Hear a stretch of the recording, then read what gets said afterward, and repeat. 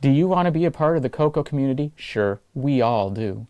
So join this free weekly live talk show to find out how easy it is to watch at home and learn about your color computer. At the CoCoNation, more than 9 million men and women have participated in the community without setting foot outside their homes. And now at home in your spare time, you can see what's happening, or even join the discussion. Choose from any one of these segments: panel intros, project updates, acquisitions, CoCo thoughts, featured interviews and events, the Game On Challenge, news, Ron's Garage, CoCo commercials, show coverage, panel goodbyes, or you can join one of our extra shows. You can choose from the Game On Challenge Live or CoCo Tech. Join the CoCoNation right now. Click the link for the free information TJB Chris spoke about. Then decide if you want to watch the CoCoNation Live Show, the world's leading live weekly talk show featuring the Tandy color computer, its siblings, cousins, and redheaded stepchildren. Visit thecoconation.com. There is no obligation and no salesman will visit you. Visit thecoconation.com.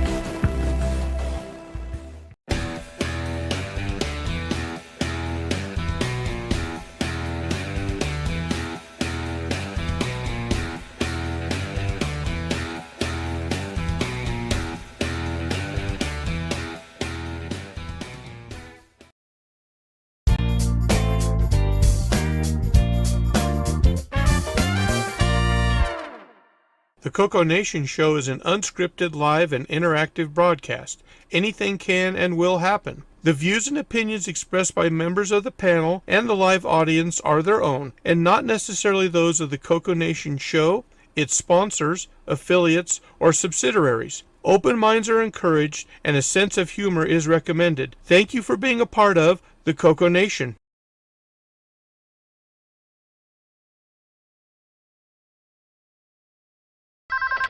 Radio Shack? Okay. What? The 80s called.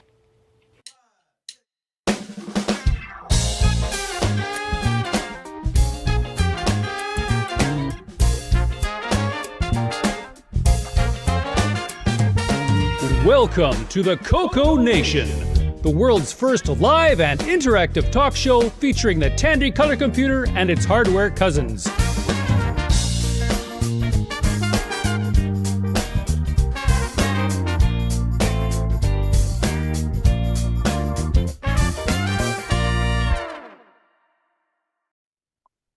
Hello, everybody. Welcome to the CoCoNation Show, episode 378. How's everybody doing today? Haha, I got center square. That's right. You got center square today. I finally made it here. We're not trapped in crowds because we're not at VCF Midwest. That's right. Hey, I'm right. Or traffic. For once. Okay, and we have, let's see, up in, I'm multitasking here, so let me focus on this. You're in the first square. Yes, there I am. I'm up here. All right, on the panel today, we've got yours truly, the first square. Next over, we got L Curtis Boyle. Welcome to the show, everyone. And then Sloopy Malibu. Greetings. Next over, we got Ron Delvo. Bodacious fellows. Okay, center square, we've got Alan. Howdy, howdy, everyone. And Alan the then Block. we got Bob Emery. Howdy, folks. Welcome to the CoCoNation. Let's see, Kevin Holloway on the bottom row. Hello, everybody. And squeaking in at the last second, Marco. Hey, glad I made it today. And you know what? I need to be able to put X's and O's on these screens here. You can do that, I think. You can do markup Or stuff knots on, and crosses, I believe they call it in the UK, don't they? in UK. Yeah. Yep. All right, in the chat, we got Exile in Paradise, Kevin Holloway 60, Sloopy Malibu, I can barely read that purple. Wayne Campbell, Retro Techie, Peter Willard, Jim Rye, Michael's Riffle, 8 Bits in the Basement, Tom Eric Gunderson, Mark Siegel, Julian Brown, and that catches us up to date. All right. What shall we start with first? The project updates or the VCF? Yeah, let's do project updates just in case some more stuff for VCF comes in while we're talking. Okay. So first up, we had Alan. All right. So this week I got an extension multiport for the MC10. Is that by the And guy in there we France? this is the guy from France. Oh, cool. And this little slot right here is for cartridges. And I ordered several cartridges to go with Pac-Man. That's Greg Dion's Pac-Man. And Ghost Rush. So did MC10 have cartridges by normal? By Nope. default? Oh, it was tape. I didn't think so. So they've put together, and these are really nicely printed 3D Yeah. cartridges with a little EEPROM card inside. They look But legit. the thing is, this expansion guy plugs into the MC10 with this, so it kind of sticks out behind rather than off to the side like everything else, and works pretty well if you have 2 shelves or something like that. But there's a lot of hidden stuff in here. For example, there's joystick ports for the digital Atari style on both sides, so it's got 2 Nice. joystick ports. Does it And make I know key presses or something? Well, not sure what Pac-Man's picking up, but it does work with Pac-Man because I tried that. Okay. And on the back, this is kind of the real fun part. 2 MC10 type, Alice type expansion ports, not just one. And this would be where your say MCX32 SD plugs in.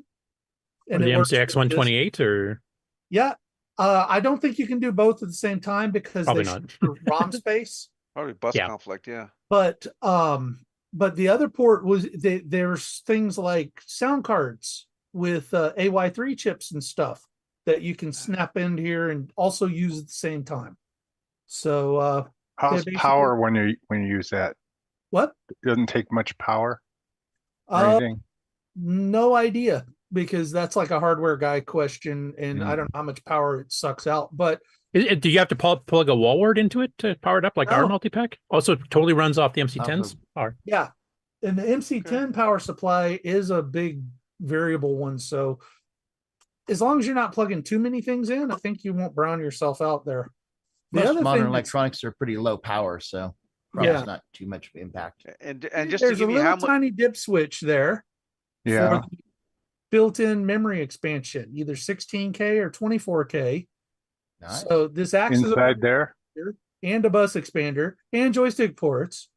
So real nice little setup. All in This is one like the box. eliminator for the MC10. Less than $700. Very much so. And just to show you how legitimate it is, it has a quality control sticker on the bottom.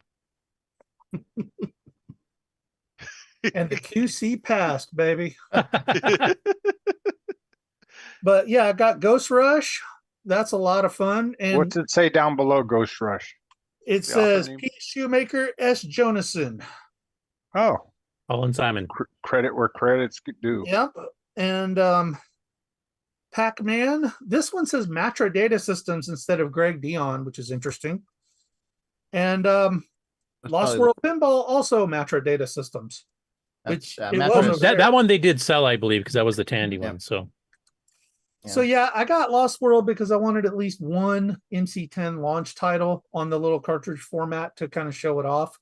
And then, of course, Ghost Rush is such a great game on the MC10 because all you need is the space bar. And that's Question. easy enough to hit even on that machine. But the Question. Pac-Man working with the joystick and with the sound and everything was really nice too. So Why- there's a huge list of cartridges for it already available that I've posted on the Discord. There's a pinned message up there in the MC10 channel. And Can you get it in red? yes, that's actually what it normally comes in. I had to Match the ask owls. for this specifically to be all white for MC10. They'll do both. Will they change the labels? Probably if I asked, but I didn't because I already know what it is. So it's all good. now Dave is Dave 609 Dave in the chat is Yeah, saying carts Dave. are the way to go, and he says my expansion works in the Alice 32 and the MC10. Now is he talking about the same one, or is this a homemade It's one he the did? same one. The hardware Okay. works the same. It's just So this my- isn't just for the MC10 and the Alice 4K. This is for the expanded Alices that were sold in France too. Yes, and he's got cartridges, and there's an Alice game cartridge extension that goes on those cartridges so that they auto start like a game console and everything. Oh. So there is a demonstration of that in the video that you linked a couple of weeks ago about this whole expansion setup. He actually shows the Alice game cart with the little screen and everything that comes up. FujiNet coming? Don't know. Could be. All it takes is someone who wants to do a bring up on an MC10 and to put it into that expansion form factor. And then, yeah, you could have a FujiNet and something else going at the same time, as long as they don't conflict in the ROMs. Does the MC10's the 6803's timer interrupt that's built into the chip itself, does that actually work with the serial port? Like, could you actually get a better driver for the bit banger than the CoCo could? That's a good question for one of the MC10 guys. Okay. I don't know how to do all that, but I know I don't that either. we had this big long running thread on the Discord about all kinds of quality of life things, including rewiring the serial and all kinds of stuff, because the MPU has a serial port in it that Tandy didn't actually use. Yeah. And there's apparently some circuit discussions and things going on how to make that be live and work, so that you would use the MCU's serial port for a much better serial rather than just bit banging it. Especially since it comes in all of the hardware.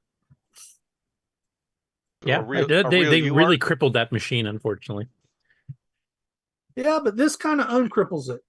True. This Very is true. um, If you don't know- mind me asking, how much did it cost to get it across to this side of the pond? At the time the shipping was 32 of those little funky C's with the equals, Euros? whatever that is, some sort of form. So it doesn't take much desk space still. No, not that much. And it's less wide than the MC10 itself. So it does sit behind it fairly nicely. And the cable flexes up if you want to get it to be real close. You could probably even come up with a way to do a super short cable and make it almost like a dock. So on the Okay. connector side of that, does Mhm. that cable detach? Yes. The other side. This, no, Yeah. it's screwed in. Okay. Is there any buffering in there? Because it's a big enough case, you could actually have some buffers. Don't know. Didn't take it apart. Okay. Yeah, that's Just out of next week. curiosity, Sure, since got it. Inufudo has been doing so many ports for the MC10 lately, is he offering those as well as carts?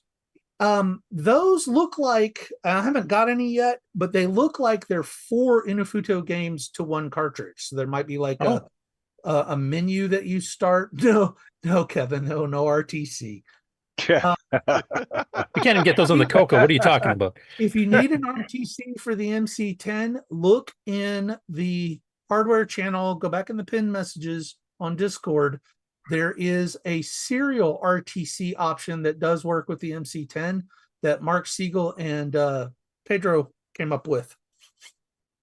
So, Okay. Also, I want to mention, Dave Veery mentions here, you can order a special one for the Alice 32, which will actually turn it into an Alice 90. ooh, even better. There's no Gimme X yet, though. No. No. And no, I'll save that for later. Oh, there's more? There would be more, but no spoilers yet. Okay. So anyway, that was my acquisition, and it all went really great. Brochi Man, the link and all the info with the cartridge list and stuff is in the Discord. Brochi Man's very responsive on email. Did a great job packing it and shipping it. Just couldn't Do you be have happier. more? How many MC10s do you have? Do you have any Alice's yourself? No Alice's. I only have the one MC10. Yeah. Which, I mean, my hand is bigger than the thing is wide. Yeah. So one's all you need. Have you seen on Marketplace the one No, that's I'm going? not on Facehole. Yeah. Well, they went like 100. Was it $200 for it or something? For an MC10? Yeah, with no power supply. Holy jeez. Yeah. Wow, I'm glad I got mine when I did then. Yeah. I mean, didn't they used to like throw these things out after they stopped holding the door up? Well, yeah, they were not in popular favor at all. Well, Jim Gary fixed all that. Oh yeah. And some others. We'll be discussing another one in the news today. Yeah, Inufudo and Greg Dion. Yeah, lots of cool stuff. It's turned into a very interesting little machine. And well, you got the adapter Brendan Donnie's done where you can actually add in like the pi key thing where you'd have the full-blown keyboard on it. That's on my wish list. I got a wish list too, like Laker pipes on the side, maybe. Yeah, there you go. Flame job and pinstriping, but you need the Alice for that. Start with the you need that fire red to start with, not the white. That's cool. So did you just get it this week? Have you had a chance to try it out much? Oh, I played with it last night and was knocking over Pac-Mans and all that stuff. So as soon as I unboxed it, I had to play with it. Okay. And the 24K, like you said, there's options of 16 and 24K versions. That's in addition to the eternal 4K, of course. So you get up to 28, I'm presuming. Yeah. Mine shows up as 28 when I do the print mem, or 27 with whatever, Okay. And the SDX 32, that has 32K or bumps it up to 32K total. I'm not sure which. Yeah, I got one right here. I don't know. Remember, I'd have to plug it in and actually type the print mem. I'm just wondering why you picked the 24 instead of going up to 32 or some of the other. Oh, I didn't pick anything. This is apparently what he had. So okay.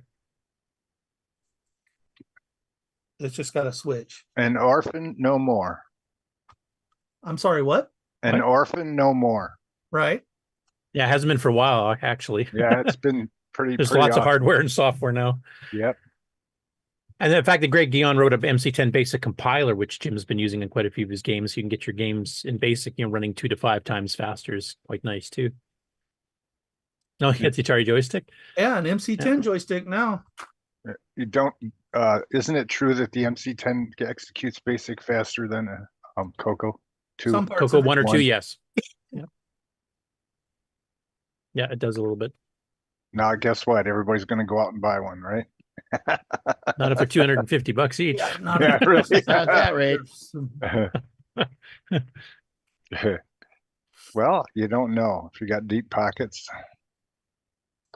Now, I noticed, I remember when we talked about him selling it in France there, that he had a whole bunch, like you mentioned, the sound chips. There's also like parallel ports. And He's got all kinds of diagnostic hardware. Are you cartridge. interested in any of the other stuff, or is it basically just what you wanted to hear?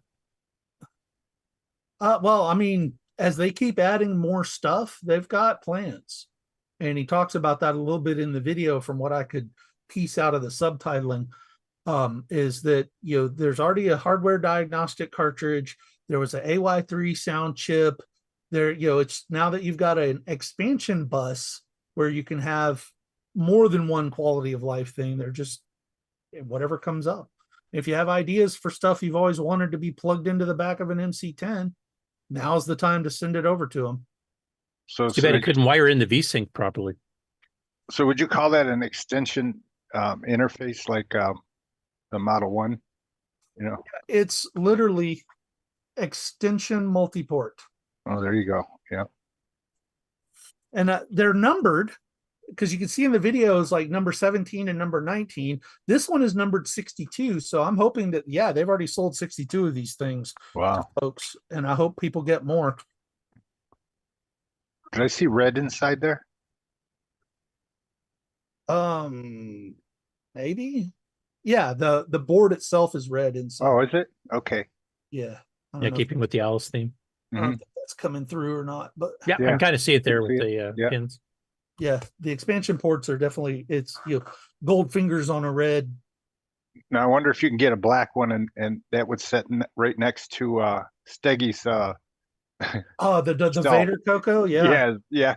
That would look cool, You wouldn't could it? ask. I mean, what I would recommend is if you're interested in one, email him, get the current shipping prices and whatever the current manufacturing prices are, because, you know, all these parts and stuff, the prices fluctuate on it. Yeah.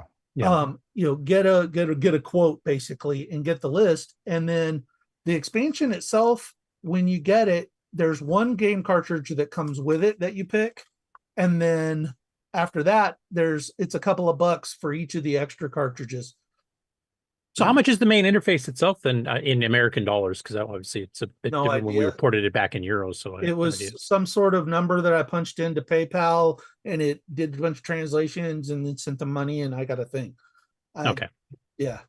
And Like under 200, I'm guessing. Oh, I spent just over 100 for both cartridges, the shipping and the expansion. Oh, that's all. Oh, wow. Okay. That's cheaper than I was That's expecting. good. Yeah. So, Well, you had a great update today. finally, instead of the Nice. usual nonsense, right? One last question, because it's got RAM on board. If you attached an SDX32, which also has the SD card reader, which a lot of people really like, what happens with the 32K RAM on that? Is there a way to disable one or the other, or do they combine, or what do they do? Yeah, it's got a little switch. That's what controls that. Okay. But Yeah. doesn't that select the 16 versus 24 in the pack, not what's in your As MC10? far as I know, no. As far as I No? know, that one of them had a 24 sticker on them in the video, and the other one had a 16 sticker. And then there's a switch. Okay. Because that would make sense, because there's several other memory upgrades. The MCX 128 is on 28K. The SDX 32 SD has 32K. So as long as you don't have any conflicts there, because some people do like the. Oh, I was going to ask too, does he have extended basic on there too, or is that the ROMs are basically Are untouched? you talking There's no about the additional- MCX extended? No, on this here, like, does he have the option with the memory upgrade of having extended basic on there? So if you don't have an SDX or an MCX 128 that you. Oh, I don't know if it has any flash ROM or RAM. I didn't get that far in the video. Okay. I'd have to keep watching. It wouldn't surprise me if there's some sort of way to flash something on that, but I don't see any port that you would use to flash things. So I wasn't really looking for it. I didn't even know when I got it that it had a memory expansion in it until, you know, I was watching further in the video trying to figure out how to start the cartridge. Because stuff like Lost World or Pac-Man or Ghost Rush, they're normally loaded from cassette or, you know, from the SD card as a normal cassette type program. You have to use exec 4096 to actually kick them off. And you'll see it'll do like a little uncompressor mover, like if you had copied a ROM cartridge to basic or for disk, and then you load it from disk and it copies it back into the ROM space. That's all these little cartridges have a little loader thing that does that too. So you start it up, you hit exec, you see the loader, and it gives you a little menu and says, you hit space bar, then the thing starts after it loads it into the the correct. I wonder if it maps into the, or allows it to map into the ROM area, so you could do like extended basic on a cartridge if you wanted to do that. Could be. Once I figure out Mhm. more about whatever's in that video from playing with it and trying to translate what was going on. Has any of you guys discovered a MC10 with a bad keyboard?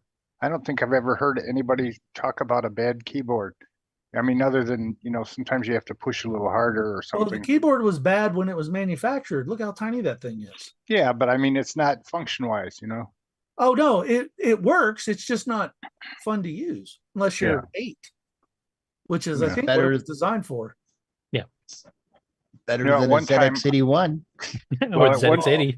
At one time, made me go get mine. Yeah, I had a CoCo 1 keyboard that I hooked to my MC10 at one time, and I could use that.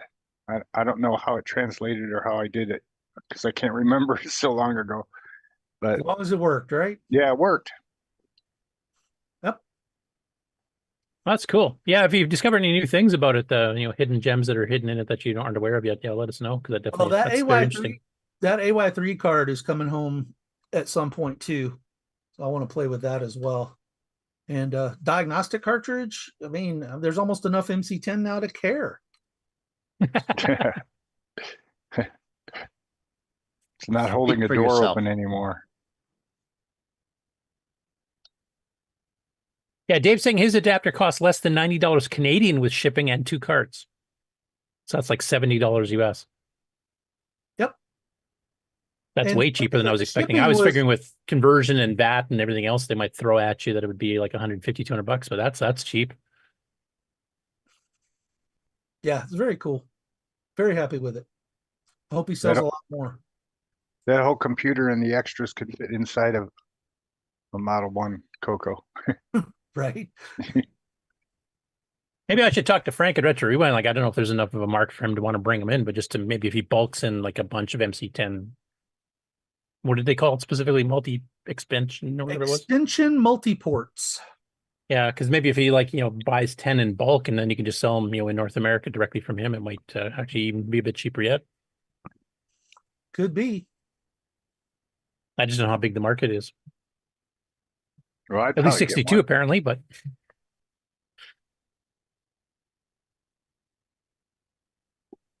cool. That's actually that's way cheaper than I thought it was going to be. I didn't really get the translated price, and I figured shipping across overseas is going to be terrible too. But that if it's less than 90 Canadian, that's cheap. Alan, are you going to make a video, of using this stuff and playing with it? And... That would be like a YouTube thing, right? Yeah, are you going to do that? I don't do YouTube. You don't do that? Well, that would be fun to look at. That would be a Coco Tech episode. Hey, Alan. Yeah, Coco Tech episode might be not a bad idea. Hey, Alan. Then we record it on your behalf. I've done a bunch of videos on the Alcaran and Galaxy, and I've just posted them on our Discord. I haven't done anything about with YouTube. But yeah, we could do it on Coco Tech. Yeah, see, there's much better idea there. Coco Tech. Yep. And just ask, and I can help you do the video recording and airing. Oh, you're assuming I'm going to do the video. This is as much video as I do, guys. Yeah, that's all you need. That's all you need. I've already a man done has to know his limitations. It looks like this. Go buy one. Enjoy it. Alan looks like a deer in the headlights. Alan, you prefer to do the hand thing where you're showing what it looks like and stuff with your hands, and then just voice over that? Yeah. Would that be okay? We'll get you some palm olives so you're all ready for it. No. I've already done the video. There it is. Press rewind on this. No, we got to see it actually running, not just the you're the case getting flapped around. Be a spoiler. You're the only one that has one. Yeah. And a lot of us, besides Ron, I don't think even have MC10s, so we can't do it either. Yeah, mine's right here. These are problems that y'all need to solve.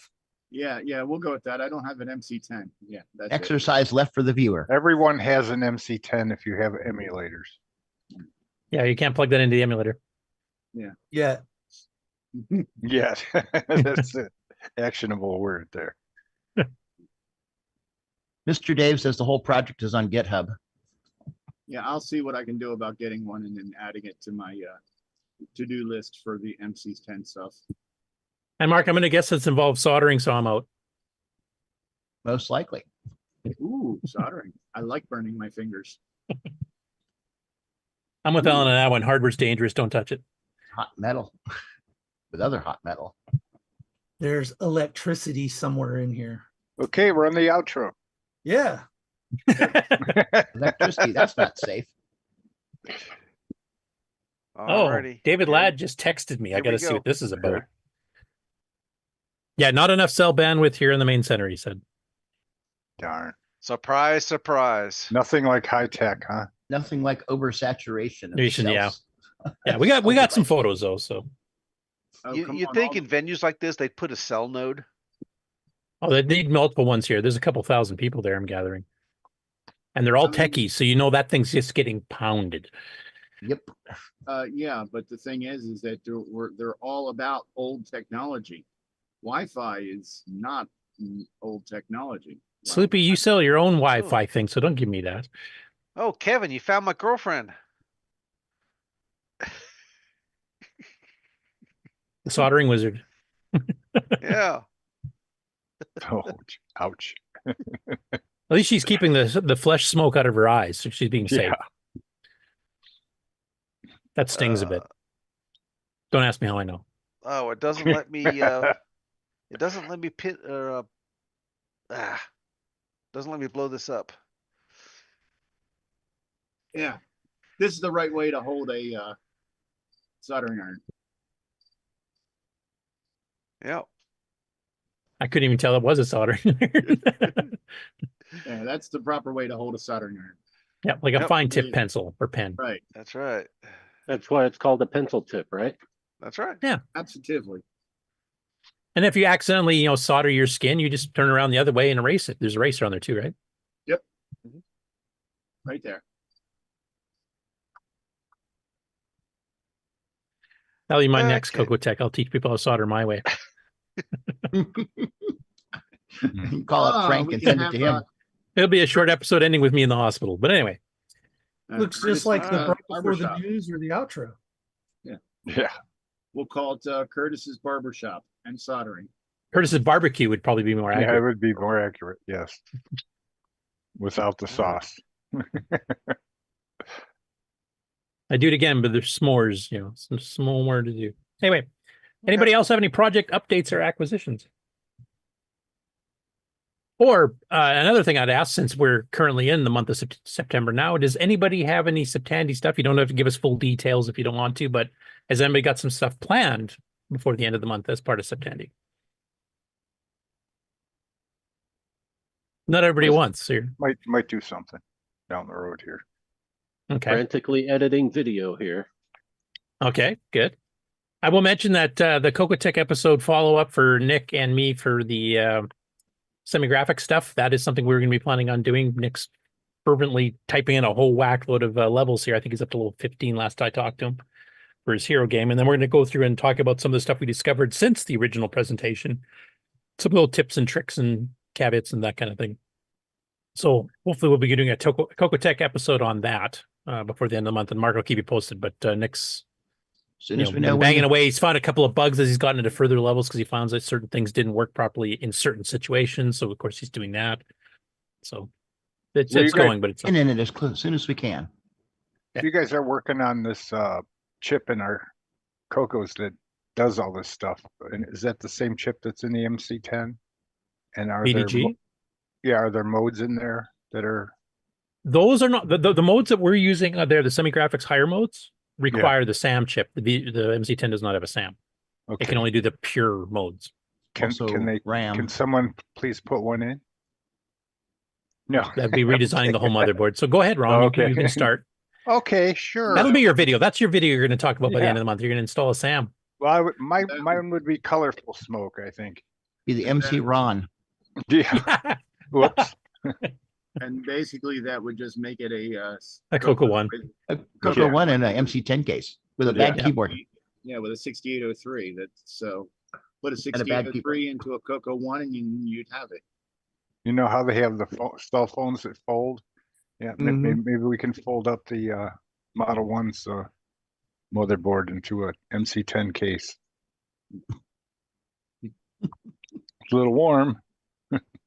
I don't know You're what right. 8-Bits in the Basement said, but it looks French in the chat. I'm not sure what he's talking about there. Something about Texas is in there. I think we need Chat. to sanction Dave. Did you hear the blasphemy he just typed?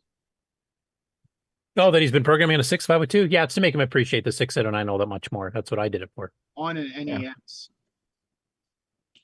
Yeah, it's like programming with one hand right behind your back. Yeah. And both eyes shut.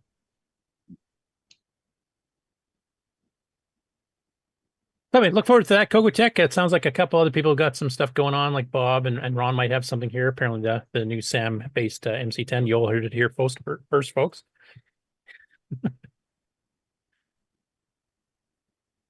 All right. VCF Midwest. What do we got? Well, I got a few photos here that were sent by Jason and Ken first. That'll show, and then I'll show the bunch that David Ladd himself uploaded. So let me share my first batch. Of course, we're going to get right into the main part of VCF and the whole purpose of the show here. Yeah. That's the only exhibit you have to see there. You can skip all the rest of it. Is that the Turbo 256? Yeah, it's the Foenix. Phoenix, okay. So this is when I think I can't remember if it was Jason or Ken. They each sent me 2 photos anyway, but and here it is with an actual overlaid over top of a background image on the monitor, running OSINE level 1, which you can see the manuals for over here. And of course, Boise's part of this too. And I did see a picture of the crowd, and Boise is there, so I'm assuming he's probably hanging around this exhibit since he's doing the software for it, and the main guy's doing the hardware. But that's the booth right there. It's Matt Massey, I believe is his name.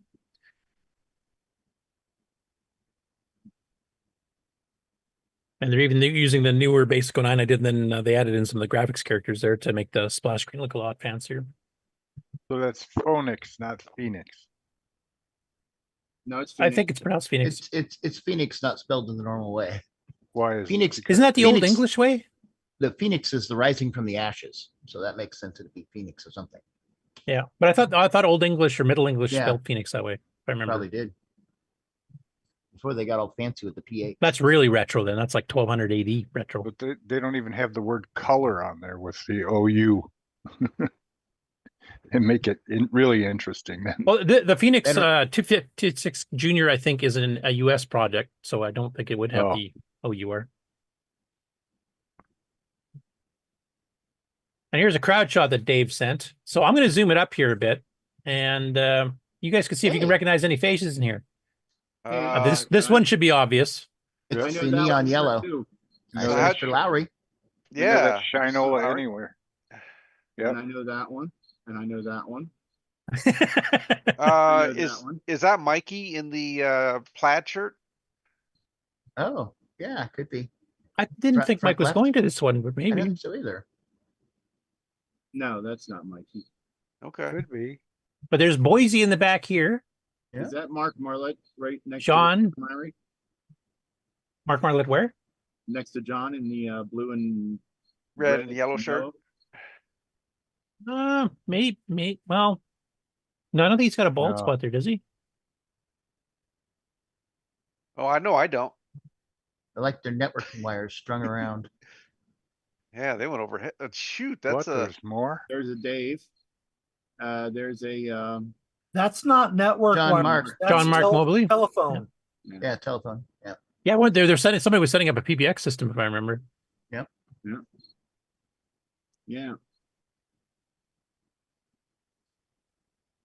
Hey, You can see it's a pretty big space. There's a fair number of people. Yeah, there's Eric Canales. Yeah, where was he? At the bottom. Actually, I probably should scroll down. That's probably easier. Right? There you go. Yeah. That I think might be Taylor. Maybe. No. No? You go left a little bit. Is that Rick? That looks like Rick. Right here, right in front of us. Mm-hmm. Yep. Grant. And there's a Grant. Yeah, that's a pretty sizable show and pretty busy.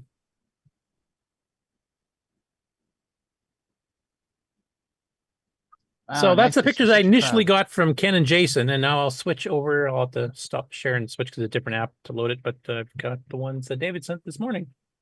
Where you Which don't see he's any put on the wires screen. on the ground. They must have buried them under the tables. They Yeah. did pretty good. The one thing that I've noticed from the pictures that I've seen is Mhm. it looks more like the computer shows from back in the 80s. late 80s to early 90s than it does Yep. in the more recent shows, like the Coco Fest, like the VCF Midwest, VCF East. It looks much more like commercialized and open, I guess you could say. Hey, I know that guy. That's Mark Dragos. Who is he? I don't know a lot of these people, so He's a big Commodore person. He's okay. one of the indie classic people. Oh, so he works with Kindig. Yes. That's why I recognize the face. I kind of recognize the face, but I mean, I've seen so many VCF photos over the years. Like, there's a lot of people I have no idea who they are, but I all look recognize they familiar. go to everyone. Yeah, I was supposed to meet him because I'm supposed to get a couple things from him from 5 years ago. He made an IEEE 488 interface for the VIC-20. Well, he remade it, and I was one of the Kickstarters, and I was like, "Oh, I'll get it from you later." Here it is, 5 years later. I did just I Ronis his chat message here. He said 50+% sea of baldness. That's what he described it as. Hey, I represent that comment. Well, that means you're in the So do majority. A lot of us. Mm-hmm. It's because I'm more streamlined. I speed. There's somebody I recognize. That's Evan Wright, isn't it? I recognize the face, but I don't know the person. Right in front. Yeah, I think so. Yeah, he's programmed some Coco stuff and been to Coco Fest numerous times. I see one mask. Yeah. There's a couple I've seen depending on the photo. Floppy days. That's and Kindig's booth. Let's see. I'll scroll. So you can see here. I wonder if it's warm in there with all those computers on. It is designed And as all a the convention people? center for major events, so I'm assuming they have pretty good air conditioning. But yeah, I don't know.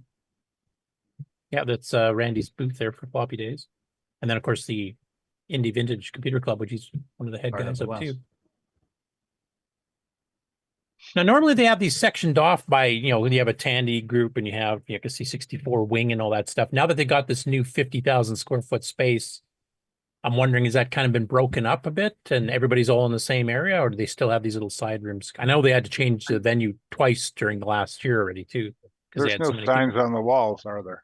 From what I understand, they're trying to still keep the Nope. areas separate to individual systems, but it's all still in one room. Okay, so like you had a group of tables that are together, that would be one platform, for example. And they were That's able to what I put plenty understand. of space between everything. So it's not they shoulder didn't- to shoulder. That wasn't a choice they had. It's their Fire marshal requirements. Yeah. Yeah, this must be the Atari here because I actually got a sign and another sign Yeah. up here. What's sticking way up in the air there? Oh, a bird or something. Is that a bird? I have no idea what that I is. don't Looks know. like a ghoul of some type. Looks like a typical Commodore user. Skeletal and in bad shape. You know that Sorry. guy over there on the right? Over in the right, that's facing towards us. You've heard of the Bloop. This guy? Yep. You've heard of the Bloop Museum at Nope. the System Source Museum in Hunt Valley, Maryland. Nope. He's the one who does the Bloop Museum. Oh, okay. I wonder, is that black thing a sign, or is that are they projecting on it, or? Hey, there's I have no Thomas idea. Cherry Holmes. Yeah, Thomas Cherry Holmes. I just saw him here too. That's the Fujinet guy, for those who don't know. Yep.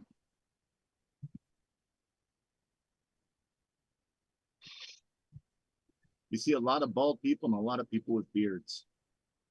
And I'm neither. I don't even fit in anymore. Might as well just stay home. Oh, I did. No, that in the very front. But zoom back out. Yeah, that's John Mark Mobley. Yes. Okay. So I thought I he's recognized right there. Recognize them. Yep. I don't know who he's talking to though. I don't recognize any of them. Now, Glenside had a booth there this year too, right? If I remember correctly. So hopefully they're drumming up some interest in joining the CoCo Fest in the club. Arcade cabinets. Yeah. Is this the show that had like the Apollo computer at one time? Yeah. It was VCF West, the one in California, wasn't it? Oh, Yeah, okay. there's been one at BCF West a couple of years. 10 years ago, VCF Midwest used to have a lot of a large iron.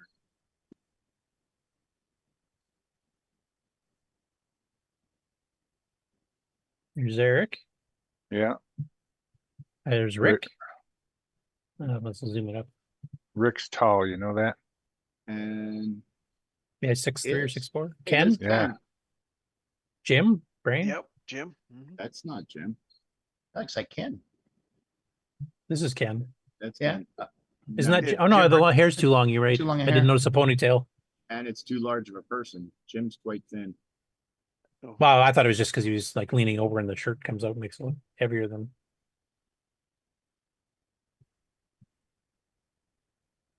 We don't get many personalities at these shows, huh? Like, actors, actresses, or, well, certainly not female, I guess, huh?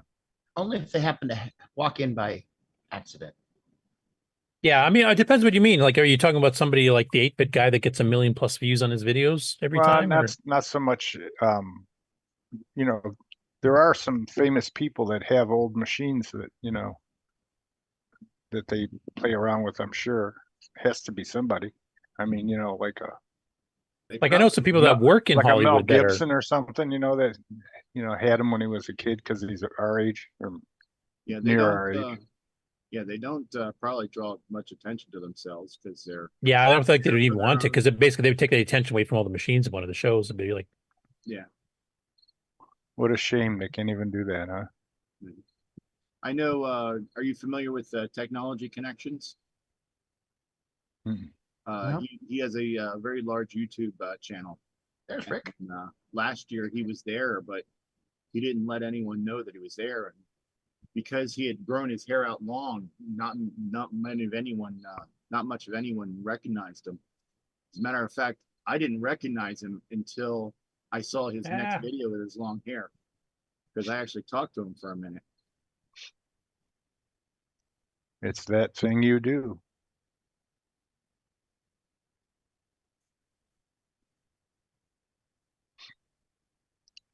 Any pictures of the other way? Not Go many back. youngsters there, is there? maybe that is Jim. No, maybe not. No. No, you're right. I mean, look Better at the picture of chin. Rick and Ken though. Yeah, look at the chin. He's a little bit more Chunky. solid. Is this a CoCo Corner or just a Tandy Corner? Or I don't know what that is. Probably Tandy.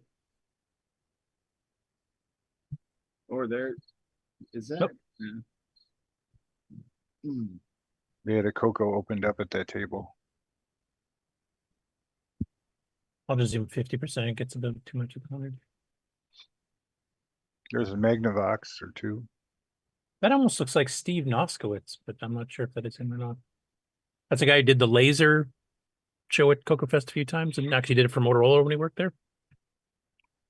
And then he actually contributed his entire laser, CoCo controlled lasering system at one of the CoCo Fest and for the auction as a fundraiser. But Anybody in the not positive comments it's him. saying anything? Kevin Holloway should arrange for Jerry Ellsworth to show up. She's pretty hardcore commenter person though. And she has been to VCF, so she was one of the speakers at one of them. Yeah, she was there last year. In Dallas, wasn't it? Wasn't she a speaker at that one? With the head commenter guy, Bill Hurd, was hosting or something? I can't remember. Yeah. Usually where you see Jerry, you'll also see Bill Hurd and commonly Taylor and Amy and Vanessa explain, or Veronica explains. Veronica explains. Yeah. And a couple others. Yeah, Veronica has a CoCo now too, so. Yeah. A CoCo too. Yep. I didn't see if it was a B or a regular. She almost had a 3. We're gonna have to get her one because if she wants to use OSign properly, she's gonna need a 3. Well, Yep. I offered her a 3. She never contacted me back. That's how Frederick got his, because it was originally supposed to be hers, but she never contacted me. Whereabouts is she? She's in, I think, Texas. Okay.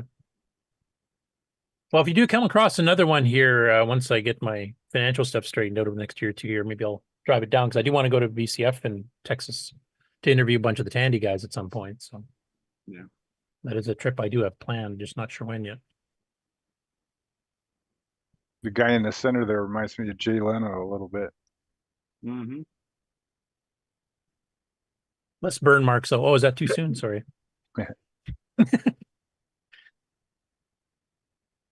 CLI command line magic. Wow, that's awesome. I've seen several of these people before, but I don't know who they are. Yeah, that's the same as me. As a sea of faces, you recognize a few of them because they're fairly commonly at these shows or celebrities in different, areas of computing with different. Like some people are good with like the minis, like Usagi Electric does all the mini stuff, and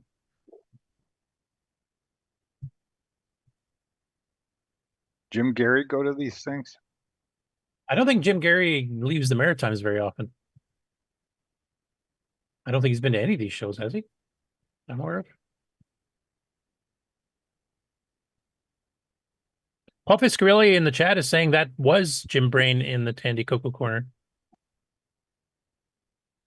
I'm not sure which image he's talking to because I don't know how far behind the chat is from what we're looking at, but The guy with the ponytail? No. well, I took a look and that ponytail might have been an illusion from the person with gray hair standing behind him. So I don't know. And there's AJ's booth. Yep. Forgotten machines. And there's AJ. He's a regular Coco Fest too, of course. I actually wore his shirt yesterday. Did you at least ask him before you ripped it off of him, or? Trina had me on her show, so he's got quite a big booth there. Yeah. He's got like what, 2 sections or 3? Yep. Yeah. Well, Coco Fest this last year did that whole kind of setting up a Coco classroom style thing, didn't he? Yeah, that was actually from his childhood. He was at Southwest also. Yeah, that looks like Mark John? Marlette next to John. No. Doesn't it? No? No. Must just be the angle. Mark, I know well enough. I'd recognize him. That's definitely not Mark.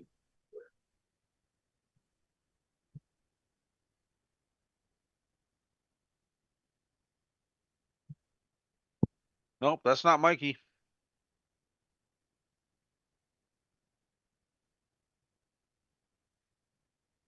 John, I'm not sure who he's talking to.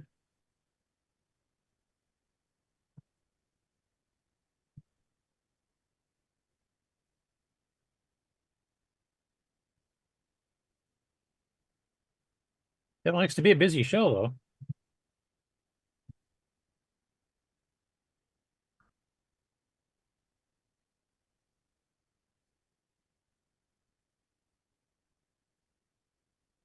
Marketplace, something or other at the back there.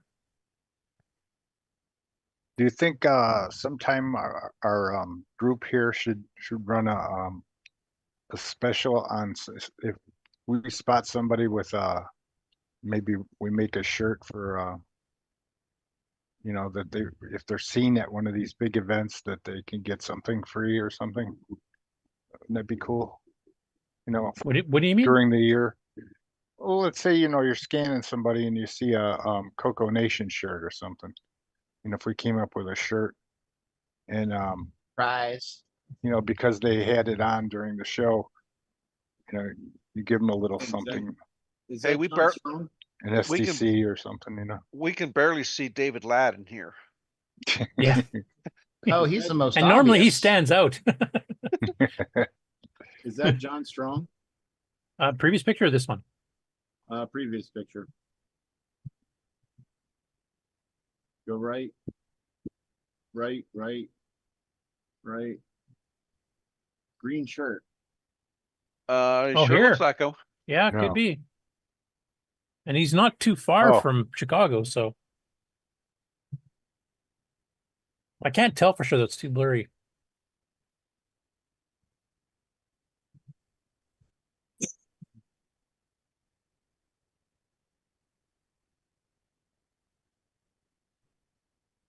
It's back in front. So the Tandy table, I'm guessing, is where David's taking the photos from. So they must be just across from Randy's booth.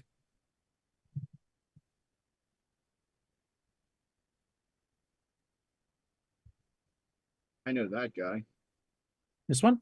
Yeah, I don't remember his name, but I've talked to him many times. As a matter of Another fact, Atari guy? yeah.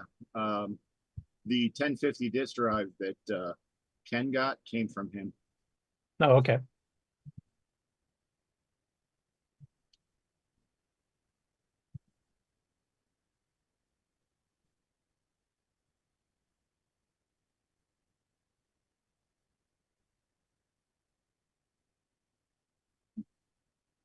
And Yeah, there- someday I'll make it to this one. and that's David Ladd's doppelganger. Yep, I was just gonna say that too. Not dressed brightly enough to be David, though. Exactly. And the only reason we're not seeing David in most of these pictures is because I think he's the one taking all the photos. He's Maybe behind he the went camera. incognito. He's behind the camera. He can't go incognito. What are you talking about? Unless Put a wig that's him on. over on the right side there. No, too much hair. And these are the photos David took, so I'm pretty sure he's behind the camera. Oh, okay. Yeah, and he keeps moving when the camera moves. So So I think he did like a panoramic video. And I wonder if these Yeah, are I just do have a like video. film- I didn't load it in here because it plays like crap in previous. I'm gonna switch apps here. So I'm wondering if these are just still shots out of that panoramic. Could be. I don't know. Let's see what it does. It's Ooh, 10 meg, whatever it is. panoramas with moving Cat, get off the keyboard. Damn it. subjects are interesting because you can see some cool stuff. Okay, let I me just share like it when this. cats walk across the keyboard. Yeah, As long as they don't hit Control C. you get. Hey, you guys seen that? Yes. Yep.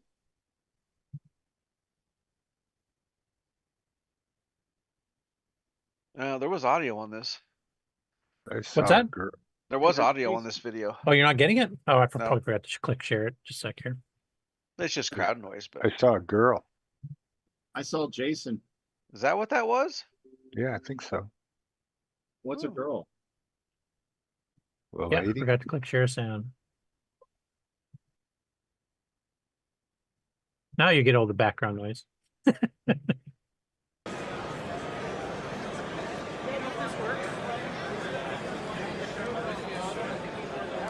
There's Jason. Rick. He tried. Well, no. The reason I say that is because like the video processor. Yeah, he went too fast. You can't pause this too well, can you? Not real well, no. To be tearing. Oh, good Lord, I can't watch that anymore. Here, is this better, Sloopy? Oh, God. You know what this is, Curtis? Torture. It's a tail feather because you don't deserve the whole bird. There's John. Yeah. Yeah, there was a better picture of that guy that you think might be Jim. John Mark Mobley. Let's go inside.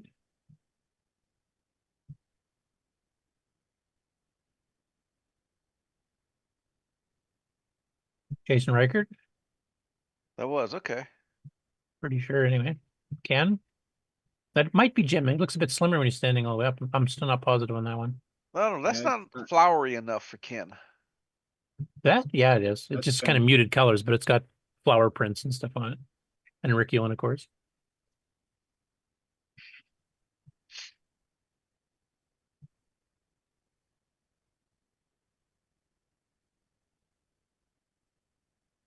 Yeah, it looks like they got pretty nice digs for the new one here. Definitely bigger than the last year's. Mhm. And there's other, side places for seminars and stuff too. So this is just like the main room. Sleepy, do you know, was there separate exhibit areas too, or were the other rooms reserved just for seminars, etc.? From what I understand, all exhibits are in the main hall. Okay, because I know when they originally got this location, they had a hall that was 33,000 square feet, and then they oversold their tables and they didn't have room, so then they bumped up to 50,000 square feet, and I wasn't sure if that was split. So, hey, big thanks to David Ladd for sending these up. Hey, Yeah, they were nice. and just think, someday Coco Fest is going to be in there. Yeah, it'll be like the old days in Schaumburg when we were at the Hyatt Regency and we took over the entire convention thing down in the basement there, which is multi-rooms with dividers, and we had to take all the dividers out because it wouldn't fit. Oh, by the way, Paul Fiscarelli said that is Jim. I'm standing next to him at the moment, so he's actually there. Well, I know he's there. In the blue shirt, right? This one right here, yeah. Yeah, in front of Rick. That was right. Yep.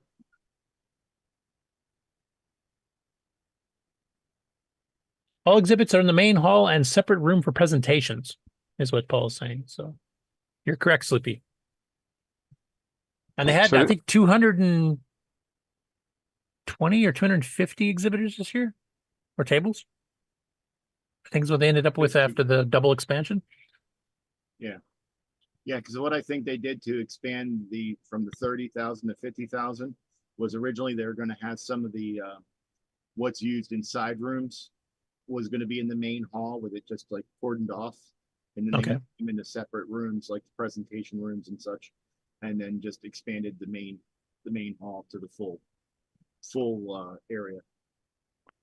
I wonder if they had the announcements, on the air, in the background, for about things that are coming up, different rooms, or. Do they normally do that, Sleep? I've never been to a VCF, so I have no idea. Yeah, me neither. If they do what? He's wondering if they make public announcements like, a seminar such and such is starting in 15 minutes type of thing to remind people, or? No. Okay. Southwest had just had a couple of big screens up near the ceiling that had the calendar. Yeah, they had the calendars in several different places, but there was no real announcements. Okay. Paul Fiscarelli gave me an update on the table thing. He said it's 300 plus tables this year. Wow. That's a lot of electric. And the expansion from 33,000 to 50,000 square feet was simply moving a dividing wall.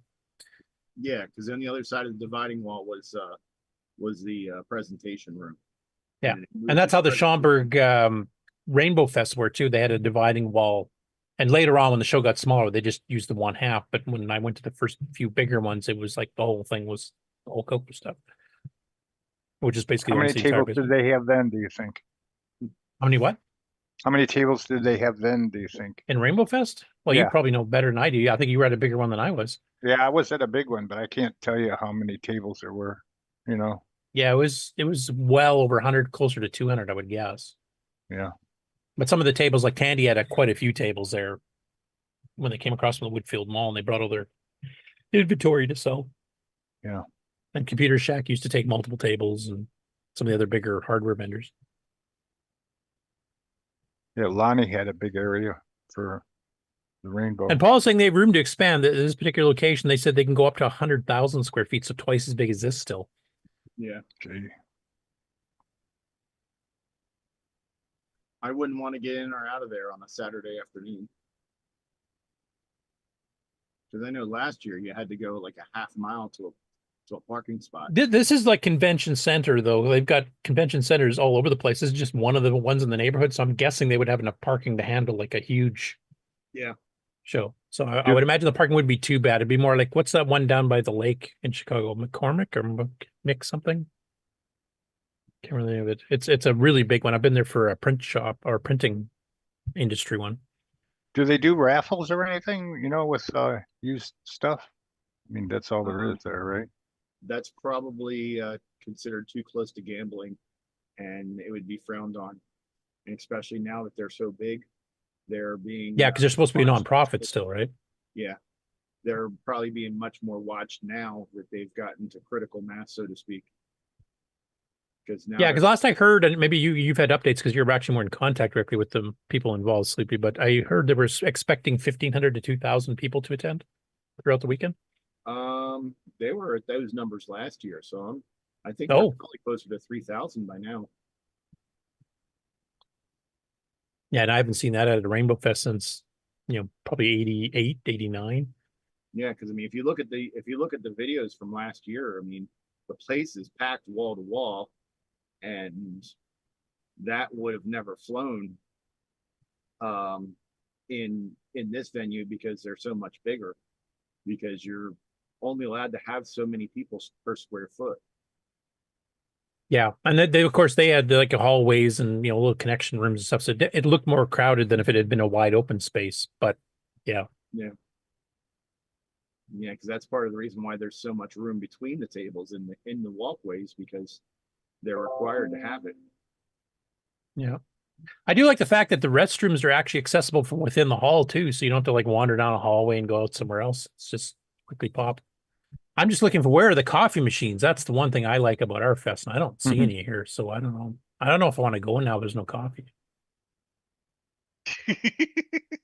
I'm not seeing any at all. You'd have to bring your coffee backpack. I'm kind of disappointed now. I don't see anybody even carrying one. Yeah, like what is wrong with these people? What's in the back corner back there? Would that be I'd have an IV drip with coffee at the very least. Sorry, was that wrong? I just wonder if they have a little, like cafe area where you can get coffee and then walk around. Do you see anybody carrying any coffee or anything? Well, that's what I was just saying. Didn't see anybody carrying anything. Do they allow drinks on the floor? Like maybe because there's such rare equipment at these that maybe they don't want people there with something that can accidentally spill. Yeah, Have they done that in the past, Sloopy, as far as you know? Or? They've never restricted it in the past. There hasn't been much of a problem, because if you get near running equipment with a drink, you get let's just say the eyes that you get are not very friendly. you get looked at.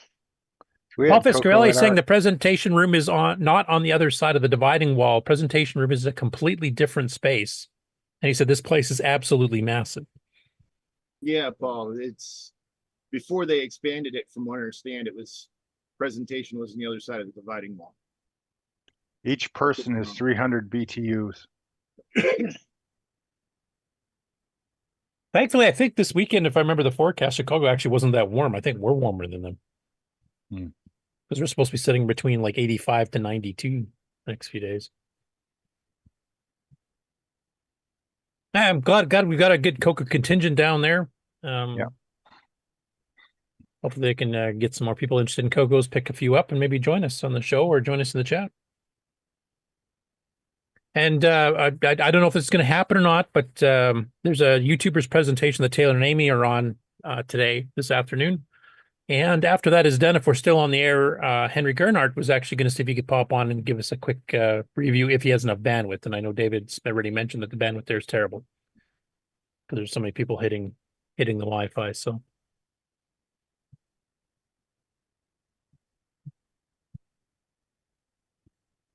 Anyway, that's what we have so far. If any of you have friends that are down there and may have some extra pictures or videos or anything that they want to talk about that they've seen down there, just let us know and we'll interrupt Paul whatever says we're there's doing. plenty of coffee and refreshments on the floor. Yeah, okay, good. I was looking for someone that I know, because they actually are one of the sources for a lot of old computer equipment for television shows. They're most of any show that you see that is filmed in Newfoundland, they are the sole supplier of old computer equipment for them. Yep, that's what's his name on Old World Tech on Fridays? Ryan. Yeah. Yep, because he's there. Yeah, I saw some pictures with him earlier. Well, actually yesterday. Got another comment here from Polly. Said there's actually a concession stand in the main exhibit hall. I'm liking this better now. I'm back to wanting to go. And he said he just sent me a photo of the presentation room on Discord. So I guess I got to switch over to Discord and find this thing he's talking about.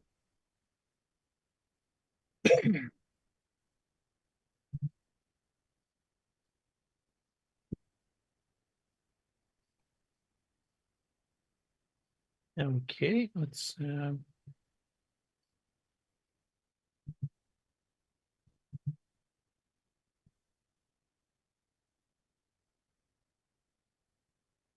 Transfer it out. Also just got some text messages. I'm not sure if that's from David or somebody else. Oh, he's got a few comments.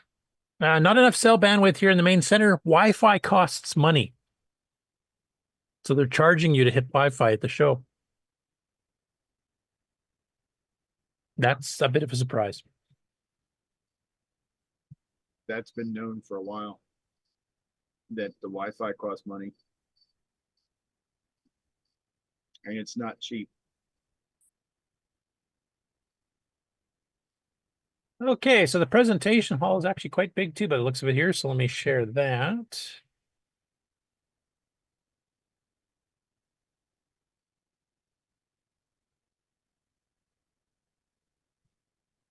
Wow.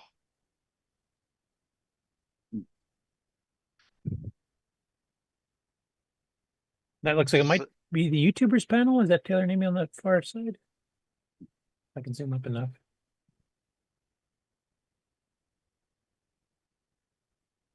Yeah, there's Taylor. That's Amy. Yeah. So I'm guessing that's Taylor. Adrian. LG, is that LGR? Okay. Might be. Looks And like it's Veronica over here, isn't it? Kind of looks like it. Yeah. And standing room only by the looks of it. There's people standing on the that, sides here because the chairs are full. Is that Jerry all the way to the right? There? Might be. Yeah. So obviously that means that the YouTubers thing's in progress. So Henry should be in the audience here because I know he's going to watch. And then he was going to try to pop on, but if he has to pay for the Wi-Fi and stuff, I don't know if he'll still do that or not, or maybe he'll just send us some photos or whatever. Shoot, their seminar room is bigger than our whole venue. Yep. Well, that's why you need to make Ron into a major YouTube star so that you can bring in the crowds. Paul says LGR didn't make it this year. Okay, so that's not him then. I'm not sure who that is. That's the 8-bit guy, I think, there. Yep.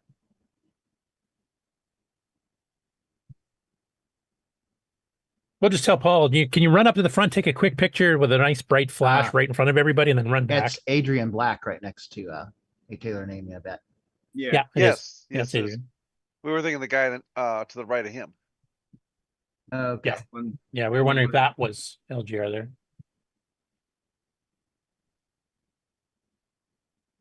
I think the deck thing up above there too. Is Deck style anyway. Is the gentleman from Chronologically Gaming going to be going to one of these? If he does, it'll be the one in Dallas because he lives near there, and he's got a newborn. Well, I guess almost a year old now, so he can't really travel too far. But he gave a presentation last year at the one in Dallas. I'll have him come to CoCo Fest. That's a bit of a drive for him. Like I said, with the newborn, he's planning on not doing too much traveling. But once his kid gets older, then he might consider it. Because for him, like he lives right by Dallas, so it's quick he's jaunt. got 4 or 5 months until CoCo Fest. He can't make his kid age any faster, unfortunately. Yeah, I don't recommend that because after the little kid is teenage years, and you don't want to deal with them. Who's that in the blue shirt? There's Bob Emery there. What are you doing there? I was thinking in the foreground here, the blue shirt. This one or this one? The bright blue. This one? This one? Right there. There's lots of blue shirts. That seems to be a common theme here. Who do you think? Which one? That's not. Yeah, I got where your cursor is now. Okay. That's not Stevie Stourbridge. Oh, I never even thought of that. Could be. There's at least a faint resemblance.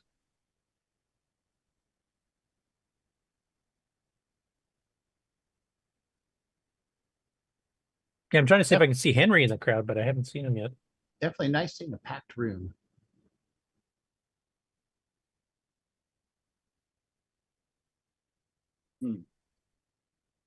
Yeah, like there's none of the chairs are empty, and there's standing room all the way along both sides.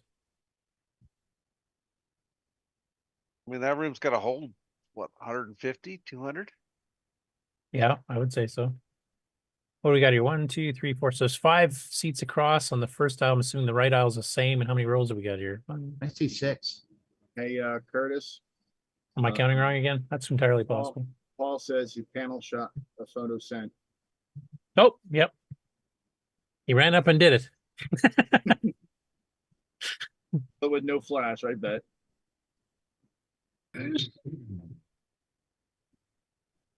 I see 6 on each side.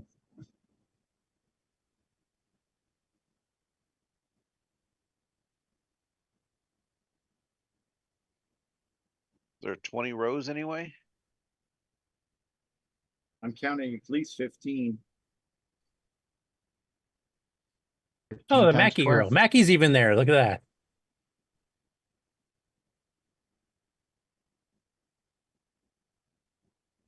Yeah, now I'm recognizing some faces. I can't remember his name, but he's been on panels before. I can't see him. Or it didn't switch the share? No, Should have. we're still seeing the room shot. Oh yeah, I just noticed that it opened a new instance of preview instead of as a secondary window. Okay, let me just reshare it. But the Mac librarian and Mackie are there. That's Curtis. Hey. There. That should be Oh shown now. yes, that's right. Yeah. On the far side, the librarian there. Yeah, Yep. and she even got Mackie in front by her feet there. Yeah, that's Kate, Veronica. I don't know him. That's Retro Bits. That's David. That's Ken of the Computer Clan. That's Sean, Action Retro. Adrian. Adrian, Amy, and Taylor. Yep. And I don't remember the one on the left. Yeah, he's kind of the host guy, if I remember. isn't he? Yeah, I've seen him at the other VCFs. I think.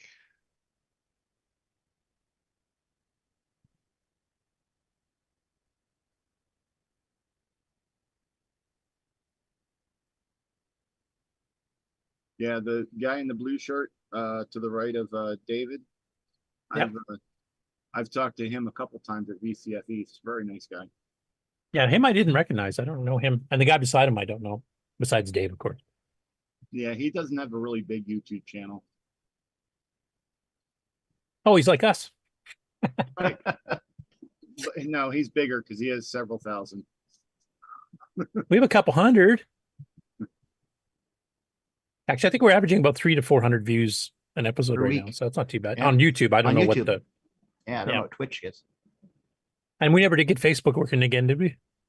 No, we need to look into that. I think I'd have to change how I connect to Restream. Or how Restream Hey, connects to Facebook. Paul Fiscarelli said Stevie is not here, so that person we saw is not him. Okay. And he also said if he had to guess, there's 4,000 to 5,000 people there. Wow.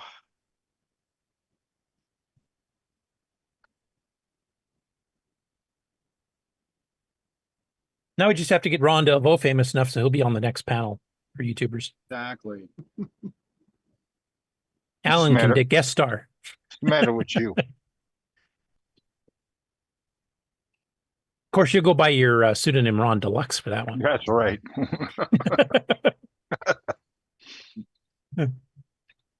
Yeah, it looks a great show. Thanks for the updates live on the show floor there, Paul. If you find bandwidth at some point, want to pop on before the show ends, and we've still got to go through Game On Challenge of the news, so we'll be here a while.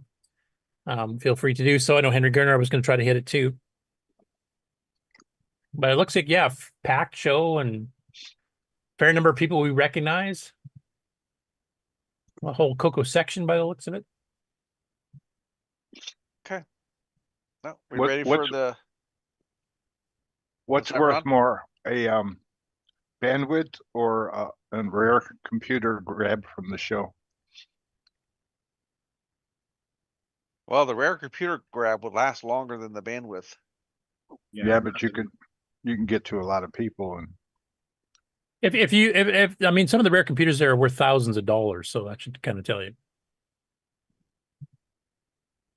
Like if somebody brought an Apple One, that's $250,000. Yep. Easy. Maybe more. are the leases still a big commodity too? Most of them are converted to Mac 2 XL2s, and so there are not that many original leases anymore. Really? Yep.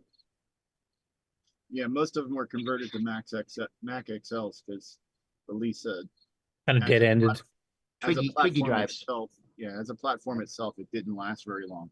No, it was way too overpriced and not that powerful for the price. And the Twiggy drives are tweaky.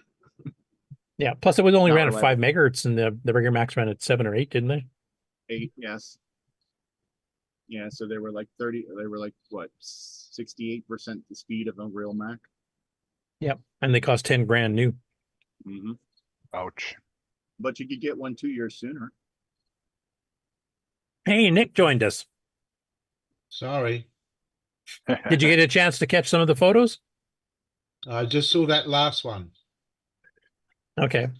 I'm not Can going you to show rewind the it? other ones here. You'll have to go back and watch, but hopefully we'll We get a didn't live update on the floor, and then you can see that. We Yeah, didn't that's find right. anybody that looked like you there. Like Miss me. David Ladd, though. Missed all the Sure. David Ladd photos. Sorry, Nick, what was that? Oh, no, that's all right. Keep going. He's just waking up, folks. Yeah, I know. Well, are we ready for a commercial? Yeah, and then we'll go on the game on challenge if Sloopy's ready. Okay, here we go.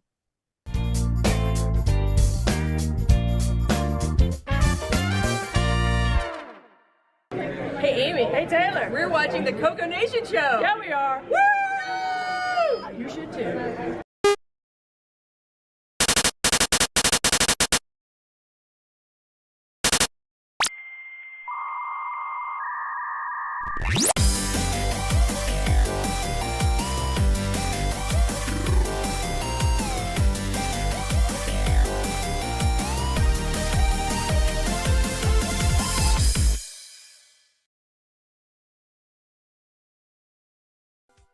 Hello, everyone. It's your good buddy, your good pal, Amigo, and joined by that dastardly The Brent from ARG Presents. You're watching CoCoNation. I feel like that should have been longer. The CoCoNation Show would like to thank the following patrons.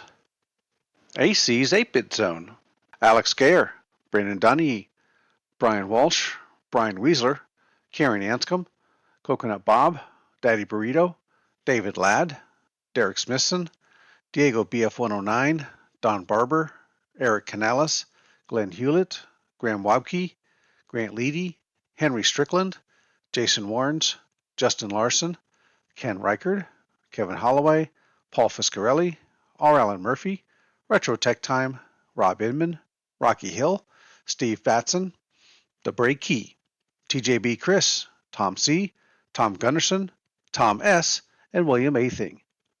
Thank you so much, patrons. If you would like to support the CoCoNation show, please sign up at patreon.thecoconation.com.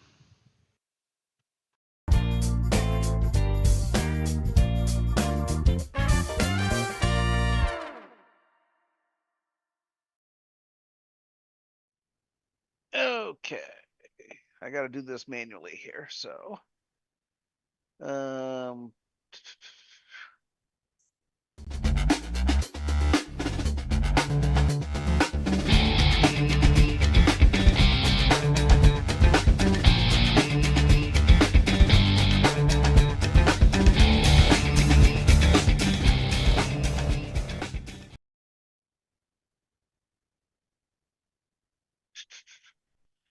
okay, Sloopy, you're up. Yay! And this week, oh, come on. There we go. First world problems. The wrong window had focus, I'm guessing. You what? I said the wrong window had focus, I'm guessing. Yeah. Y'all are seeing this? Yep. Okay. Is it really our 229th episode of this? Or does that It's, mean something else? no, it's 229 episode of Game On Challenge. Okay. We're only at like 149 for the Game On Challenge live. Ah, gotcha. So, but yes, the 229th edition of the Game On Challenge, we played Nerble Force by David Crandall. and we had 15 people trying to save the humans from extinction. And in 15th place, we had Ed Rhodes with 5150. 14th, Marco with 9800. They can all die for all I care. Hey, Marco, a PU-238 explosive space modulator would work better. Did I end up not playing this one, I guess? No, you just did that good. Okay. 13th, we had Henry III with 10,100. Oh! We had Mark B with 10,450. It wasn't on the bottom. Yeah. Congratulations, Mark B. And 11th, we had Coconut Bob with 11,000. 10th, we had L Curtis Boyle with 12. I have a bit of a story on my score here. Oh, really? Two things happened while I was playing it. First of all, I'm using Paul Fiscarelli's adapter for plugging a real CoCo joystick into my Mac, which has been great for years. And I was mashing away the button firing here, and you know that little black plastic line around the fire button on a deluxe joystick? Mm-hmm. It snapped in half and fell off. Uh-huh. And then, and I don't know if it's related or not, then the joystick adapter quit working, and I have rebooted the machine, I've rebooted the adapter and everything else, and it will not recognize it anymore. So I don't know if it sent a short through because the whole button apparatus fell inside the case, or what happened. What would have been your score then? I have no idea. That was my second game. I got 12,000. After that, I had no joystick. So Paul's in the chat if you want to fix it. But yeah, I can bring it down with me at the Coco Fest here. I'll just have to start taking screenshots with my camera on my real Coco. I've got a spare deluxe joystick, but the adapter quit working, which is the part that it's kind of ticking me off because that was actually really, really nice having that. No doubt. In 9th place, we have Sabhead with 13,200. 8th place, Canadian Retro Things with 21,850. 7th place, Jim Rye with 22,650. 6th place, hey, that's me, with 25,050. 5th place is Mike with 28,350. Kasurin-san with 34,750. Is that a new player? I don't recognize the name. You know the Japanese kanji letters? The user it's Japanese kanji letters. Okay. That is what it is in English. I didn't know that. Okay. Yeah, my Japanese is not good, and I didn't want to mangle it worse than a Mark B on an English name, so I translated. 3rd place was Dr. Ted with 98,200. 2nd place is Brian Walsh with 132,300. And the number 1 Nerble is TAZMAN with 180,500. Wow. Thanks for playing. Whoa. I'm noticing the last few Game On challenges here, there's the same names that are always appearing as the top couple scores, and they're always like leaps and bounds beyond the rest of us. Yeah. Because they're serious. And there was a lot of smack talk in the channel too. They know machine language, that's why. Apparently they've started holding back their best scores until Friday night late. Wow. Well, anyway, the CoCoNation salutes TAZMAN for a great score. Salute. Hey, Brian Weisler says real men don't need joysticks. Interesting. You ever tried playing Nerble Force with a mouse? I tried it briefly. Don't. Their wives do. Sounds progressive. Alrighty. So let's see here. What kind of what do you call it? Reviews do we have? Trips and tips, reviews. What reviews? Let's do reviews first because I've got actual reviews. Let's see here. I have one too. And share. This is in the come on, move that little thing so I can see. Yeah, Pains and pleasures. The July of What kind of magazine are you reading here, man?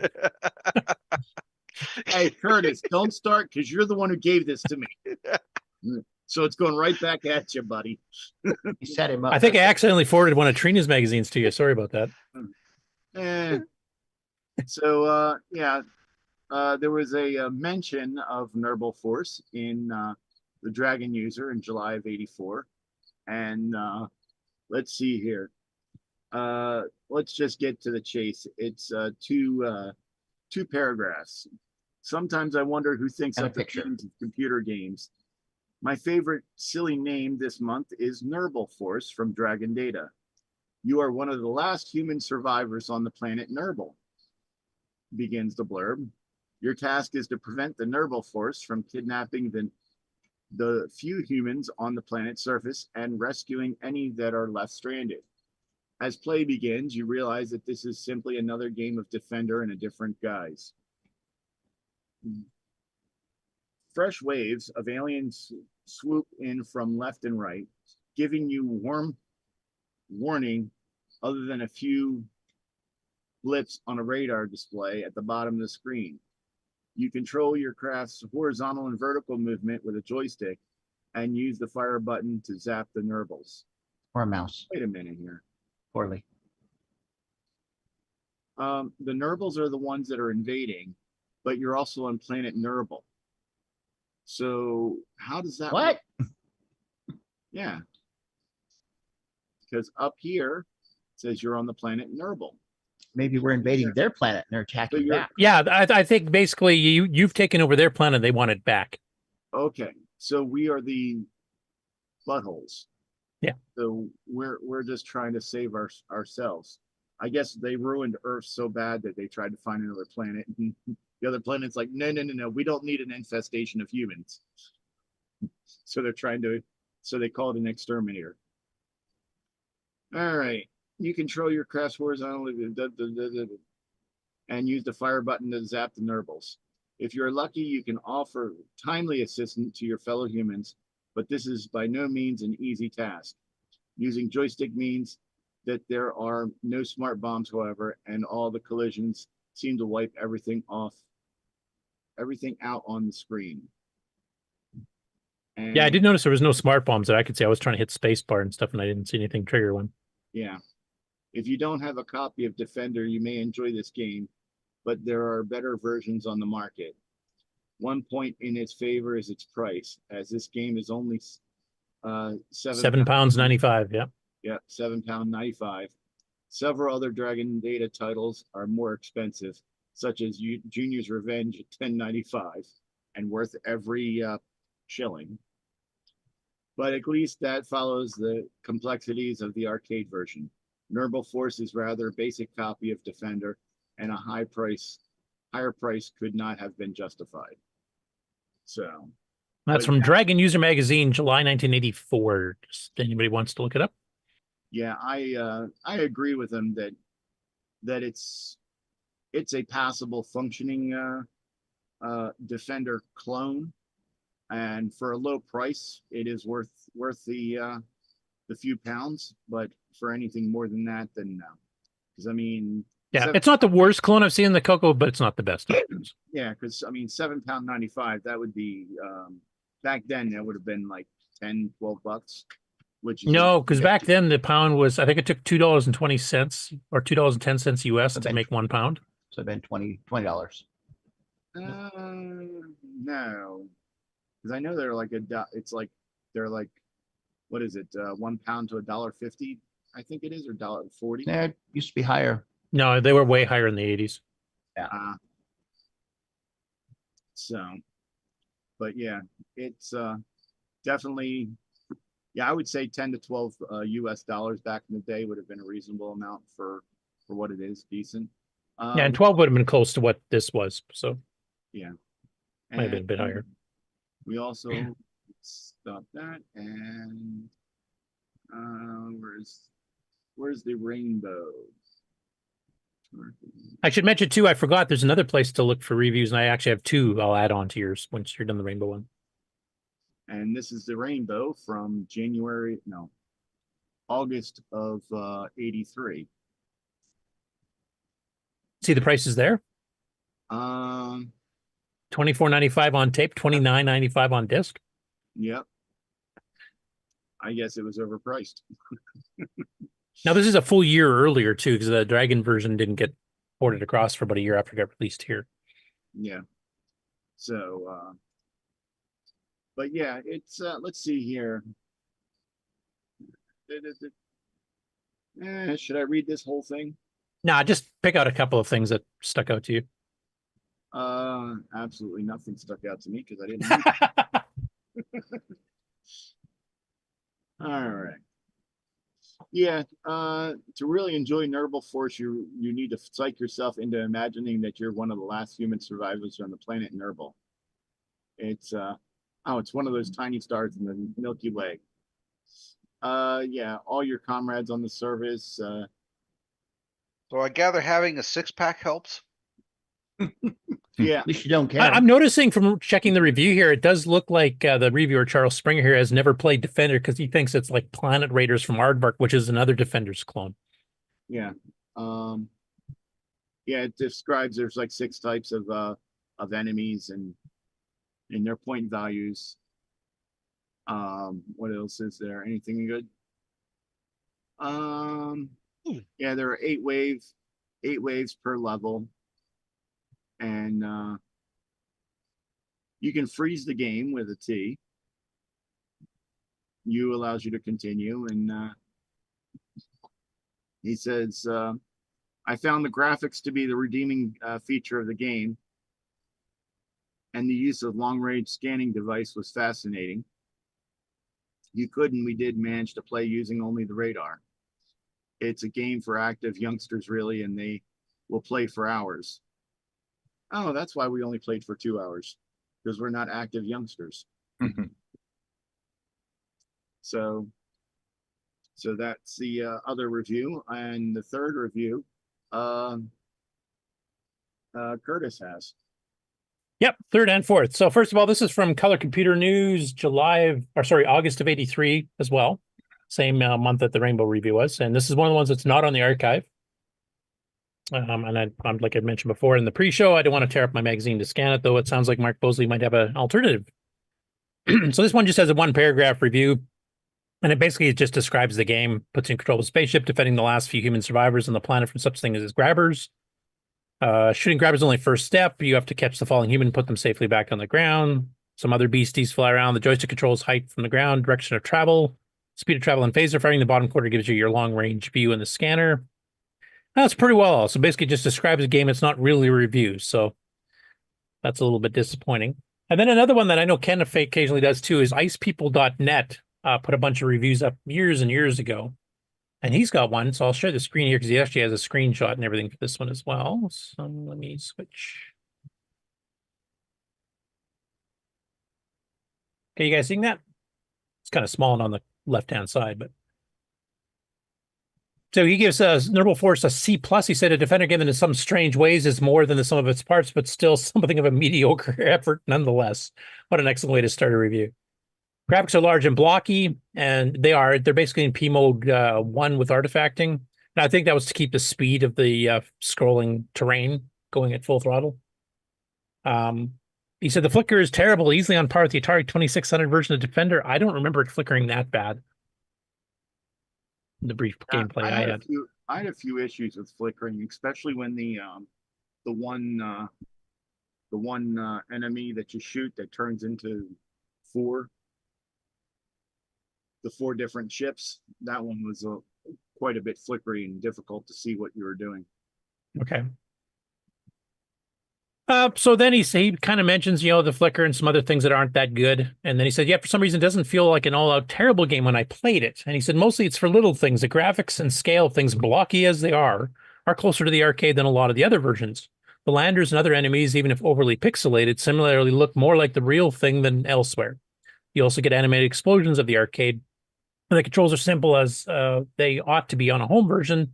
Although I haven't figured out how to use smart bombs or hyperspace. If they're even offered in this version, I don't believe they are. I don't know if anybody else found any way to do either of those, but I didn't recall seeing them. So that's his review. He gave it a C+, and actually he's got some pretty scathing reviews of other games. That's pretty good rating for him. And if you guys haven't checked it out, if you go to icepeople.net/CoCo, he's got 2 pages of reviews. You can do the 8M games, the N to Z games. And these are pretty well all CoCo 1 and 2. I don't think he has any CoCo 3 reviews there. And also, just in, Paul Fiscarelli sent me another video from VCF, so I thought I'd quickly show that before we get back to the Game On Challenge here. So I will... Let me know if you guys can hear the sound here if you care. But you can see Jim up here in the front.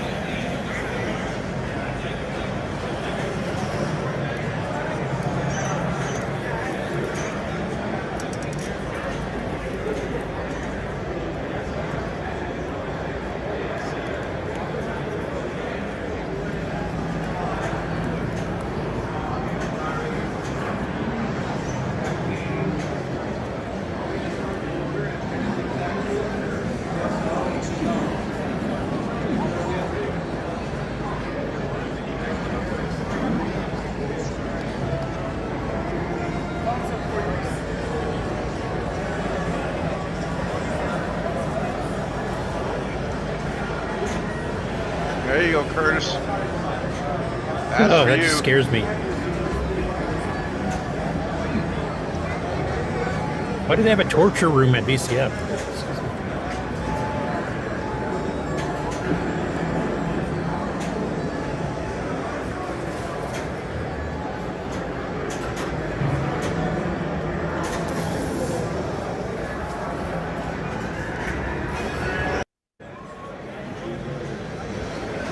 Hey, it's repeating. So anyway, that gives you another shot of the show floor. You can see Rick Euland and Ken over here and John Laurie and Jim. And so looks like we have a pretty good CoCo contingent there, which is good.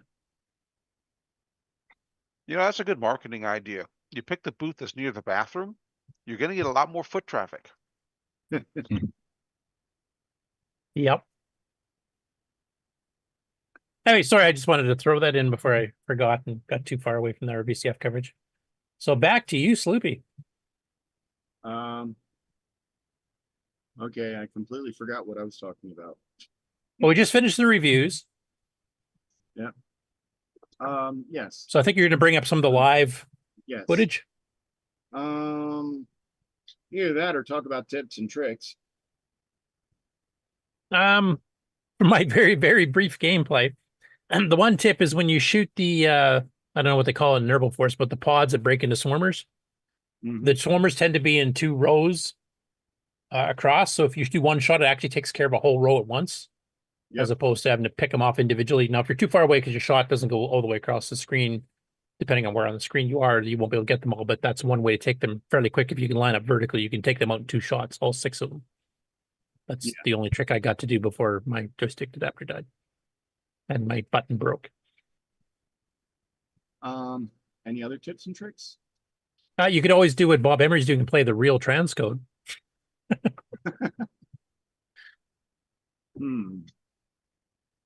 I guess I should probably look up the video, but yeah. The one thing I did notice is the ones that come down and take your man away. Yep. When you come up to him and he's down there, don't shoot him down near the bottom because the human will die if he hits the ground. Right. Unlike the real defender, where if you're within a certain amount of the bottom, they'll land safely. This one, if they're in the air at all, they're dead if they hit the ground. Yeah. So as soon as he gets down there, if you shoot him, he dies. So wait until he gets up there high enough that you can catch him. Because I mean, catching him is 500 points. Putting him on the ground is 500 points. So that's 1,000 points right off the bat. Yeah. And the other thing is that when you come over him, when you come up to him, wait until he shoots at you from the one side, go to the other side, and then shoot him. Because okay, I didn't realize that one. Yeah, when he's coming up, he'll send 2 shots, and that's it. And if you're over there, it's like hard to shoot him while there's bullets are coming at you. So you go to the other side and then shoot at him, and then it makes it much easier. to get them. Let me get a.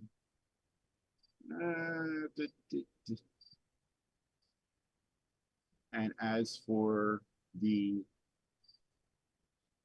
Game On Challenge Live,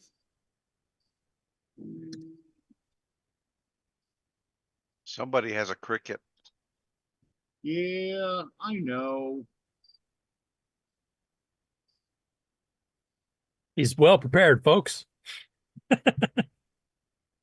Hey, I had the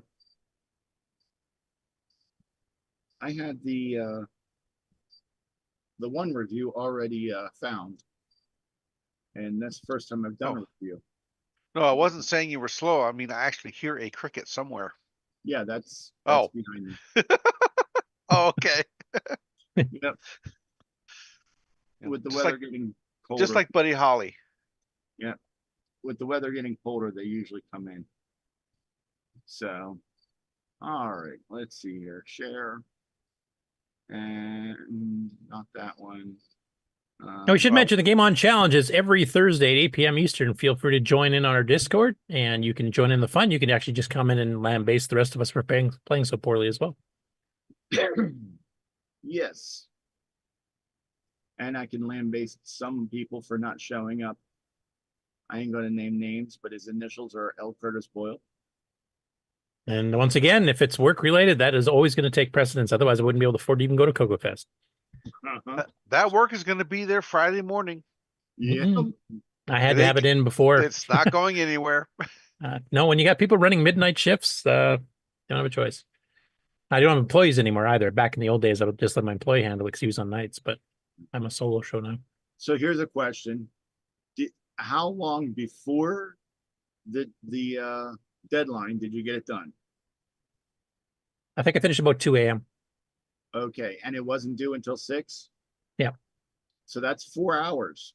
So you Yeah, but I'd be tired by then of making mistakes, which cost me money. So you could have taken an hour earlier in the night to play. Yeah, I went and played that Friday evening there, and then I broke my joystick. So, So, hey, what were the 2 games we played this week? Nerble Force was one of them. What was the other one? the other one was Osotos from Inu Photo. Yes, I can speak. But yeah, we had. I thought we had up to 5 people playing at once. We did real briefly before I checked out and went to bed. Yeah, there it is. Yes, we had 5. Now, we should mention something that people noticed playing Osotos is that there's a bug on the CoCo 3 version where some of the blocks will kind of disappear from the screen until you push them or something runs into them or something. Yeah, also some of the bottom of the ladders. There's basically that whole bottom half an inch ends up being missing in parts, in places. Yeah, and from what I read, it sounds like the CoCo 1 and 2 version doesn't have that problem. It's just the CoCo 3 version. And it's at Or did you different see that on times both? too. Oh, okay. Because on one version, the first screen has got stuff missing, and then on another version, the after you've died the first time, then everything's missing. Yeah, when it initially paints the screen, it's there, and then the first time you die, it's gone. I just saw Jim Gary's comment. He goes, I code 24/7. No excuses, Curtis. Unlike you, Jim, though, I'm not a robot.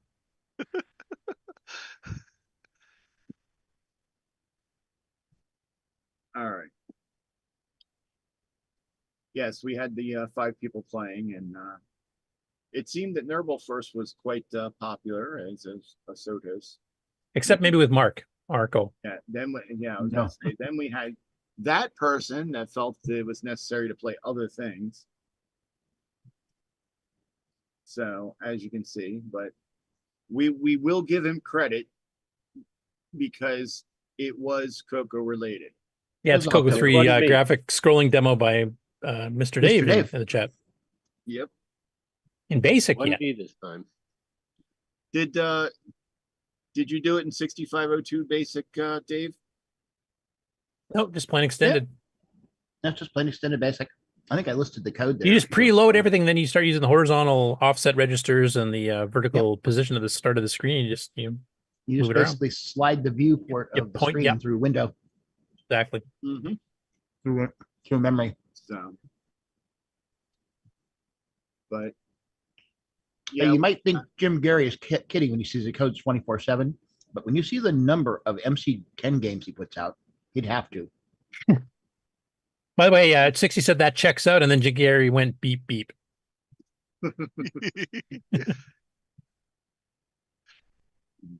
We would be thrust back to the old days if he took all his stuff and went home. Yeah. And hopefully, Jim, you were on or watching the show early enough. You saw the expansion interface that Alan showed for the MC10 that he just got from France.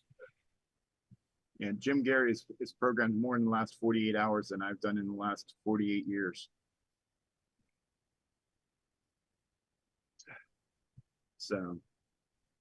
Sorry, so it sounds like Ositos, however you pronounce it, does have a bug on the CoCo versions. I don't know, did anybody try the MC10 version? Not yet. I haven't played it at all. Or any other platforms for that matter. I'm wondering if that's a bug across the board, or is it just on certain specific machines? Like when I played it, I didn't see that bug on the CoCo 1 and 2 version. Maybe I just got lucky. At least I didn't notice. But the CoCo 3, I definitely did notice it. Yeah, I actually watched someone play it on another system, and the platform was not there on their screen. So I don't know if it was the type of capture they were using or if it was the same bug, but they were on a different, I don't remember what system they were. They were on the Commodore Plus4, that's right. And so it's possible that it's on other systems. We'll have to check this Thursday on the Game On Challenge Live at 8 p.m. Thursday. So yeah, I'm kind of curious because I mean, one thing I don't know is how to get a hold of the people in your video, because I would like to suggest, you can make disk images too. You don't have to make them on cassette. But in this case here, there's actually a bug to report. So yeah. And I believe somebody, an Ositos has already wrapped it. So there's 8 levels, I believe. Yeah. And it starts wrapping and getting faster or harder.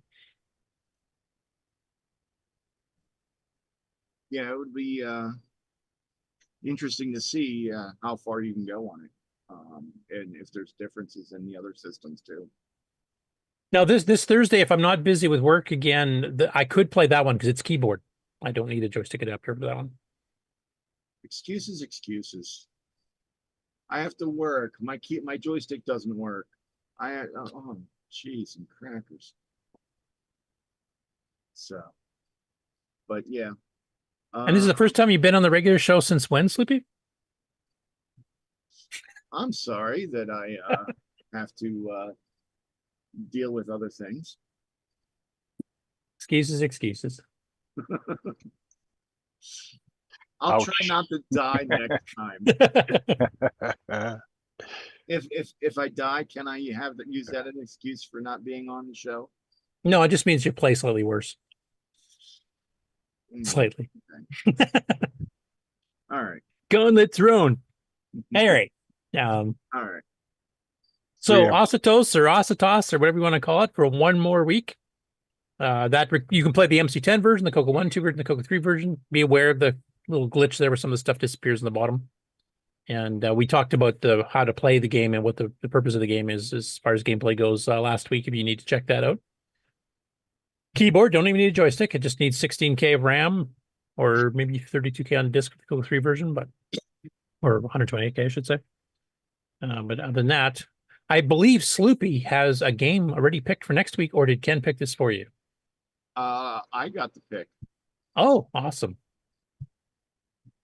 And I figured in honor of VCF Midwest, because we're talking about old computers, I would pick an old game. So I went through the large library of games that we have played, and I found an underappreciated game. And let's see here. So did you pick a game we've already played? Is that what you're saying? Yes, the game that we've already played. Underappreciated is the Long ago, action word. a few people played it. Yes. So, anyone care to guess what it is? Donkey King. Sailor Man. No, Sailor Man didn't have a Big yellow plain screen. orange screen.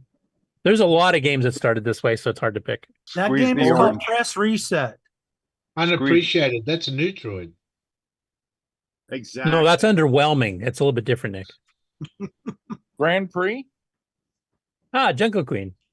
Yes. Clone of Jungle King from the arcade. Yep. Yeah, I noticed that it had less than half the number of players of every other game played around it. So, and I tried it out and it seemed like a good game. So we're going to try it again and see how people like it. Out of curiosity, I don't know if you remember this, Sleepy, but the last time it was played, was it during the summer? Because we do have a bit of a drop off in summer months because people are out camping and fishing and whatever. Well, you see, that's just it. It was like the games that were played before and after it were in the 20s. And this was like 12.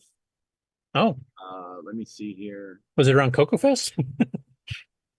Holiday weekend in Canada, Australia, or United States? Wait a minute here. Let me double check to make sure, because I was going between two different choices. You said Jungle Queen, right? Yeah. Okay, that's center row down number 70? Number 70. Yeah. Yep. 12 to no. What I was saying is, Jungle Queen is the game, but I'm trying to remember. So I was deciding between picking the least popular game or the most popular game, and yes, it was the least popular game. But if you look, like Temple of Ram is like 18, Puyan is 19. Yeah, but that's Puyan. But that's one of our major classics. Yeah, and I see Mud Pies has less than Jungle Queen. Yeah. I've heard, I was looking for a game that we haven't mentioned much. I was looking for 91. Underappreciated. Flaxos Island. Cashman. Yeah, that was a double one that we did. Clicks to Island as a graphic adventure game because we wanted to experiment with doing adventures as a secondary, but having two for the week and lunchtime, which is a Burger Time clone. I'm surprised that didn't get enough or more than 9 players. Yeah, it was also an issue of I wanted to pick a game that I had not played because I didn't start playing in the Game 1 Challenge until, where is it? No. Neutroid, and that's why your brain turned to mush and you like the game? No, Cashman. it was. I like Cashman. Yeah, I'm trying to think because I know I played Calypso.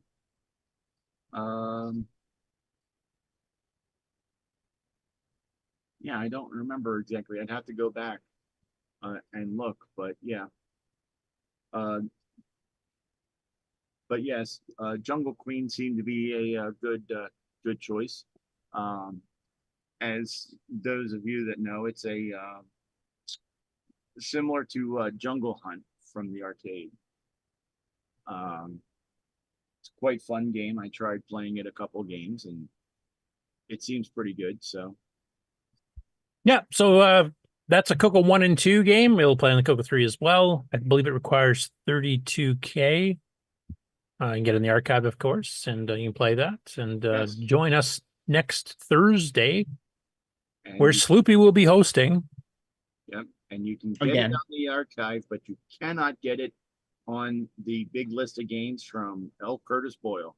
No, I only put the ones on there that have been officially approved to be downloaded by the original authors. That's my commitment to the original authors. So, did the original author deny it, or just didn't? I haven't been able to get a hold. That's one of the few I actually I don't even know. That's one of the ones I might not even know who wrote it because I don't think there's a credit screen.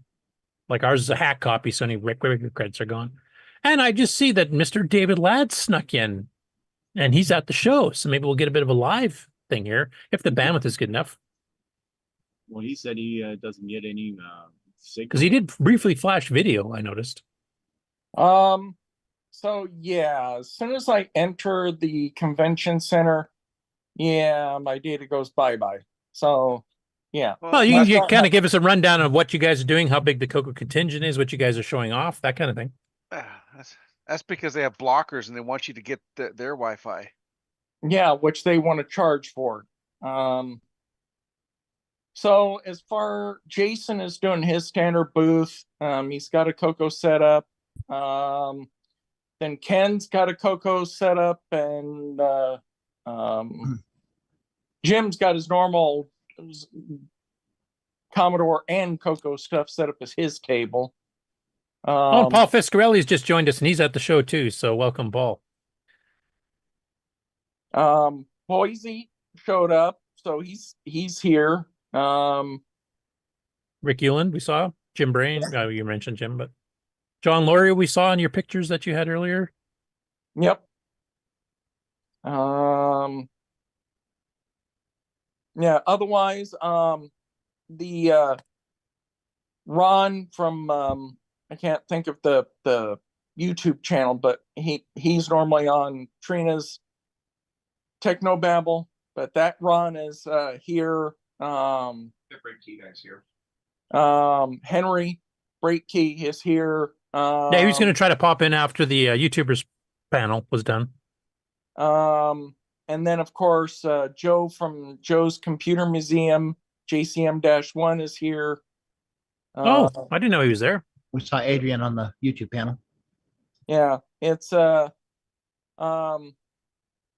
Yeah, there's a lot of people here. It's just unfortunately, I stood in one spot and did a panoramic shot, both via photos and one video that I put. Yeah, we showed the video earlier.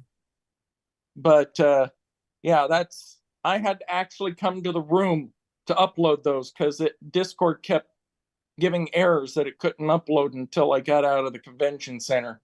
So I see Tony Pedraz is there too. Paul just showed him on a live camera. Oh yeah, Tony's here. Oh, and Neil Blanchard is here as well with his couple of people that normally come with him. Yeah, so, I thought I there's saw Rick. Pictures. Yeah, Paul, you want to zoom up Paul's screen there, Mark? Because he's showing us live from the show here. So right now for the viewers, it's a postage stamp. Too. Somebody got some bandwidth? Looks like it. There's John Laurie. Yep. Eric Canales. Eric Canales. John Mark. There's Jason's table right there. That's John Mark's table, but Eric's using part of it. And then I don't know who that other gentleman there is, but there's Neil. There's Neil. Yeah.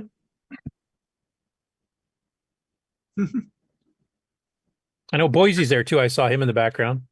Yeah, the table that's across from Neil on the other side has a nifty project that's got look like a board that's using FPGA 6809s. That the Foenix one? Yes, I believe that's correct. The Foenix or whatever it's called. Yeah, Foenix 256 Junior. It's quite interesting. I was looking at it. Looks like Paul's giving us a tour of the whole Tandy table area. No, it's a comment or something over there. Wicco. Oh, there we are, 256. Yep. Foenix Retro Systems, yeah. There's the one we saw earlier, the still of.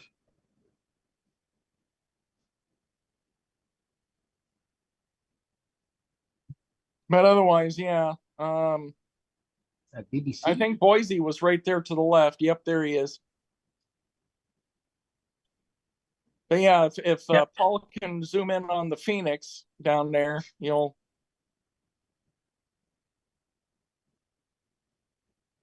Yeah, that's the one that Boise helped do the port, and he even took the newer version of Basic 9 I did and incorporated it as well. So. There's the FPGA 6809. Yep. Yeah, they make diamond-shaped chips instead of square. That sounds like a hardware comment I'd make. Oh my! There's that overlaid screen. Oh, it's all lit up with colors too. Yeah, it's got LEDs in it.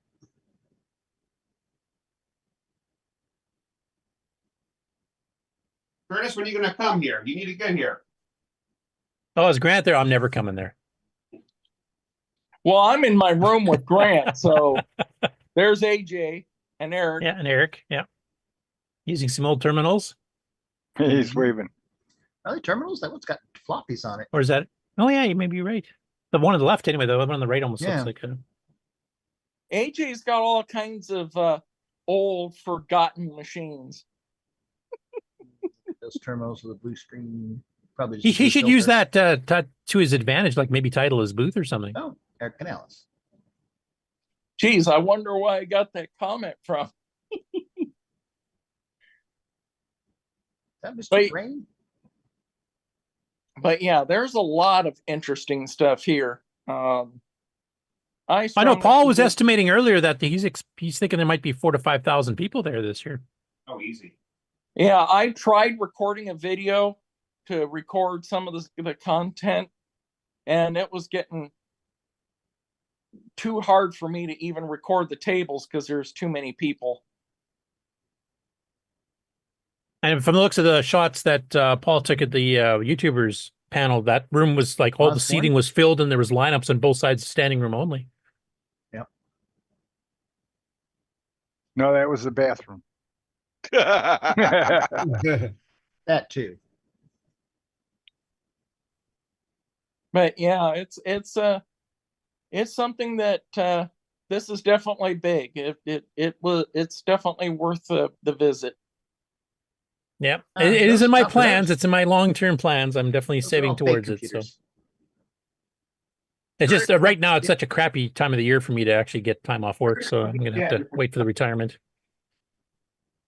Curtis, before you come here. A gimmicks. Oh my god, this is the equivalent of floppy drives for me, like it is with David. Mm-hmm. Oh yes. Maybe okay, maybe not that much. Yeah, that looks a lot like the one of those Southwest. SWTPC, the Southwest Technical Products. Yep. Yeah, that's they were rivals. A gimmick a lot like the interior of that. 6809 instead of yes, they are 6800.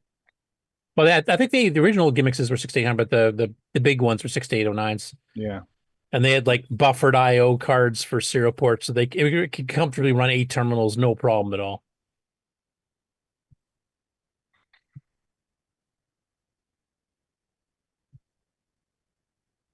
Yeah, I'm glad Paul was at least able to stream because I tell you, I tried. Yeah, there's Paul.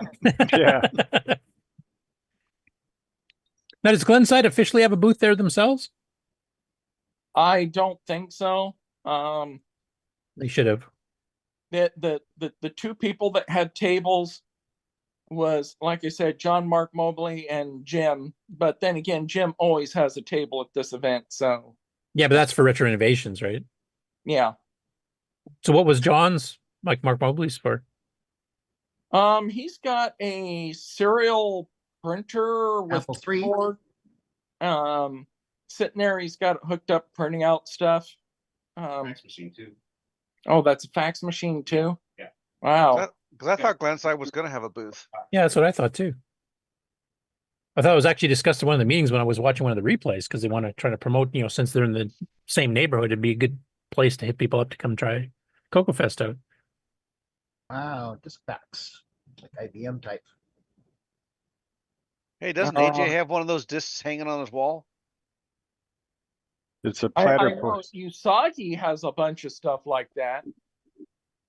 Yep, IBM System 36. AJ might have one actually just running regularly in the back of his car. That's always possible.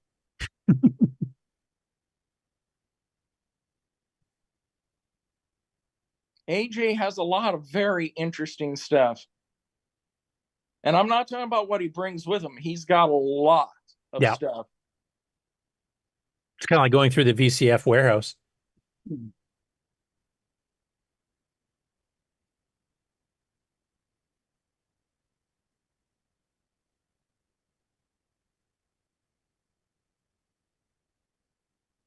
So did you guys get a chance to catch any of the presentations so far? Me, no. Right now I had to get off my feet because my feet are killing me. It's a lot of walking. A lot of things to see. Yeah, I just saw the refreshments and stuff that Paul was telling us about earlier are actually part of the hall too. Yeah.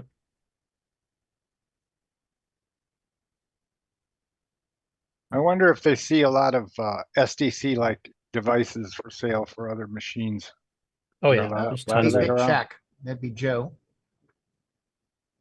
Yeah, a Like lot Joe's of the Computer other Museum? machines- Or Yeah, different I know Joe. that guy. I know that person. I know that person. I know that person. Well, of If you course. buzz by Joe, say hi. Or if you buzz by Ryan, you can say hi too. That's Ben Heck. His brother is Ben Hell. Yeah, Ben Heckendorf is a nice guy. Is his middle name Through? Adrian's his replacement.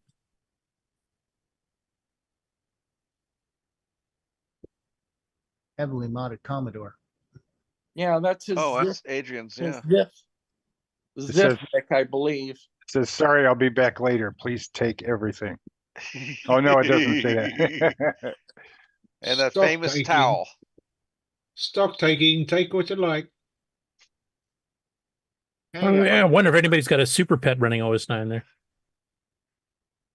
Yeah. That's Dave's wife. Yep. No, that's Dave's table. Mrs. 8-bit. Yep. Petsky robots. Yeah, the 8-bit guy.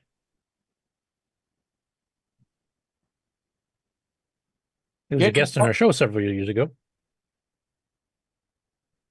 Getting closer to the area for Joe's Computer Museum. You haven't seen Henry so far. I hope he didn't get another migraine like he did at Boat Fest. He missed the entire first day because he was too sick to get out of his room. Henry stopped by earlier this morning. So okay, so he's there. Okay. Yeah, he was fine then. There's Joe. It's Joe. There's Joe. Hi, Joe. What do you know, Joe? Tell him hi from everybody at CoCoNation. Tell him anything can happen and will happen.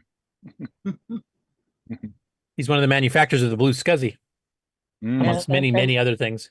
Yeah, Scuzzy, what's that? Does David Ladd know that? Oh yes, the Blue Scuzzy is so sensuous. Yeah, a lot of the MM1 people are trying to get Blue Scuzzy working, including David. And who's the other guy? Somebody already did get it working. No, the Blue Scuzzy is currently working on my MM1. I'm just trying to set up a disk image that's doesn't have any of my personal stuff on it. I'm trying to get a clean install on my MM1, so that way. And the Blue Scuzzy should theoretically work with some of the other things like the Canton Scuzzy adapter or the Distal Scuzzy adapter too, wouldn't it? Should, yes. So you could run on a CoCo as well. Yeah, I just need the cable because I've got a Kenton. I just don't have the appropriate cable. What were they printing there, I wonder? Something in magenta. There's a collection of digital cameras, it looks like.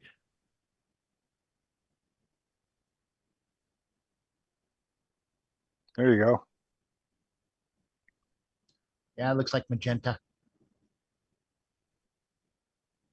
I need one of those little black things around the joystick button if you want to quickly make an order for me. No, just kidding. Yeah, the nice thing about this particular show is that anybody that you watch on YouTube that you'd like to talk to in person is probably here. Yeah, I think people said LGR is not there this year, though, right? No, LGR said last year that he wasn't going to come this year, so. That's an American Kit Kat. Nah. Yep. Boring. Edible. But yeah, it's definitely big. Yeah. I saw some G4 Max there. Yeah, 3 times bigger than last year's. And last year was what, 1,500 to 2,000 people, I heard?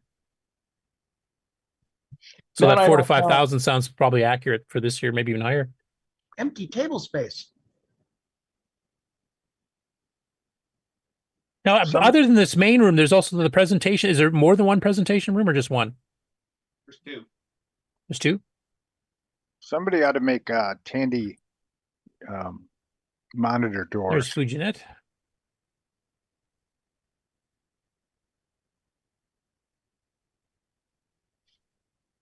Yeah, I'm waiting for There's Henry to Mr. Sherry Holmes. get. Yeah, there's the CoCo running Fujinet. Yep, there you go, there Ron. it is. Yay. Yeah, there's nothing on the screen though. Come on. Reboot it. Mine's Yeah. running right behind me over here. Yeah, I'm waiting for Tell Tom hi. Henry to get some together so I can acquire one. I wonder if they can tell how many people are on the FujiNet. They should be able to track individual IP address connections. Yeah. At a given moment over a period of time. Yeah. Yeah, I'm waiting for the FujiNet that doesn't require the bit banger. That's one I Wait, really want to. Close your eyes, Curtis. Don't look. Don't look. That's a good excuse not to get one. Why do you have this set of suicide table set up? I don't understand. He looks like he's safe. Hey, Curtis, this is where you need to go. Look how young. No, I don't. Yes, you do. You need to Training. learn how to properly solder. Nope. Done Notice it. the form Injured there. myself multiple times. Nope. Hanging on to the non-hot part. Even this kid can do it. That's right. I'll stick with my software. Thank you very much. But the thing is if you Yeah, smell 9 and pork, 4, you're doing it wrong. Chicken.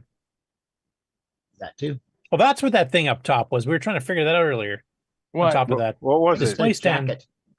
Show us Yeah. up at I top. think it's like a mannequin, I think, with a jacket on.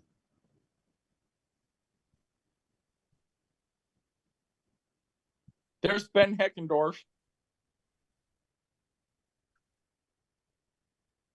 Paul, so you probably do know, but we don't, we're not getting any audio from it, just video. His headset's probably not allowing it. He should Probably have a okay too, microphone. because it's going to be a large crowd noise is what we're going to get. He should have a microphone with the CoCo You guys Nation. can hear me now. Yep. Yeah, I'm just keeping myself on mute because it's extremely loud in here. Yeah, I noticed a few people tried to say hi and stuff. So Yeah, I'm just telling them to say hi to CoCoNation. So Did you see anything you like over there? I see a lot that I like, just not enough money in the world to get everything that I would like. Well, what I mean is there anything you can get that you can afford that would make you happy? So I picked up a FujiNet for the CoCo. Oh, good. Excellent. Here's Mike and Sheena from Tech Dungeon. Say hi to CoCoNation. Yep. Sloopy's on, so Sloopy stinks. You guys are doing well. Your inventory is dropping, so that's great.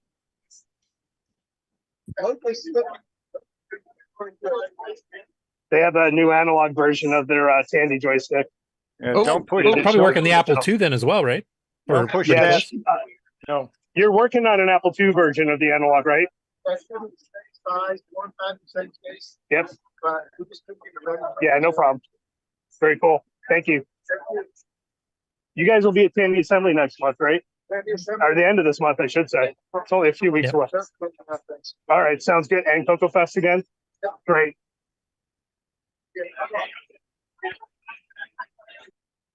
Yeah, I'm using their coffee coaster right now, actually. So am I.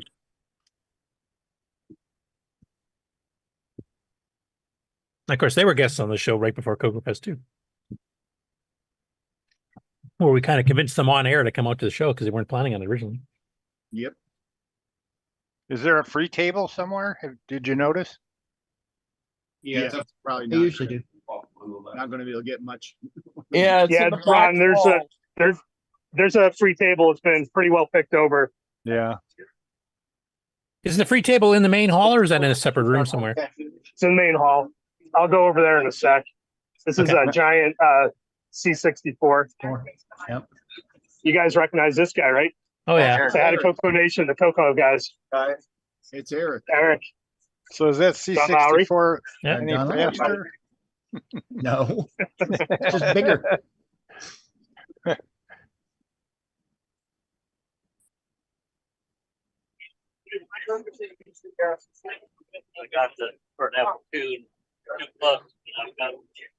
Oh, Paul, I was Yeah, going to it's ask. just- Somebody mentioned that John Strong might have been there. They thought they saw No, him. Do you know John, if he's- John's definitely not here. Oh, he's not. Okay. No, and that guy did look like him though. So another thing that's kind of cool is they have an entire PBX setup, phone system setup, where they've been able to deliver pots DSL or T1 lines to people's tables on demand. You had to order ahead of time, but everything's up and running and live. They set up poles, telephone poles that run throughout the exhibits to be able to deliver the phone lines.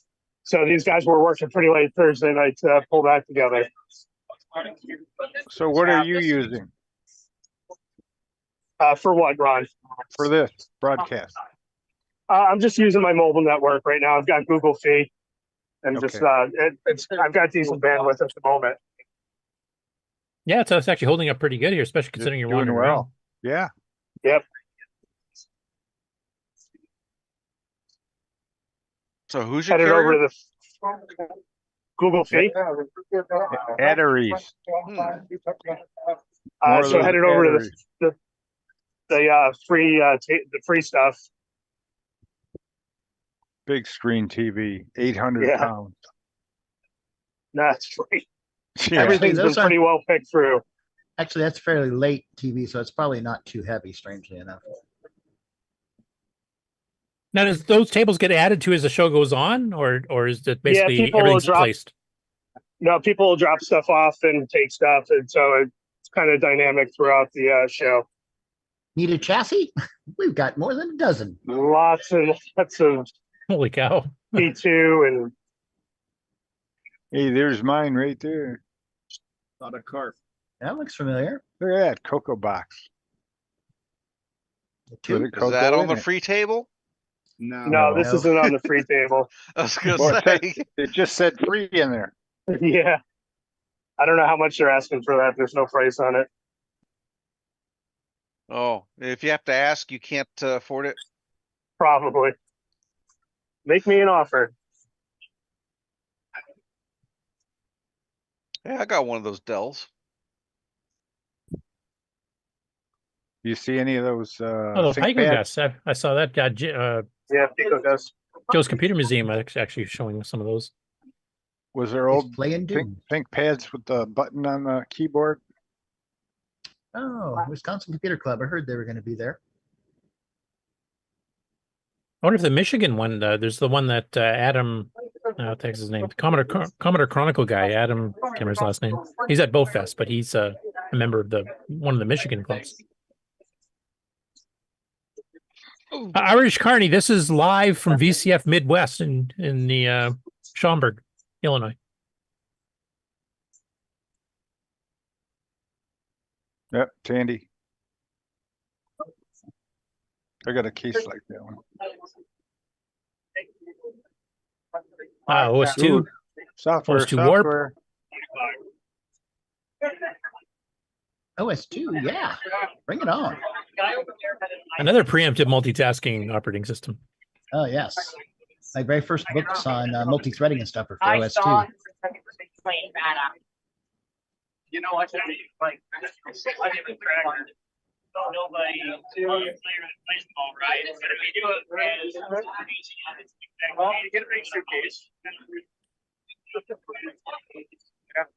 Yeah. It's a EMAC or was it? No, it's Mega One. Yep, there's one. Lots and lots of stuff for sale. You don't see many gateways anymore, huh?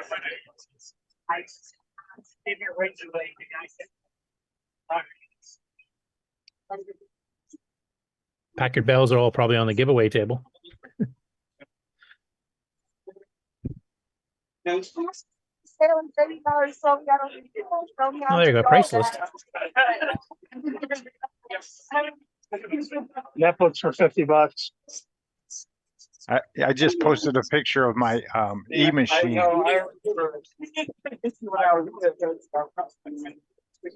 Remember when e-machines said that they never get obsolete? Yeah. Yeah. Mm-hmm.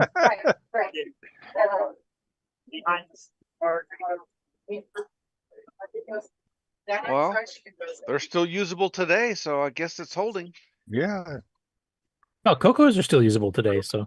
I already took all my stuff. Do you see many printers anymore? There's a ton of printers here, Ron. Are there? I mean, you know, like Yeah. Yeah, they're usually on the giveaway table, aren't they? I mean, I don't think too many sell these days. But... You don't see many CGP 220s or anything, or the what was the equivalent Canon? I didn't get a shot of it, but there was a note on the giveaway table for rules, and there was a line there, something about no obnoxious or outdated printers. So, oh, jeez, obnoxious. Dang, can't No dump that obsolete. line printer. Yeah, line printer one. Remember the line printer one? It weighed 700 pounds. Yeah, the Daisy Wheel 2. Yeah. Oh yeah. That's You like had to, a you had boat to anchor. pour a slab of concrete to put Yeah. that thing down. And those are small compared to the ones we used to have at work, like Printronix P300s and Mannesmann Tally 661s. Yeah. Oh, this is the auction free. Oh wow. Some of it's even caged. Yeah, that must be the valuable stuff.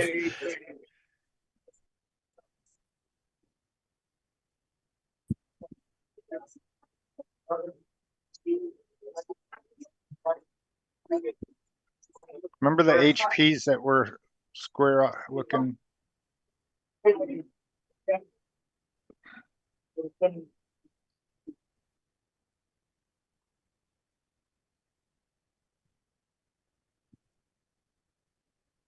T-shirt sales. Oh, is that their T-shirts? Official T-shirt? Yep.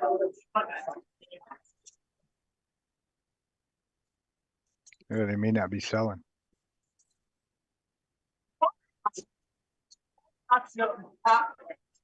Shut the door so they don't hear me screaming.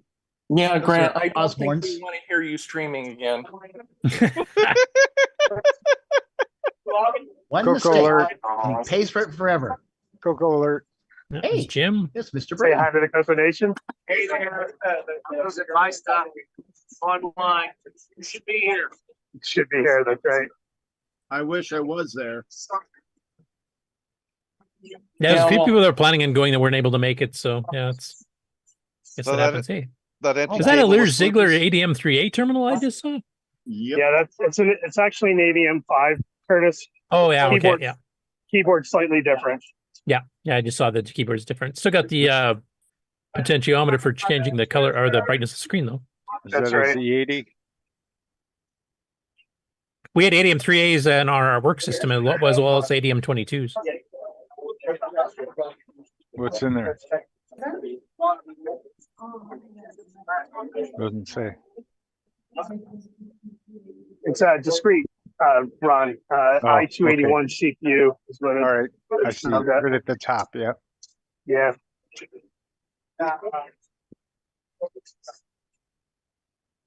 There's actually a Coco running FujiNet. Hey, I thought you want to sell that. Yeah, I'm heading back to the conference room now, so if I vanish, you know why.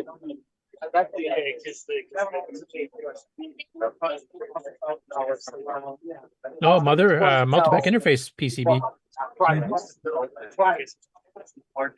Build your own, Curtis. I already have several here, so I don't really need another one. I have a full-size white with the IRQ line strapped and the later Tandy smaller one. I gotta have an 8-port one at least. And I also have one of Ed Snyder's 4-port, Mega Minis.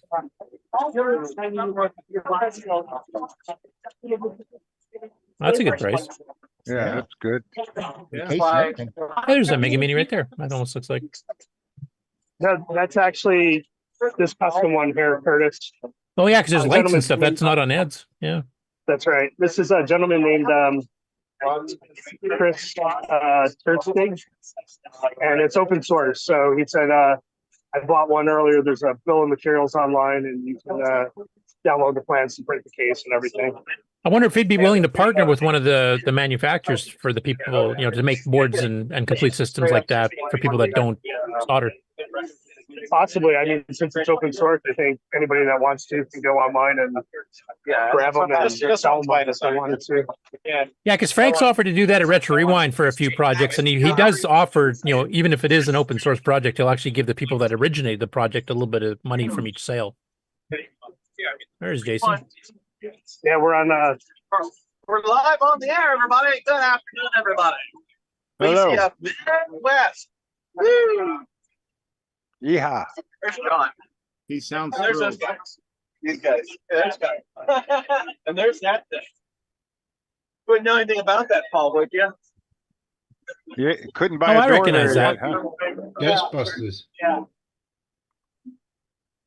I like the logo No, at the Nick. bottom too. I hadn't seen that before. No, Nick, it's not done yet. Maybe by Halloween.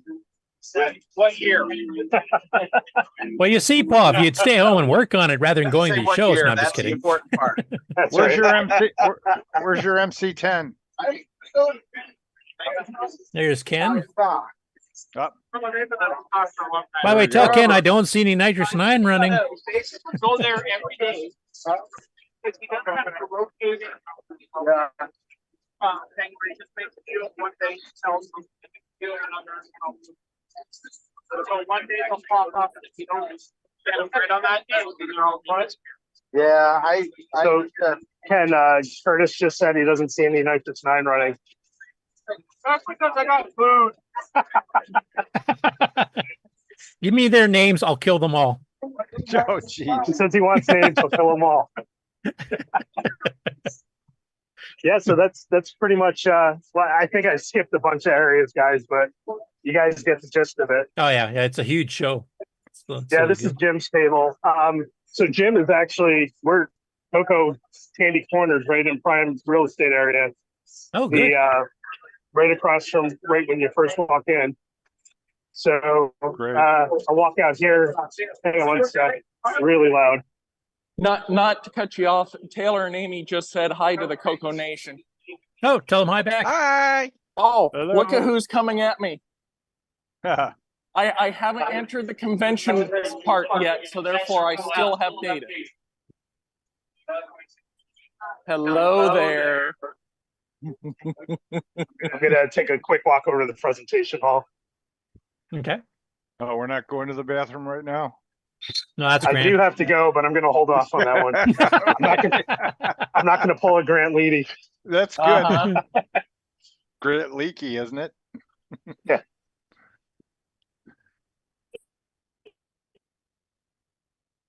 Schedule.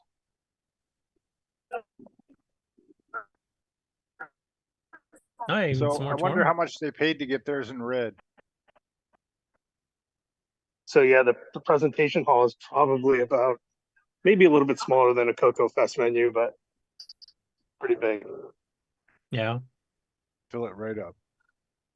Somebody back here will say, "What?" Well, I haven't yet.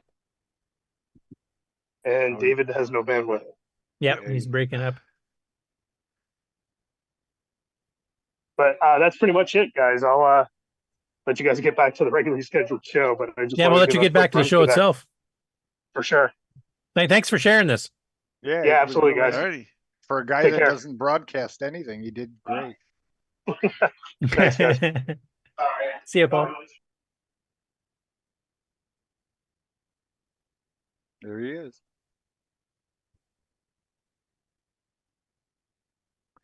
He's got Mark, mini you there? Yeah, I'm here. You can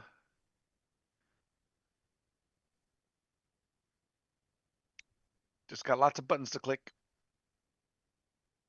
We were in the middle of game on, weren't we? Yes.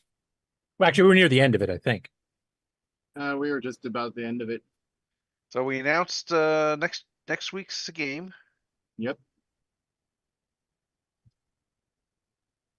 I guess that was And a it. continuation of this week's, the second one, Ositos. Mm-hmm. So I think we're pretty well done. Game on. Just a reminder, 8 p.m. Eastern on Thursday. You can join us live on the CoCo Discord. Okay, well, let's do a commercial break and jump in the news. Okay, commercial break. Yay. And coffee Let's for me. see. One random button. Try this one.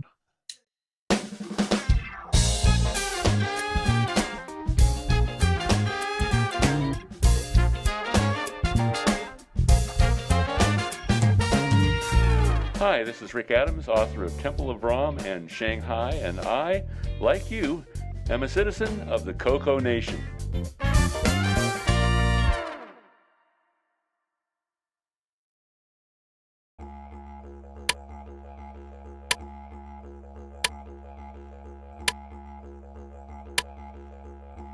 This is not the Joey cereal switch. This is the Joey cereal switch. Control up to 3 cereal devices. Order yours today at CoComan.biz. The music is back.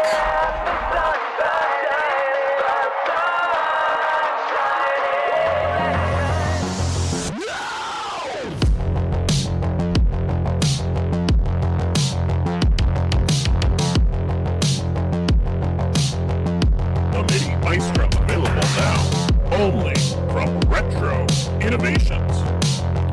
Go thenumber4retro.com.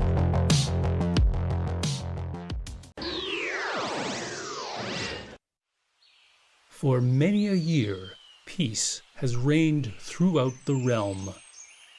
In the forest, nothing but ruins of an ancient fortress remain to fuel the myth of the evil wizard.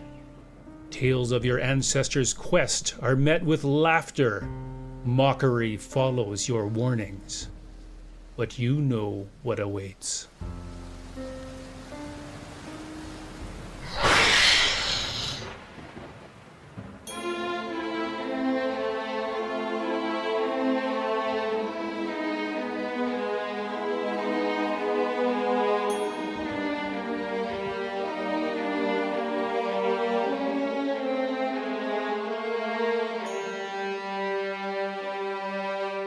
Are you ready?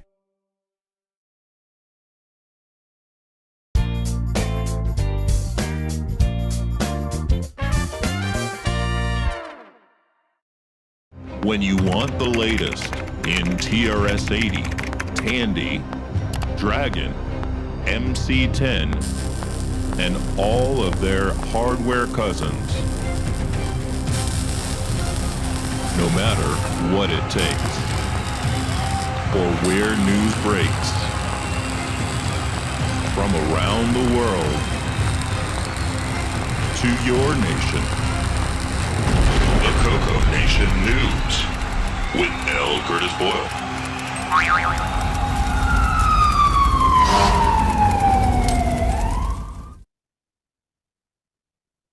Well, since we were just covering VCF Midwest, I thought we might as well get the other upcoming shows out of the way. And the first one up is actually next weekend, and that's WORC, the World of Retrocomputing. This is a Canadian show in Kitchener, Ontario, which is just west of Toronto. This is on September 14th to 15th, located at the Old Goodies Department Store, or Goudies, I guess it might be pronounced. Free admission, and they have, I think, 30 tables at that show, and they had 500 people attending last year, so it's actually a pretty good-sized show itself. I expect to be bigger this year as well. There'll be some CoCo people out there as well. I believe Nail's heading out to it. Stacy Betts was active in the CoCo Facebook group, is actually planning on doing a CoCo-based presentation on it. And hopefully we'll have her for a follow-up. She was supposed to be on last week when we were talking about the show in general, but she unfortunately got sick and wasn't able to attend our show. So we'll try to get some feedback from her either during the show or afterwards. And a few weeks after that is Tandy Assembly in Springfield, Ohio, September 27th to the 29th. And they're sold out of tables and have been for some time now, about a month. And Steve Leninger, the designer of the TRS-80, is the keynote speaker at this one. He also had a hand in the creation of the CoCo as well. So that'll be a really, really good thing to attend and get some history there. Registration for this one is $10 per attendee on Saturday and Sunday. And if you want to attend the Tandy Tech Track, which is a bunch of highly technical presentations on Friday, $30 will get you in all 3 days. So, and children 12 and under are free.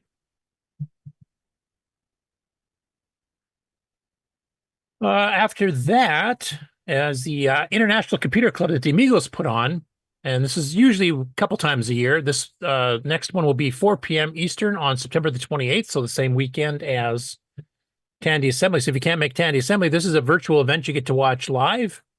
And I'm probably going to be on it here to kind of present the semi-graphic stuff we've been doing. I don't know if Nick will be able to join me on that one or if I'll be just kind of covering for him, but plan on talking about some of the semi-graphic stuff in BASIC. But this covers all kinds of retro computers, retro video games, retro collecting in general, building presentation booths for stuff here. There's all kinds of stuff. It's not just the hardware and the software. And I've got on the screen here, you can see some of the previous ones that have been happening the last while here, starting back in 2020. And you can see they're between 3 to 5, 6 hours long, kind of like our shows, except they only do these once every or twice a year or something like that. So it's not like 4 or 5 hours every week like we do. But there's always a good time on there. And there's a lot of friendly folks and a lot of European representation too. So if you want to get a bit of an international flavor, they usually have people from Australia, from Europe, from the States, from Canada on there. And that will be at 4 p.m. Eastern on September 28th when it starts. And you can watch it either on Twitch or on YouTube. Next one after that, as Tony Jewell had posted officially on August the 12th, the next Dragon Meetup is October 12th and 13th at the Cambridge Museum of Technology in Cambridge, England. And this is always a good one. We try to get some live feedback from there too. And of course, anybody with 6 and 9-based machines, so this includes CoCos, Dragons. They sometimes have the Thompson 7 and 8 machines from France there. And always a good time. Of course, we've got some active people in the community like Kieran and Gilbert's, just blanked on his first name, and a bunch of other people. There's some of the people that actually make some of the hardware too, like John Whitworth and Julian Brown and others might be there too. So that'd be a good one to attend. Tim Gilberts, thank you. Next up is the UK equivalent of VCF, the Retro Computer Festival, and this is on Saturday and Sunday, November the 9th to 10th.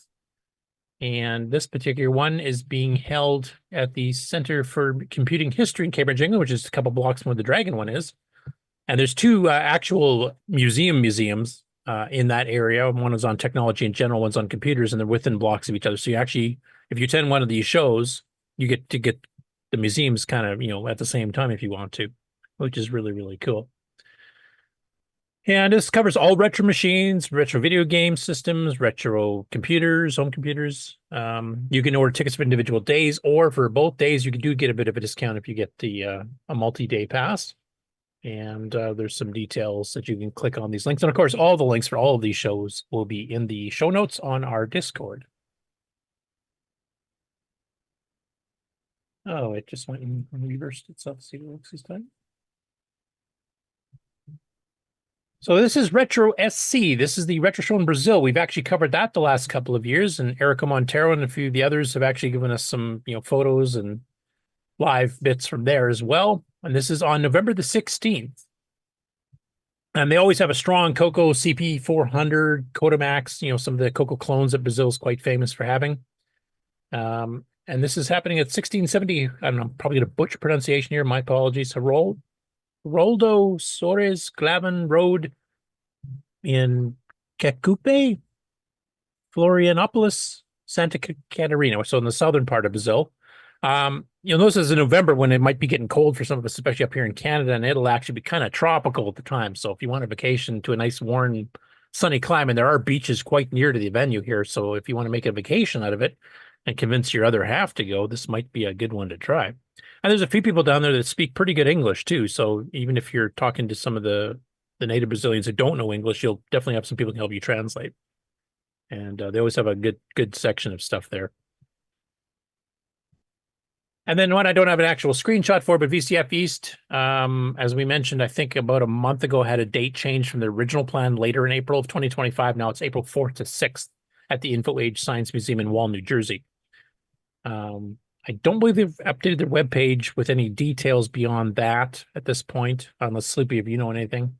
I didn't get a chance to check it today, so. Sloopy still on the call?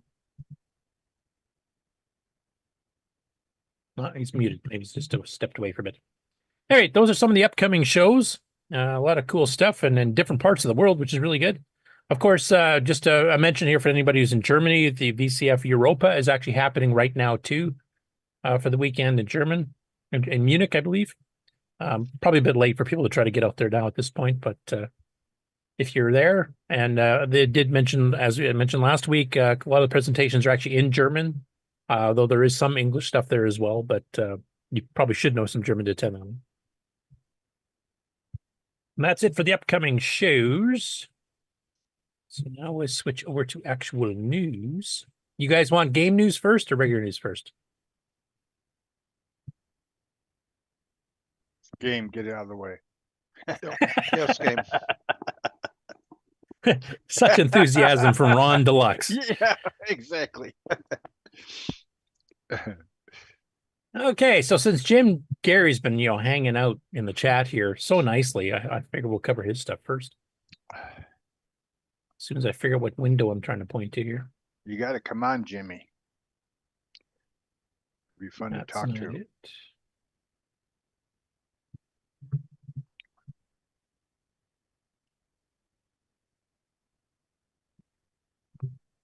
Where did it go? Oh, there we are. It's labeling the window wrong for some reason in my picker in Zoom.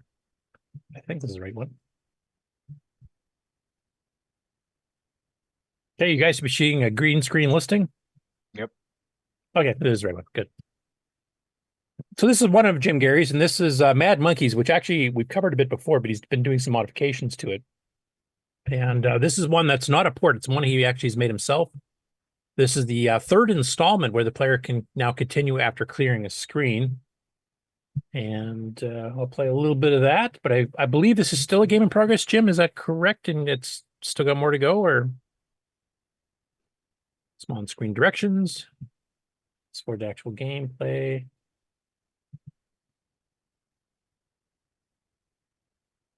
And I believe this is kind of those escape type. Oh, I guess you can shoot too, but basically you have to go shoot the X's. You're the greater than, less than sign. And you have to take care of all the monkeys on a level. And you got a bunch of obstacles and stuff in the way. Looks like he's supporting key repeat too. And a time limit per level.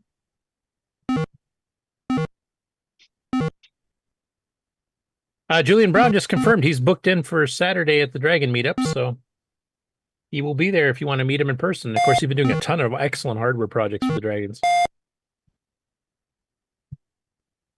All right, I don't know if this one's been released yet. Oh, he says it's finished. Heavily modified old TRS-80 model 1 and 3 game. Cool. So I guess it is finished now. So you can probably pick it up at Jim's new site since he had to move off the university one. I wonder if he ever had a Model 1. I'll have to wait for him to answer that in the chat because he's about 20 seconds behind.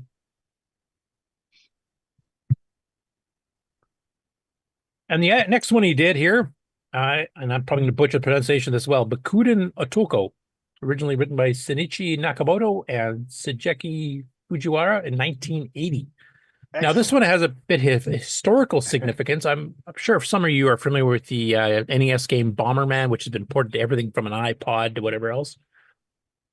But this is the original version that appeared before Bomberman itself. It's basically the same game by the same authors, but this is written as a tech demo of a basic compiler that they were using in 1980, and then it eventually became Bomberman, which is kind of a hit game on home consoles. So this, if you have not played Bomberman, basically you got a bunch of hallways and stuff, and you've got to try to kill off these monsters by placing a bomb that will explode a certain distance going up the hallways that it can directly connect to. And I actually had a version of this on my iPod 5th gen, like the old click wheel one. That was one of the third-party apps, the few 30 games that Apple sold.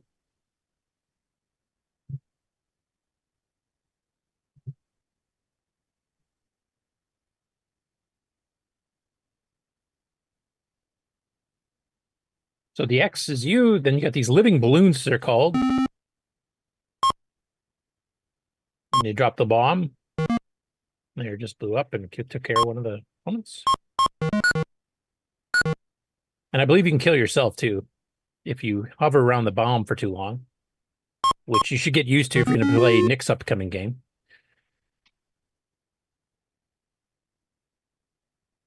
By the way, in answer to your question there, Ron, Jim said his mom brought a Model 3 home from the schools where she worked on weekends, and she was a teacher. Oh, same thing, right? So I don't know if they owned one, but he definitely did use one. Cool. 60 says, love playing the X11 Bomberman clone networked. X11 being the Windows manager for across a network. We can actually have Windows onto different machines.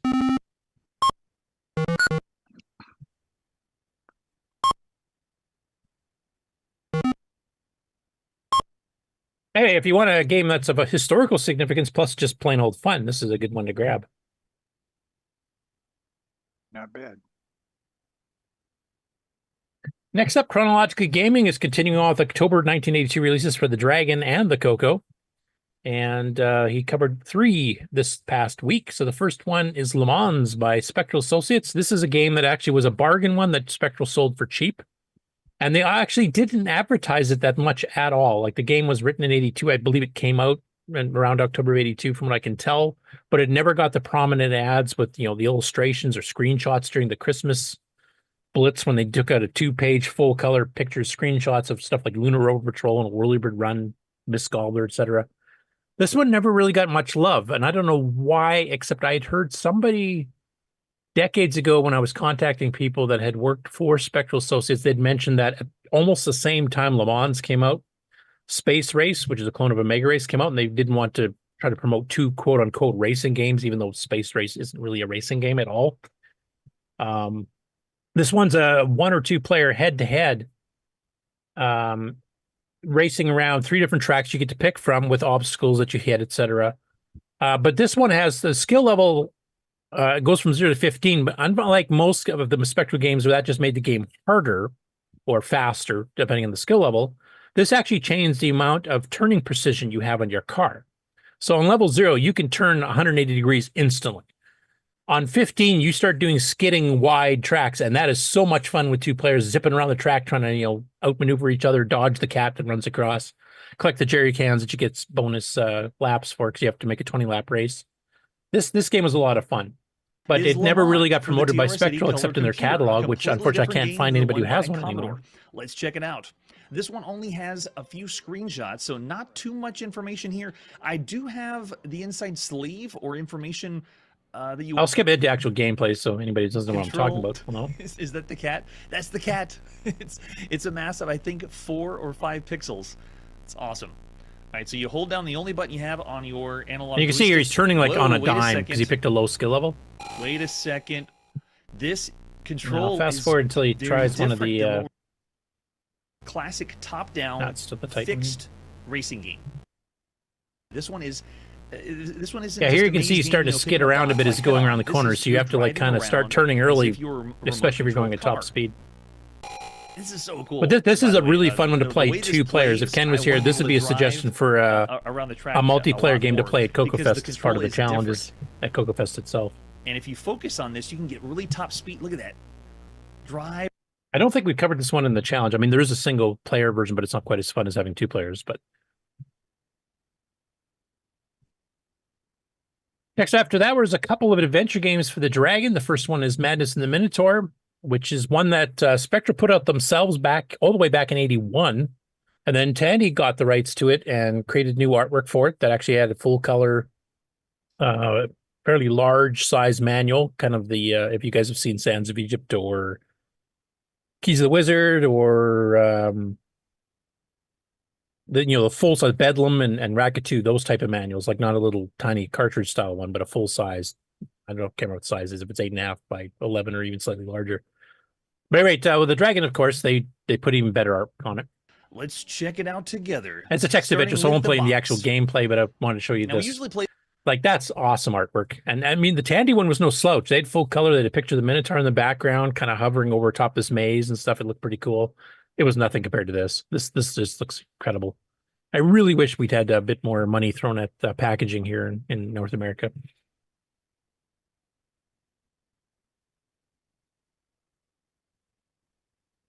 And the next one they did on the same episode was actually Mansion Adventure 1. Now, this is actually one by Microdeal, and it was planned to be as part of a series of text adventures. And I think these actually were written in BASIC. But it seemed to be one of the more logical ones. Like sometimes you get a text adventure and it makes almost no sense whatsoever. But this one actually does make some fairly logical sense. And here's the original first release when Microvideo first started doing Dragon stuff. So it's not super colorful. You got, basically black and red printing on a white card, but there was a previous picture, I believe, of what later on when they started doing the full color stuff. And then, that's just oodles better than the original one. So that's the ones he's covered. He's still going through October. There's still a couple more CoCo games to cover coming up in October as well. I think he'll be hitting at least one, if not two of them this next week. Rail Runner, I think, will be one of them, if I remember correctly. So we'll see how he reviews those. But yeah, a lot of fun watching that. Of course, if you want to watch his show, it's on 9 p.m. Central Time every weekday. And it's a half-hour show. It used to be an hour, so it's not too much out of your schedule here to watch it live. He does interact with the chat room quite a bit. The chat room will actually help vote on what rating they give it on a 0 to 5 scale. So if you guys want to participate, you can obviously vote on all the other stuff because he covers all video game consoles, all home computers, all arcade games, and even some of the electronic games that you could buy at the time. Because there's a few of them, like the little desktop Donkey Kong that CoCo put out that had the little tiny mini joystick, and it was all LED based type stuff. So he even reviews those. So there's a lot of cool stuff in there, and there's a lot of gems. He's managed to find a couple CoCo games that he found on Odd Place and that I hadn't even seen before, which is really, really cool. Next up, as we covered last week, Tim is helping AJ try to complete Dungeons of Daggorath. And last week they had a 2-hour video. This one's 2.5 hours, and this is one where AJ is clearly getting really, really frustrated. And for any of us who have played Daggorath, you probably know how frustrating the game does get, because it definitely gets harder. Here she's basically spending the entire 2.5 hours going through level 3. Does not quite complete it, but is getting a little bit better. She's starting to kill off some of the monsters here. She actually got to encounter the wizard a few times, but I'm not going to play any of it here. And even Tim himself recommends that you watch it at 2 times speed, so it only takes an hour and a half out of your life instead of 2.5. But it's fun watching somebody else experience the game and getting panicked, watching their real heartbeat match the one on the screen as you're getting chased down by wizards and knights and stuff like that. It's still one of the classic RPG games that the CoCo had that is unique to the CoCo. Good enough to be cloned on the PC. Good enough that when the authors offer to give listings out for money, that several people took them up and actually paid for it. And that's where some of the modifications of William Ass was one of the people that actually bought the source code and then did some bug fixes, because there's a couple obscure bugs you probably wouldn't even know about, as well as adding in stuff like disk save and load instead of just cassette, for example, or a macro for repeating the last key press. You can do an entire attack right as one single keystroke. Still a classic, and also one of the ones that if you talk to programmers, a lot of programmers don't like playing their own games, or playing games, I should say, in general, even if they program games. I'm sure Nick can attest to this. You usually worry about your own stuff and you don't play too many. This is one of the few that most programmers really like this game too. And it's kind of a hidden typing tutor as well, because you got to learn so many things you have to type in real time as fast as you can, or you're going to die. Next up, Yagi Boat has done their first Tandy-based video in quite a while. And you notice they got a back bit here, which is another solution for doing SD card stuff on a CoCo. And this one actually covers disc and cassette. And in this case here, they're using the CoCo 2 to play Castleguard, but they have Castleguard playing itself, because one of the options on Castleguard, and this was a cartridge sold by Radio Shack, produced by the image producers, one of the options it has, besides 1 or 2 player, is 0 players, where the computer plays the computer, which is kind of what this demo does. So I'll just play a little quick clip of it. And this is based on the old, what's that? Option 3. Yeah. And this is based on the Atari Warlords game from the arcade in the 70s. Well, it's been a while. I think I'll fire up the old Tandy. It's just going to be a spotlight on some random game. I'm having to do some awkward typing and key movements here. Let's see what we have. Oh, okay, let's try this one. I've seen this one before. And I'm using a back bit. This is... That was the back bit file picker interface you saw there. I got to load M. It's a binary. Load M. All right, here we go. Let's execute that. And in fact, I'll let the computer play it and give you an idea how it's supposed to go here. You've got this little thing in the middle, and you're trying to guard your 2 castles from getting hit by that thing. The bottom back can actually hit it downward. So they're multi. Yeah, those are supposed to be lakes, aren't these here? So these should be blue. I think he's got the artifact colors reversed. The fireball should be red. They're like bumpers. Yeah. But yeah, it should be. Now, if you have a real composite TV, you will get more colors than this is showing. This is one of the games that really takes advantage of the purples, the yellows, the greens, and some of the other colors you can get in artifacting by placing different artifact colors in cross hatches and different orientations like that, where you can get the extended artifact colors.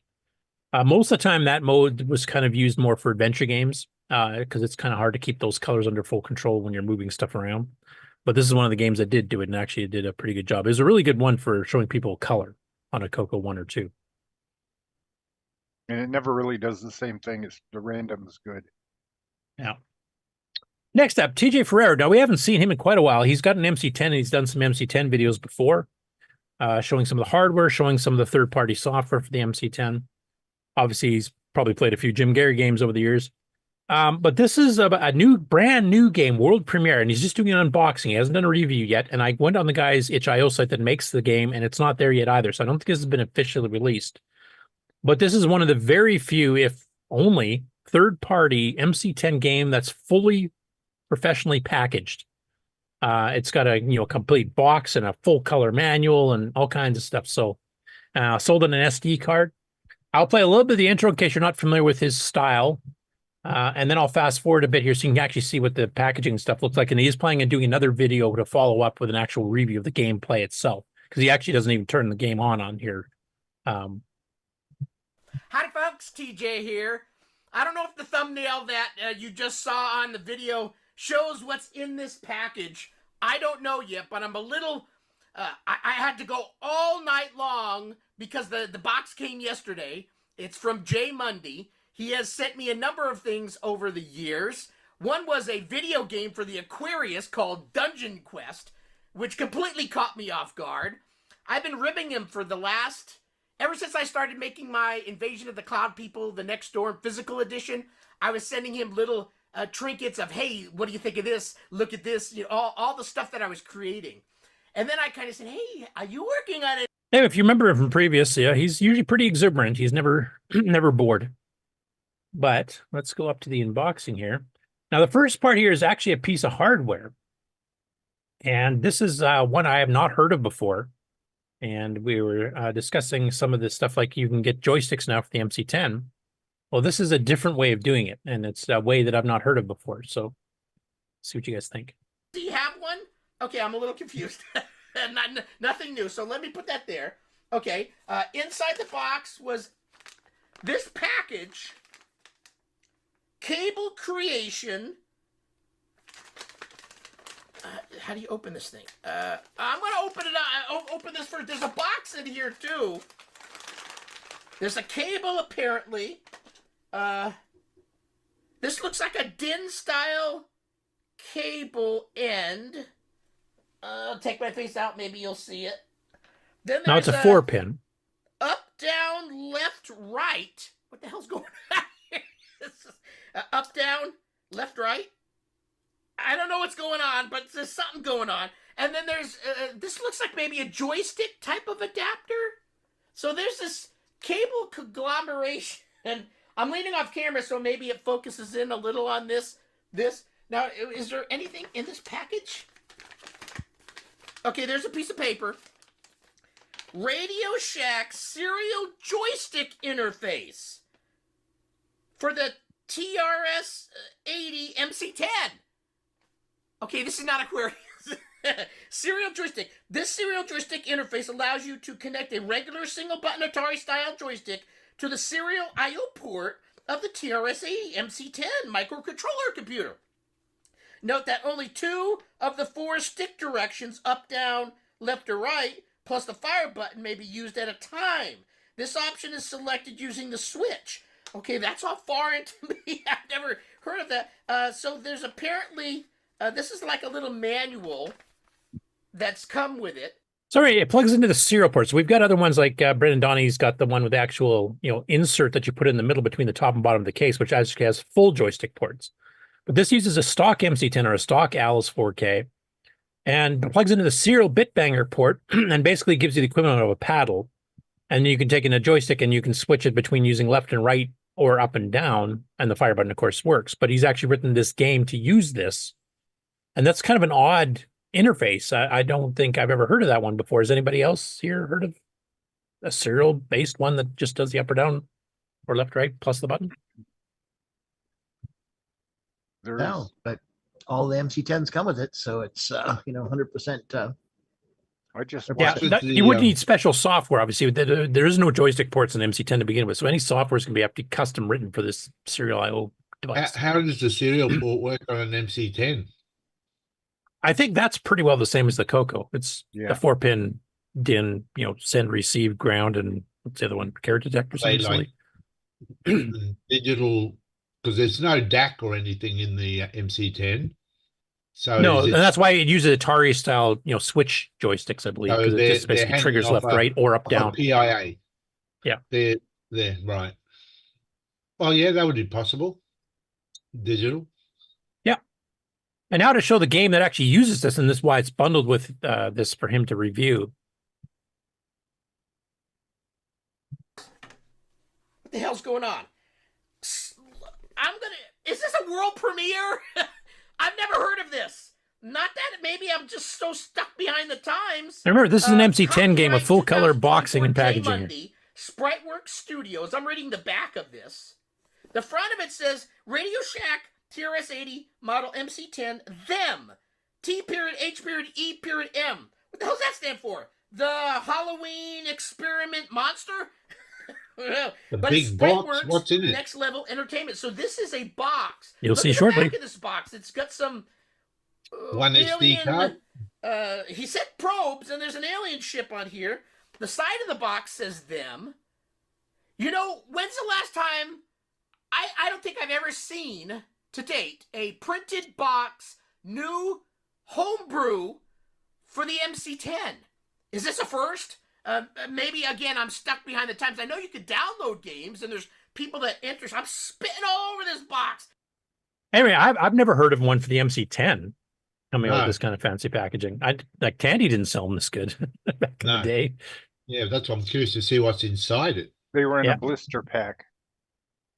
So when you open the box, you actually get the full color plastic case. This reminded me of yours there, Nick. But, he swore on the back of this box. So I'm showing you the front cover. A few different angles. Total human eradication. TRS-80 people are probably salivating right now going, what is this? Where can I buy it? I have no idea if this is something. Today, Jay has and I'll put the link down below, and spriteworks.itch.io, where you can download all of his digital games that he's created for various platforms. I don't know if... Anyway, blah, blah. Let's get to actually showing the...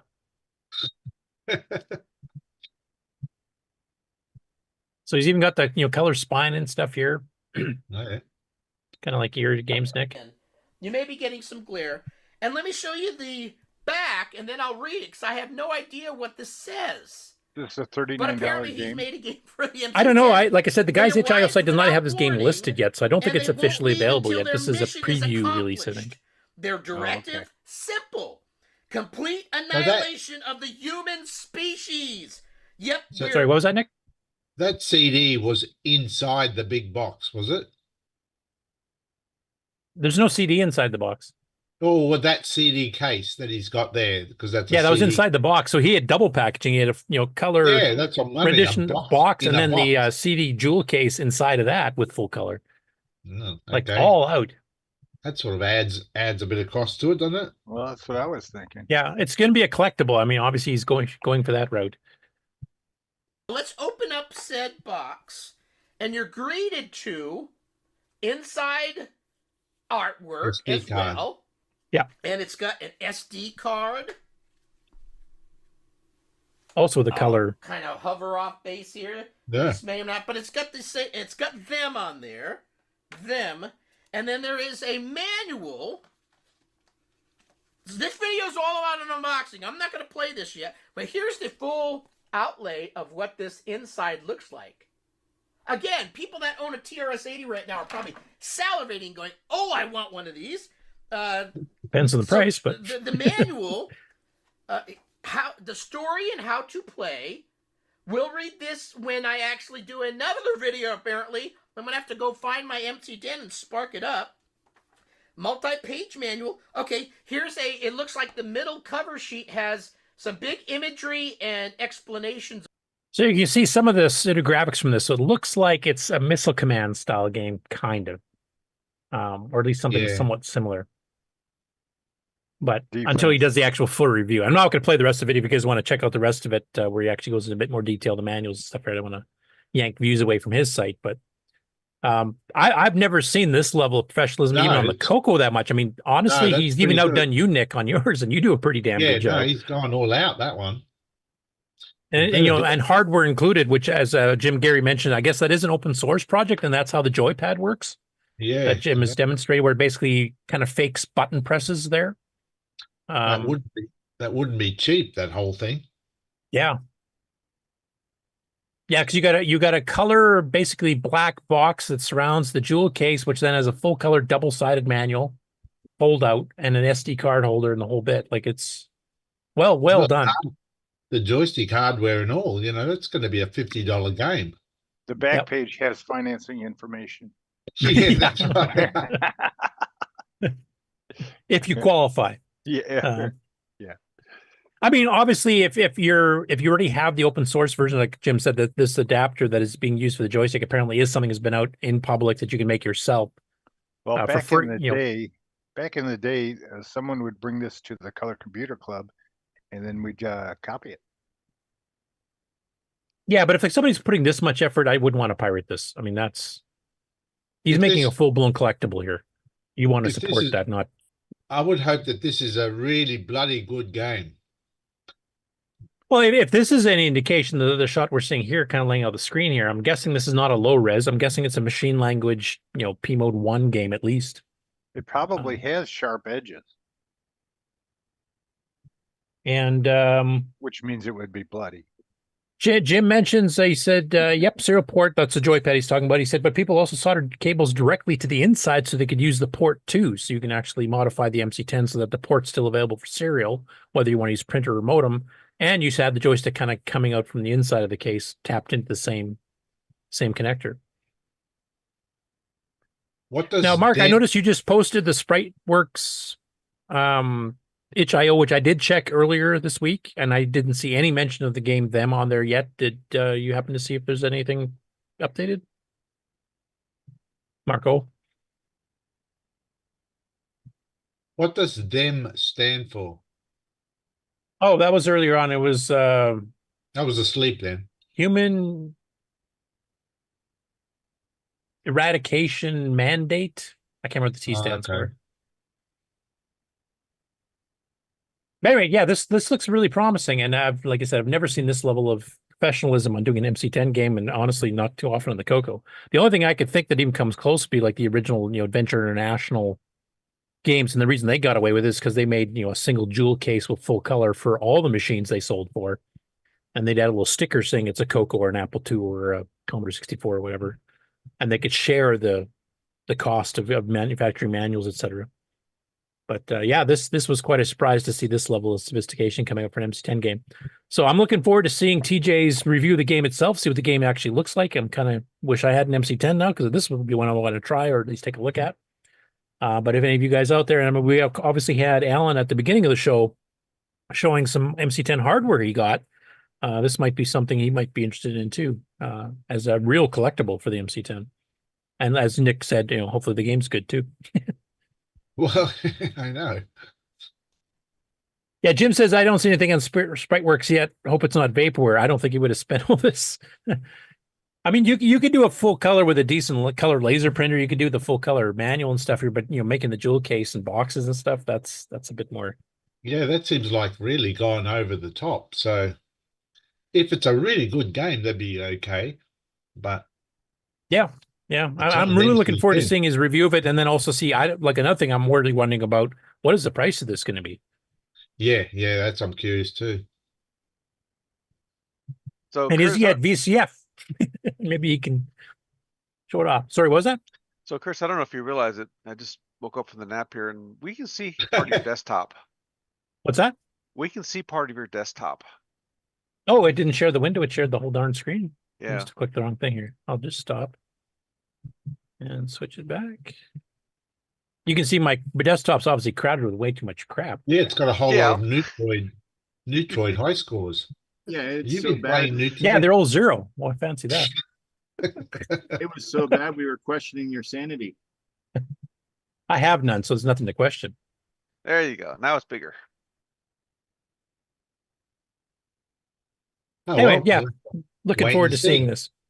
I'm not quite sure how long it's going to be before TJ gets to actually do the full review, as he said he had to go find. He's got a bunch of retro machines. And the guy that actually makes this at Spriteworks generally tends to pick the lower end machines, like he does like the Sinclair's, ZX81 and 80 and that kind of stuff. And the MC10 would be qualified in that realm. He doesn't do too many of the higher end 8-bit machines, so it's kind of curious to what this looks like. Is he planning on making a cross-platform with some of the other retro machines that he normally does programming for? I have no idea.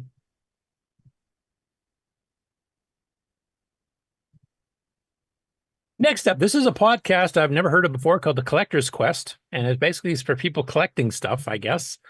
And they don't just cover computer stuff; they cover all kinds of things like board games and things too. But this is a special they do, I guess, every year. This is Collect Halloween Games #4. And one of the people there actually picked a CoCo/Dragon game. And I was going to venture, if anybody here want to guess what might be considered a Halloween horror style game on the CoCo? See if you guys can guess the right one. No cheating and looking at the show notes. Didn't you make a Halloween thing? I made well, I've done 2. I've done the CoCo 3 with just some pumpkins that I did when I first got my CoCo 3 in '86, which I put up in CompuServe, and it's up on the archive now. And then I did a Taylor and Amy demo that's included with the OU. That's Halloween themed if you guys want to check that out. It's got a couple mild digital sound effects and some animations. Cool. No guesses? Okay, I'll just play the little clip Ghost here. Rush Halloween Edition. Good guess. Anybody else want to take a guess? There's a couple of them, aren't there? Yep, there are. There's one by Tom Mix, for example. Written by David Crandall, actually, who's the same author of Nerble Force. Which has really bad puns in it, if you guys remember it. And it has been on the Game On Challenge.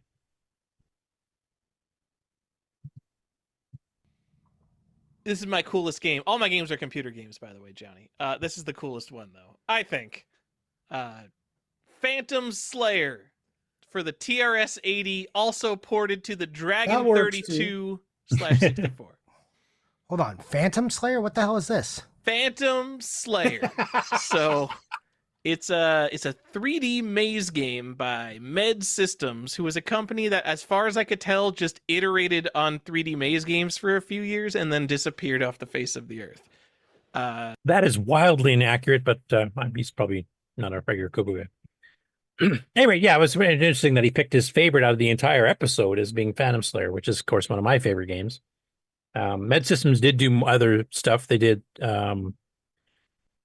Monkey Kong, which is a Donkey Kong clone based on the Atari 2600 version, not the arcade version, so it only has 2 screens. But it was also the only one in the CoCo that ran with 16K instead of 32K RAM.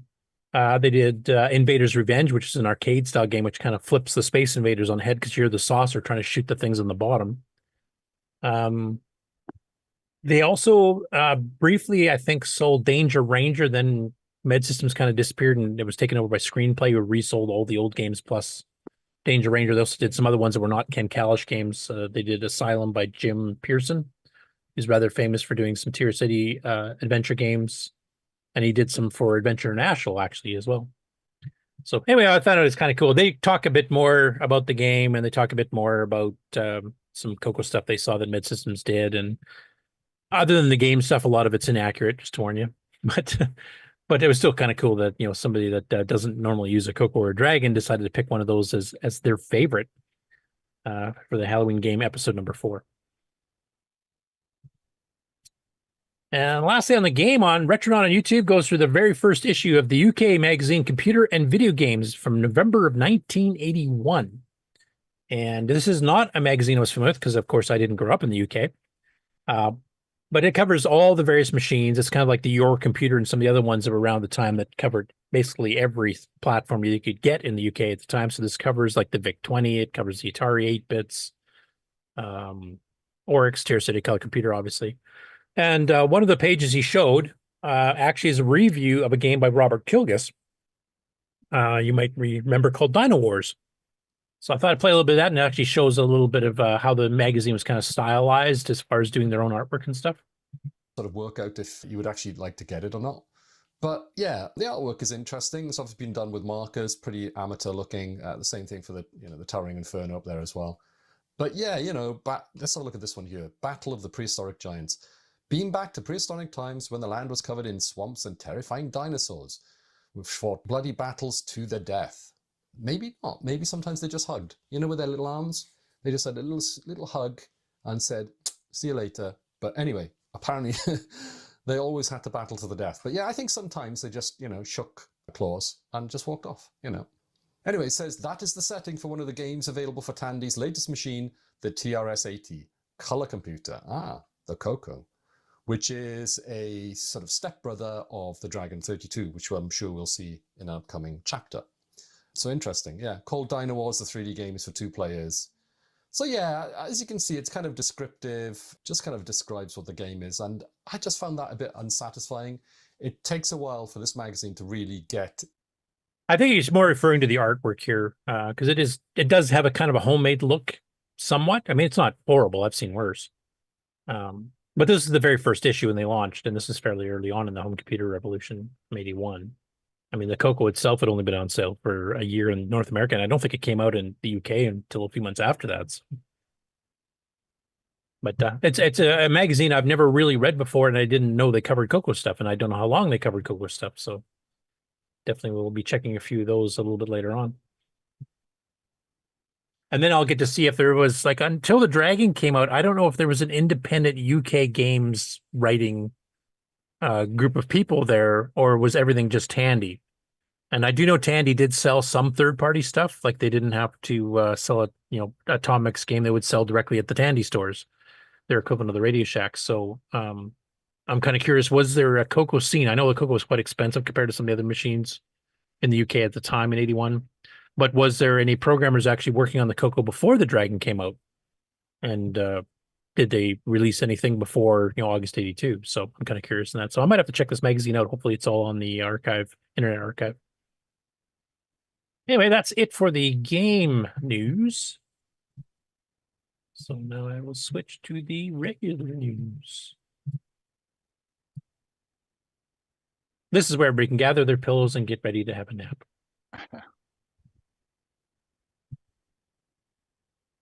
Ready am. What's that? Already am. Oh, okay. Okay, so you should be saying Jamie Lee Cho at the top left on GitHub. I hope. Yep. Yep.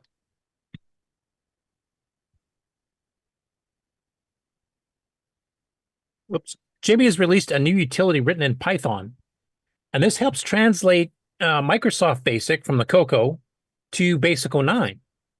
And that includes most of the graphic statements. So it translates like a line command in extended BASIC to the GFX2 subroutine module's line command. And it apparently does a fairly good job. I haven't actually had a chance to try it yet, but I know there's some programs that I was planning on converting. Oh, you have? You tried it already?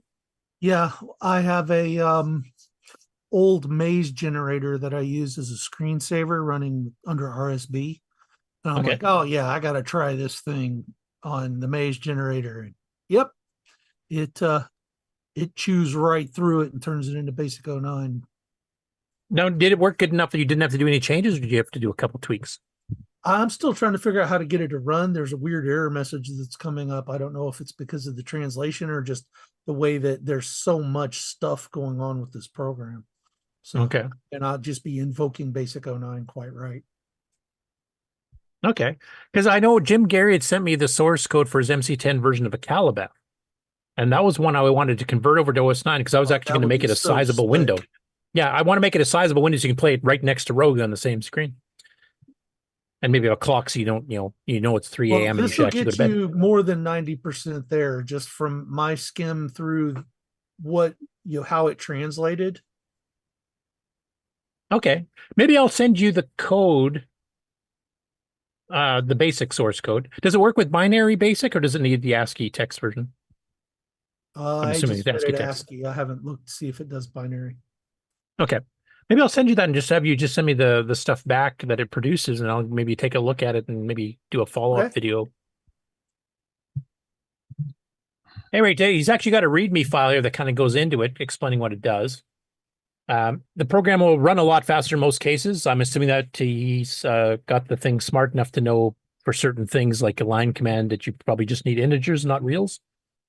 And as he mentions here, and this is one of the main features I think of it, is it provides a gentle slope to learning Basic 9 as this language has many of its own quirks that can be hard to learn when coming from Color Basic. And there is a bit of a transition there. I mean, I went through it too.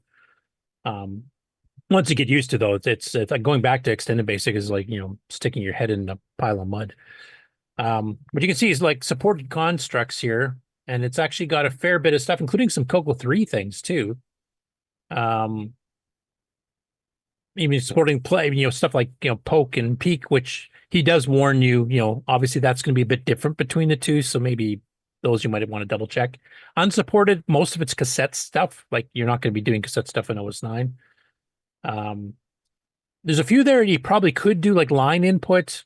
Honestly, that's just a get or a read from a readlin call or something. There's a few you could probably map to syscalls. There's a few others like some of the lower res graphics commands like pclear and pclc doesn't have in there, pcopy. So there's still some stuff to work on.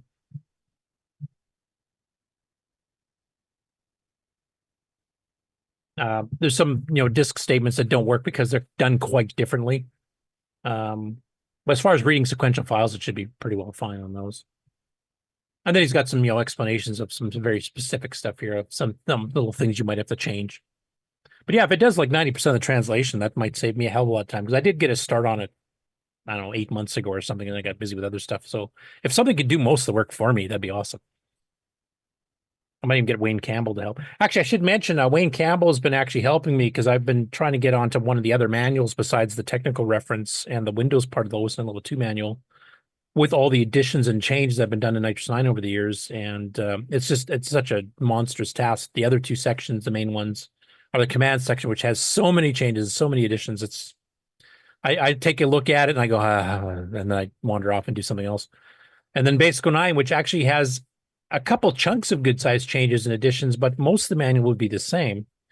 And Wayne's been helping work on that the last couple weeks here, and he's already up to chapter 9. I think he's just starting chapter 9, which is one of the ones that has the major changes, but he's caught it up a lot more than I expected him to. So hopefully by the end of September, we might have a new Basic 09 manual out, or maybe, at least by the end of the year. Very awesome. So anyway, yeah, definitely go give this a shot. Alan, since you actually have ran it before and you've got at least some of the stuff installed to run it properly, I will send you that Akelbeth one. I was just curious to see how that one will go, because if it does a good translation, maybe that'll be my September project, is getting Akelbeth running under Nitrous 9. Cool. I like it. Next up, another September video. This one's from Coco Town. So this has absolutely nothing to do with his Moon Patrol clone that he's been working on. This is a video where he shows how to automate MAME, the CoCo debugger, and how to use the Lewis scripting capabilities that MAME itself can use to do some really fancy stuff. So I'll play a little bit of the intro. I'll play a little bit in the middle, kind of show you some of the things he's been experimenting with. But it looks really cool. Hello, and happy September. Last year for September, I did something a bit different. I started a series where I resurrected a game that I started in high school. And then that series kind of evolved into a new series where I made changes and improvements to that game that I started in high school. And that series has kind of grown and grown and continued and has become the through line for this channel. So this year, by doing something different again, I will deviate from that thing that was different a year ago and do something that's not directly related to the game. In fact, it's kind of the same as what the channel was before September, because before Septandy last year, the channel was kind of like a bunch of different things. And then the different thing I did for Septandy that year was to focus the channel into the same thing. So I'm going to do the same thing this year as last year, which is to do something different. And in this case, that different thing is the same thing that the channel was prior. Hello and happy Septandy. Today we're going to investigate how to automate our debugging experience while using MAME. And we're going to do this in two ways. First, we'll talk about breakpoint actions and watchpoint actions, and how you can get the debugger to do something on your behalf in an automated fashion every time a piece of memory is written to or read from, or every time a breakpoint is hit. And then we're going to move on to number 2, which is an even more powerful way to automate your experience, where MAME has exposed many of its internal objects for your benefit. You can script them using the Lua programming language.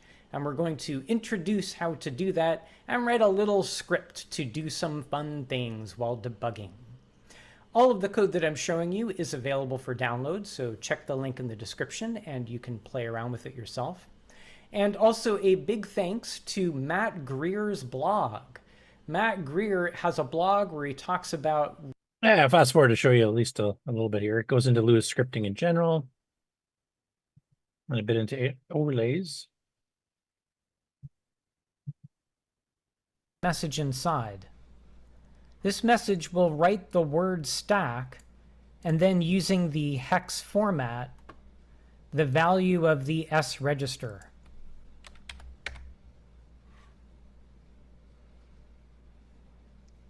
So we haven't started the emulation yet, so it's just sitting there at 0. And here it is, kind of very subtly flicking between 7F2A and 7F2 something else. And if I move over to the debugger window, I see 7F2A and then occasionally 7F22.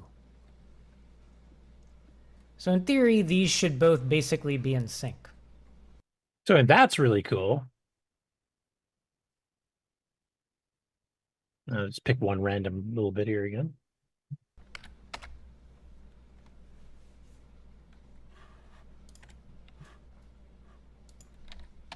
Aha! Ha ha ha ha ha ha ha! Look at that. Okay. So now we're getting some performance statistics that would be very hard to do directly from the CoCo itself, and only moderately hard to do from Lua. Just for fun, it could be interesting to print the value of the cursor character and have that also update itself inside that bounding box. So what I can do is I can use this cursor position variable in the ROM. This gives me a pointer into the screen memory, and then I can grab the byte at that screen memory and print that. Curpos is a pointer at hex 88. So at the top of my overlay function, I can add a way to get what's sitting at 88. I go into my memory space object, and it has a method on it exposed by MAME called readU, and there are a bunch of actually different variants of that. This will read a word, unsigned, and this is the address. So this will give me the 2 bytes at 88, and that gives me the pointer into screen memory where the cursor character lives. I can then use the cursor pointer as a parameter to yet another read method. So I go back into my memory space object. This time I just read a single byte, and this time the location I'm reading from is cursor pointer. And I'll put that result into cursor char. And just above the % frame remaining, so now you can see this is going up through the colors as we see here it going up through the colors. And as I type, the % frame remaining will update itself. And you'll also see that the cursor char goes kind of a little wild because it keeps resetting to, I guess that's orange each time. And then if I stop typing, then it gets a chance to cycle through everything. Well, so there's a lot of really cool things you do there. And apparently the Lua integration with MAME is actually quite extensive. They actually have some online manuals referring to this and giving you examples. Now, I have noticed in the chat there's definitely some non-Lua fans. For example, I think Julian Brown said not Lua is a total abomination. That's okay. I have their names and I know where they live. 60 said everyone picks Lua. I'm getting the sense a UK anti-Lua contingent here. So just as I mentioned earlier, the Brett's Galaxy and Jay Cyril's Alcaran is based on a C Lua server. So I'm actually getting pretty fluent with Lua. So doesn't OBS use Lua for some of the little add-ons? Yeah, I think it does. I think it also supports Python too. But yeah, Lua is actually very, very common. I guess, was it World of Warcraft, I think, uses Lua for scripting stuff.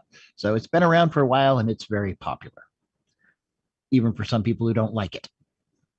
Yeah. 60 said it probably wouldn't cause such revulsion if it didn't have that completely weird one base affectation. Yeah, it does seem a little awkward sometimes. Oh, Sloopy, stirring the pot. 6502 assembly is better. Then what, dirt? Then Lua. Anyway, it's a pretty interesting, like some of the stuff that you can pull out using the Lua MAME, co-interface thing. Like, for example, he's actually doing math calculations to figure out what scan line you're on while in MAME, and you can tell how much of the frame refresh you have remaining. So you can actually do timing, just about to the cycle. But this gives you a nice, just the way he set it up, it gives you a nice fairly coarse level of how much frame you got left. You can kind of tell, am I starting to take so much time doing whatever I'm updating in the program that I'm going to actually waste a frame before I can update the whole screen type thing. So you can actually do a lot of tight timing stuff here, but it actually lets you figure out a lot of things that MAME itself doesn't have fully available.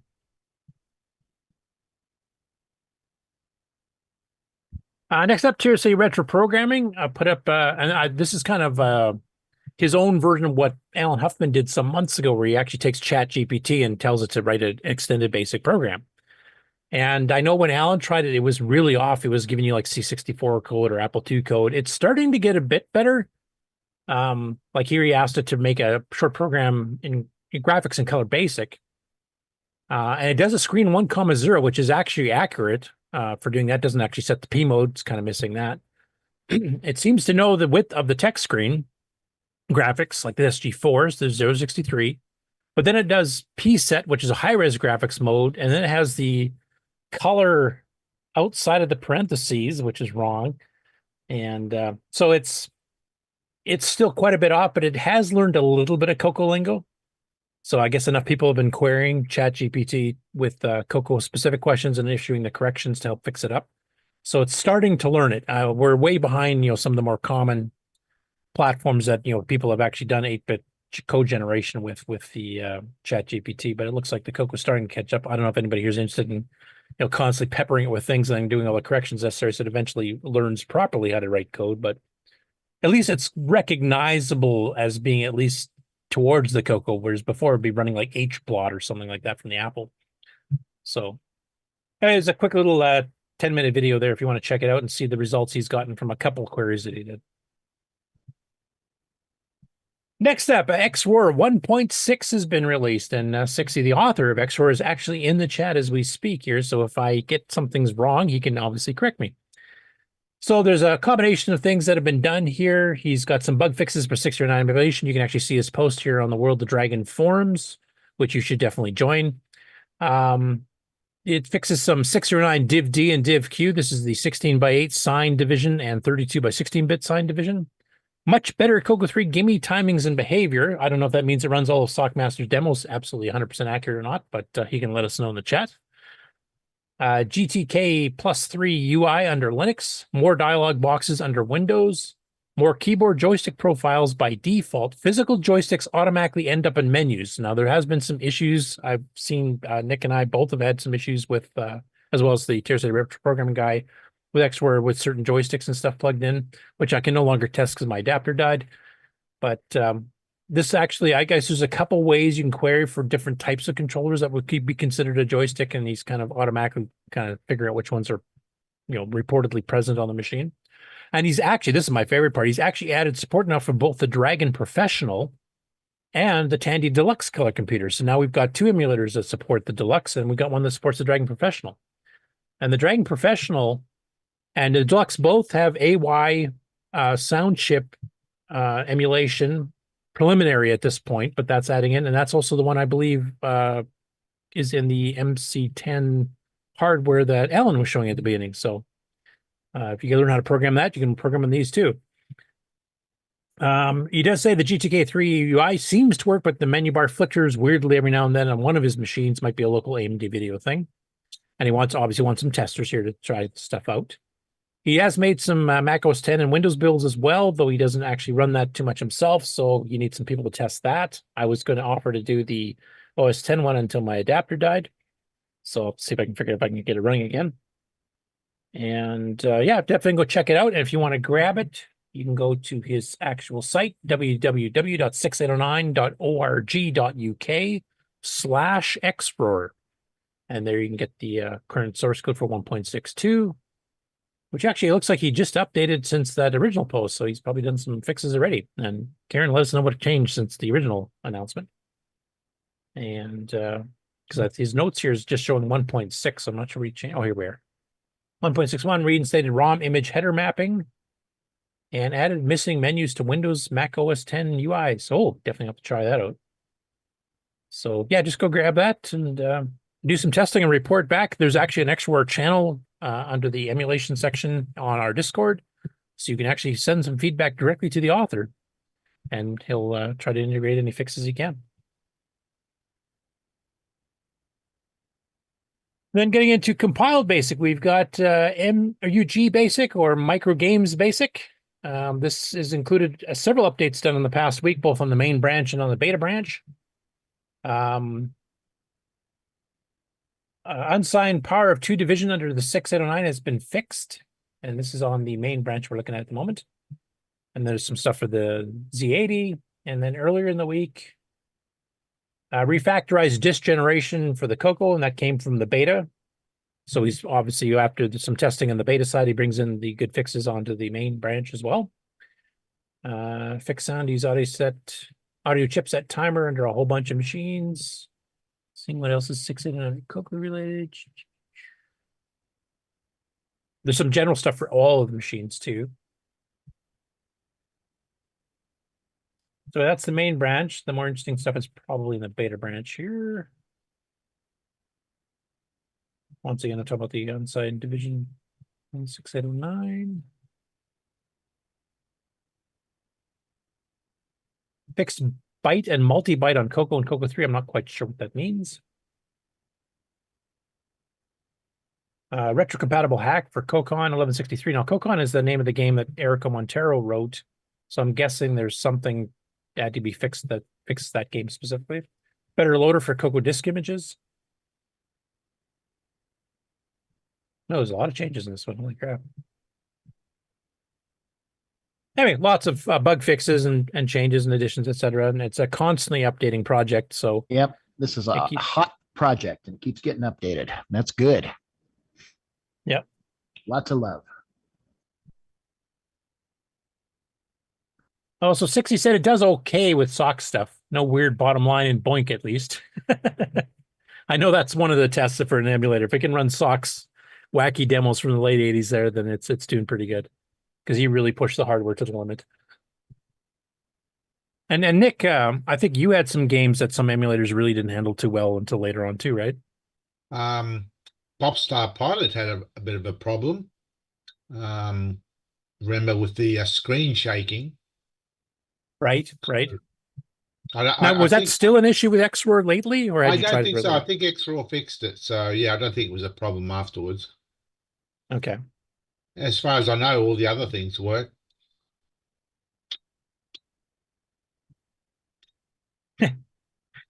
I'll read one more comment from Julian just because it's amusing, the pro and anti-Lua thing. He said, I do get the whole Lua thing and why it gets embedded. I just wish it was a coherent, sensible language. It's also hideously bad for performance. Definitely some non-fans. Next up, speaking of Erico, he actually uploaded a little disk image showing some of the extra NTSC artifact colors to the CoCo Facebook group. So if you want to go grab that, it's called Pick Show. And basically you run the loader program and it loads in some dithered patterns and stuff. And these are the ones that show the extra colors, not just the standard white, black, blue, red, but also the greens, the purples, the yellows, etc. And then he actually, if you hit the space bar, it'll go on to a couple different screens showing some different versions of those, and also some programs that he converted over from, you know, higher end machines with more colors to the artifact color mode using these techniques. One I remember seeing was like Popeye the Sailor Man, and I can't remember what the other one was, but there's some ones that use these extra colors as a test. Now, on some emulators, especially older versions, these will not show up properly. They'll be just more basic artifacts, but on the newer ones that are using the newer algorithms for calculating how the artifact colors work, you should get some fairly accurate. But if you really want to see it, you know, its proper prime, put it on a CRT and like a composite or RF based CRT, not a RGB. Now, this is an interesting one here. So a guy named Gregory Roscow on the CoCo group on Facebook just acquired a CoCo 2 he got on eBay, but it's rebranded with some hardware modifications. So we've seen a few rebrandings before where people replaced the Tandy label with some other label because they bought a bunch for a certain purpose and repurposed the CoCo specifically for that. But this one is actually by Automated Functions, Inc., and it's labeled as a game and educational machine. Now, it's kangaroos in the logo, so this might be Australian. Have you ever heard of this, Nick? Never heard of it, no. Okay.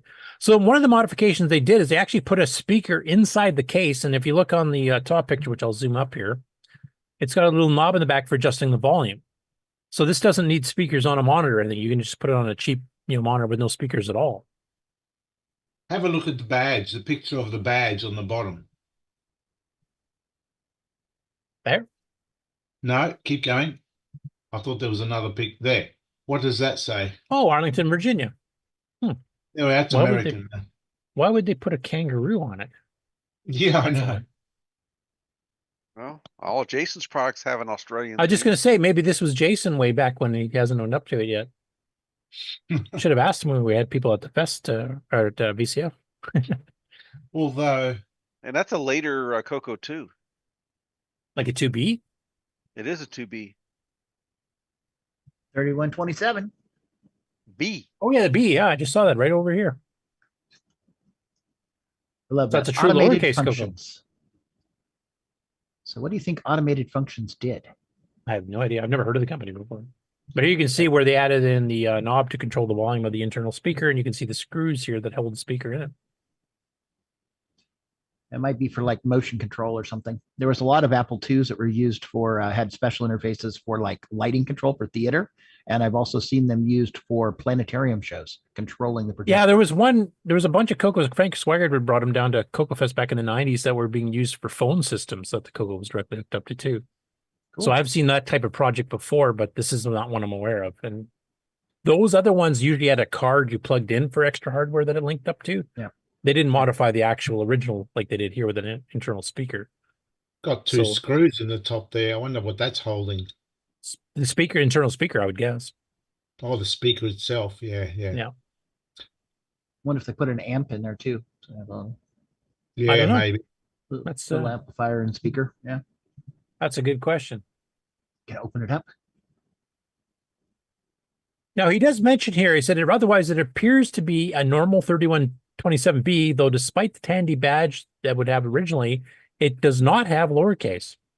So far, only the Korean one seems to. So this is a US-made one, I'm presuming. So I didn't realize that was the difference, but... It would have to be amplified. Yeah.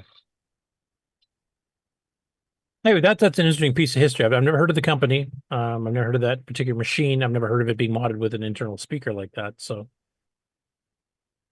weird. I don't know if the company's still around. I didn't get a chance to look. If anybody's bored and wants to check that out with the old Google Foo while we're finishing off the rest of the news stories and see if they're still around, it might be interesting to get their history of it if they are. And why there's a kangaroo on the logo. Yeah, exactly. Like that's like, wasn't that a copyright infringement for the whole country of Australia or something? That's right. We're gonna get all our wildlife will protest.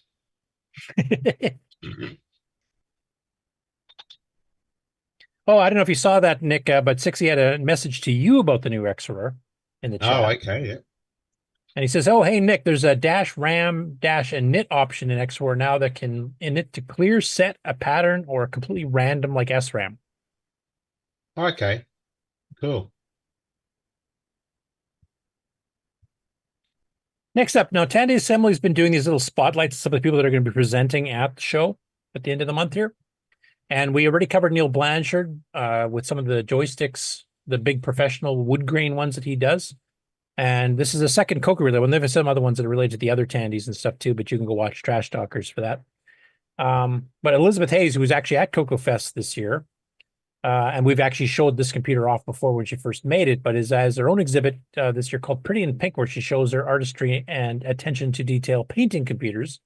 And you'll see she kind of give the whole pink theme here to the CoCo case. And obviously, Ron and a few others, you guys have the Darth Vader black ones as well. So that seems to be a rather common thing to modify the original colors of the case and kind of personalize it for whatever you're into type thing or whatever types of designs you like. And I know she did some follow-up on this. She was actually doing some other peripherals with the colors. I think I'm trying to remember, she had deluxe joysticks she made pink too. Can't remember. I think so. But yeah, it's just interesting that some people, just take them. Like I'm one who I have no artistic skill at all. So I just basically, the closest thing I do to modify mine is actually clean the keyboard once every 10 years. Yeah. Okay, 20 years. But it's nice seeing people individualize them and making them personal to themselves. So she'll be basically covering that at the show. And you can, if you're going to be attending Tandy Assembly here at the end of the month, you can take a look at it and discuss whether some of the, what kind of things do you look into, what type of paints actually work on the plastic case that won't just flake off after 10 minutes or something. Next up, David Mitchell, I think, was in the chat earlier too. I don't know if he still is. But we mentioned last week he was having a plan for his Tandy project was going to be a program written in BASIC for editing sound effects using the play command, and write a little editor to do that and make it a lot easier than just, typing in play, blah, blah, blah, blah, and trying to guess what you want to do. And he's actually got his first version of the program is done. You can get it on his GitHub, and he's actually got some screenshots here he did in his blog. So it's called the CoCo SFX tool by David Mitchell, August 2024.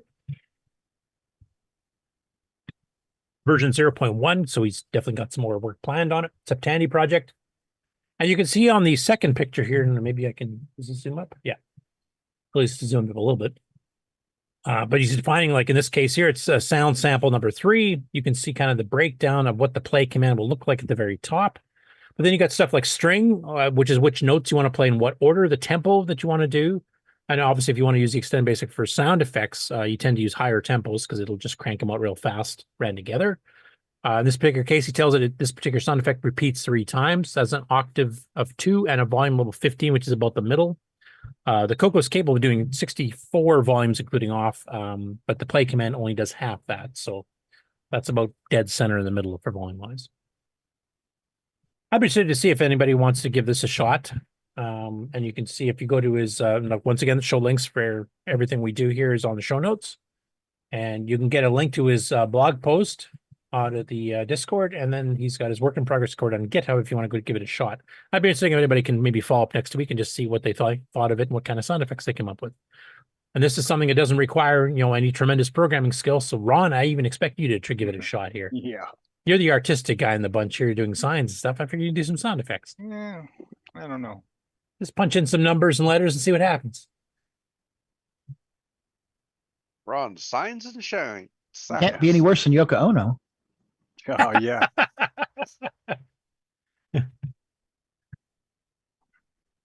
Now on to an MC10 story.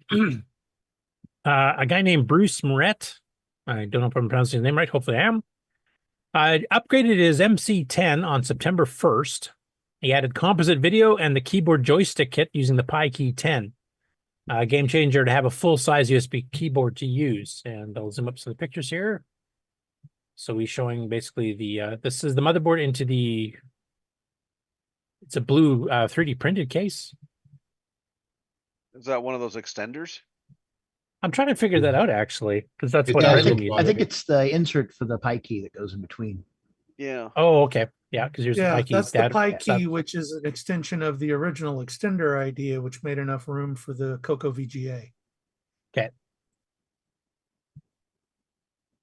It's got the joystick ports. No, these are the fully functioning joystick ports, unlike the serial one, which is the joypad version. But of course, that requires an entirely separate software to run that. None of that's going to be built in BASIC. And he actually shows up and running with an actual full-blown PC keyboard hooked up to it.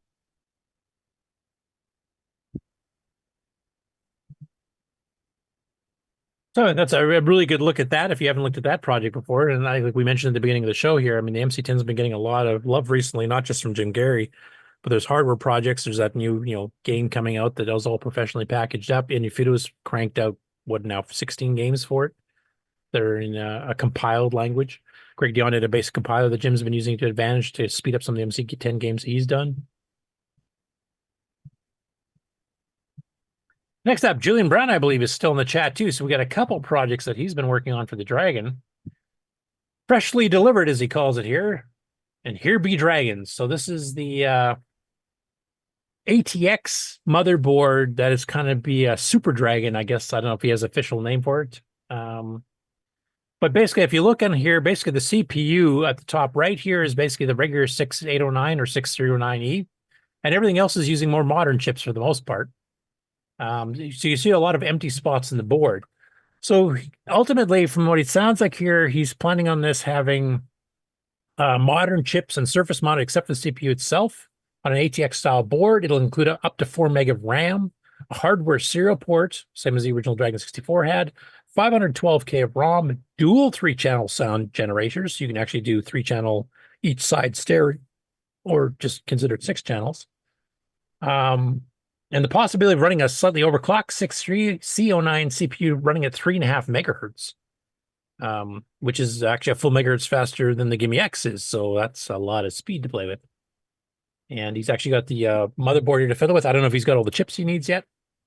And then now his comments are starting to show up. He said, yep, still here. Not ATX yet, exclamation mark. So a little bit of work. This is revision X4, it looks like. So obviously it's still work in progress. So trivia question. Where did the pictures come from? See if you know. I have no idea. The silkscreen pictures on the board are fairly famous. Don't know. I don't either. Yeah. It's not Dragon Riders of Pern or anything, is it? Yeah, you're in the ballpark. I love that. Here be dragons.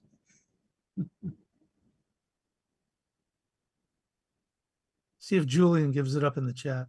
Hey, I see Kieran got a note. Got a name drop here. Yep. The chat's going to be behind us a bit. So, sorry, go ahead. Yeah, SAM X4 is built in. Oh, is that the SAM doubler circuit?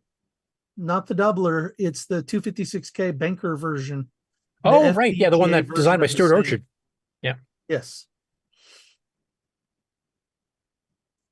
Sexy said that old map. I'm assuming that's a reference to the. Yep.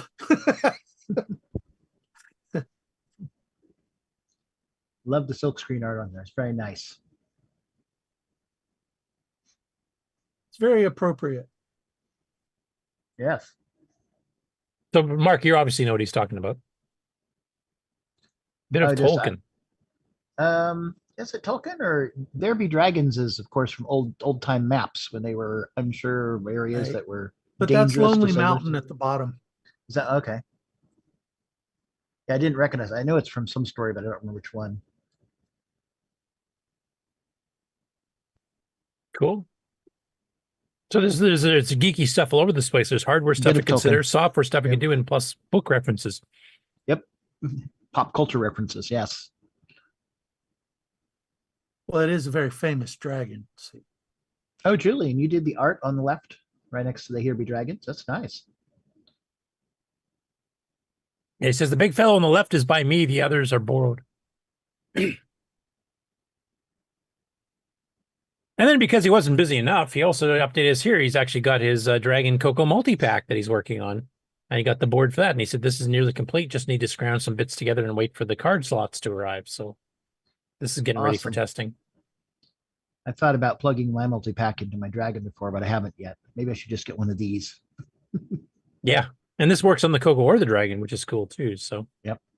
Ed, of course, still makes the mini MPI and the mega mini MPI, but those are like, he makes 5 to 10.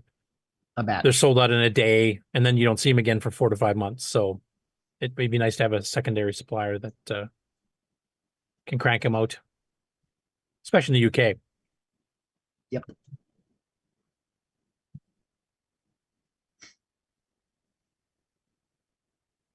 And then John Whitworth of Dragon Plus Electronics, whom I also believe might be going to the Dragon Meetup, showed here a small MSX2 sound mixer board from the sound mixing circuitry on the Super Sprite FM Plus board, squashed into a 27 by 28 millimeter PCB, which means barely over an inch square.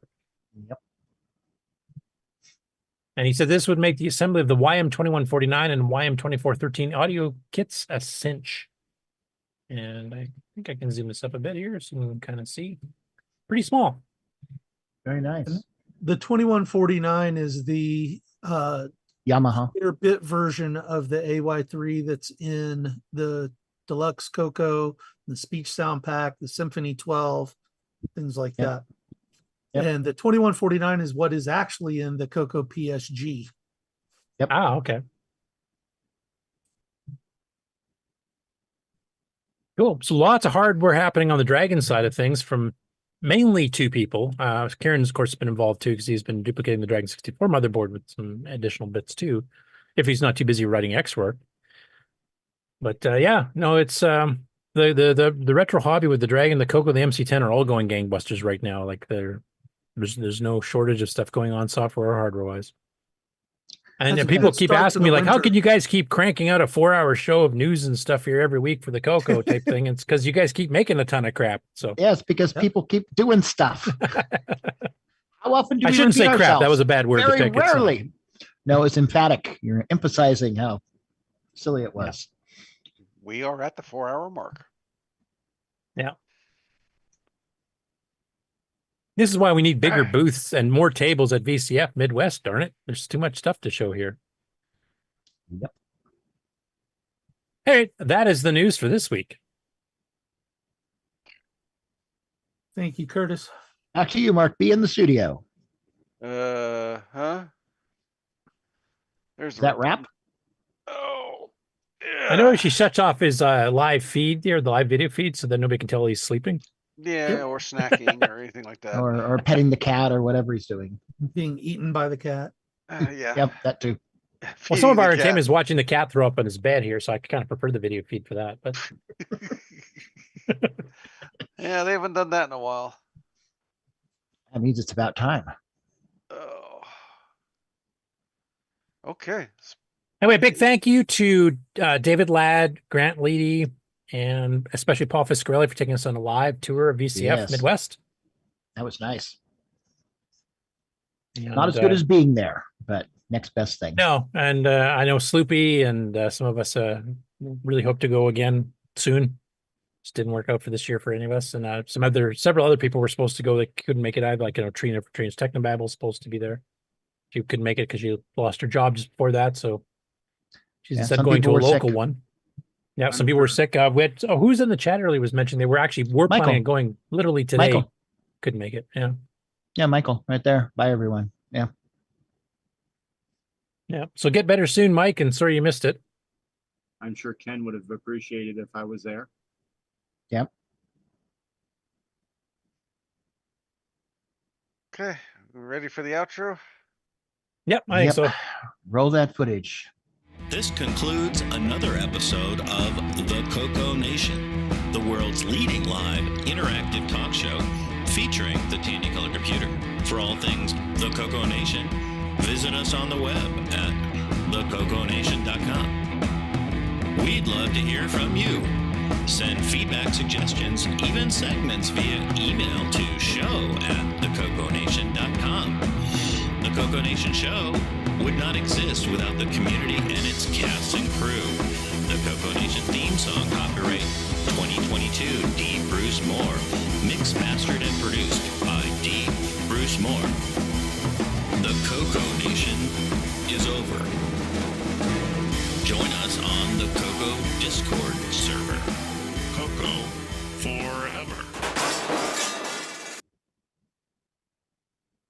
Okay, that should be it for this week. Join us next week and join us Thursday for the Game On Live. Wow, we kept it down to now 4 hours. Yeah, pretty close. Oh well, maybe next week.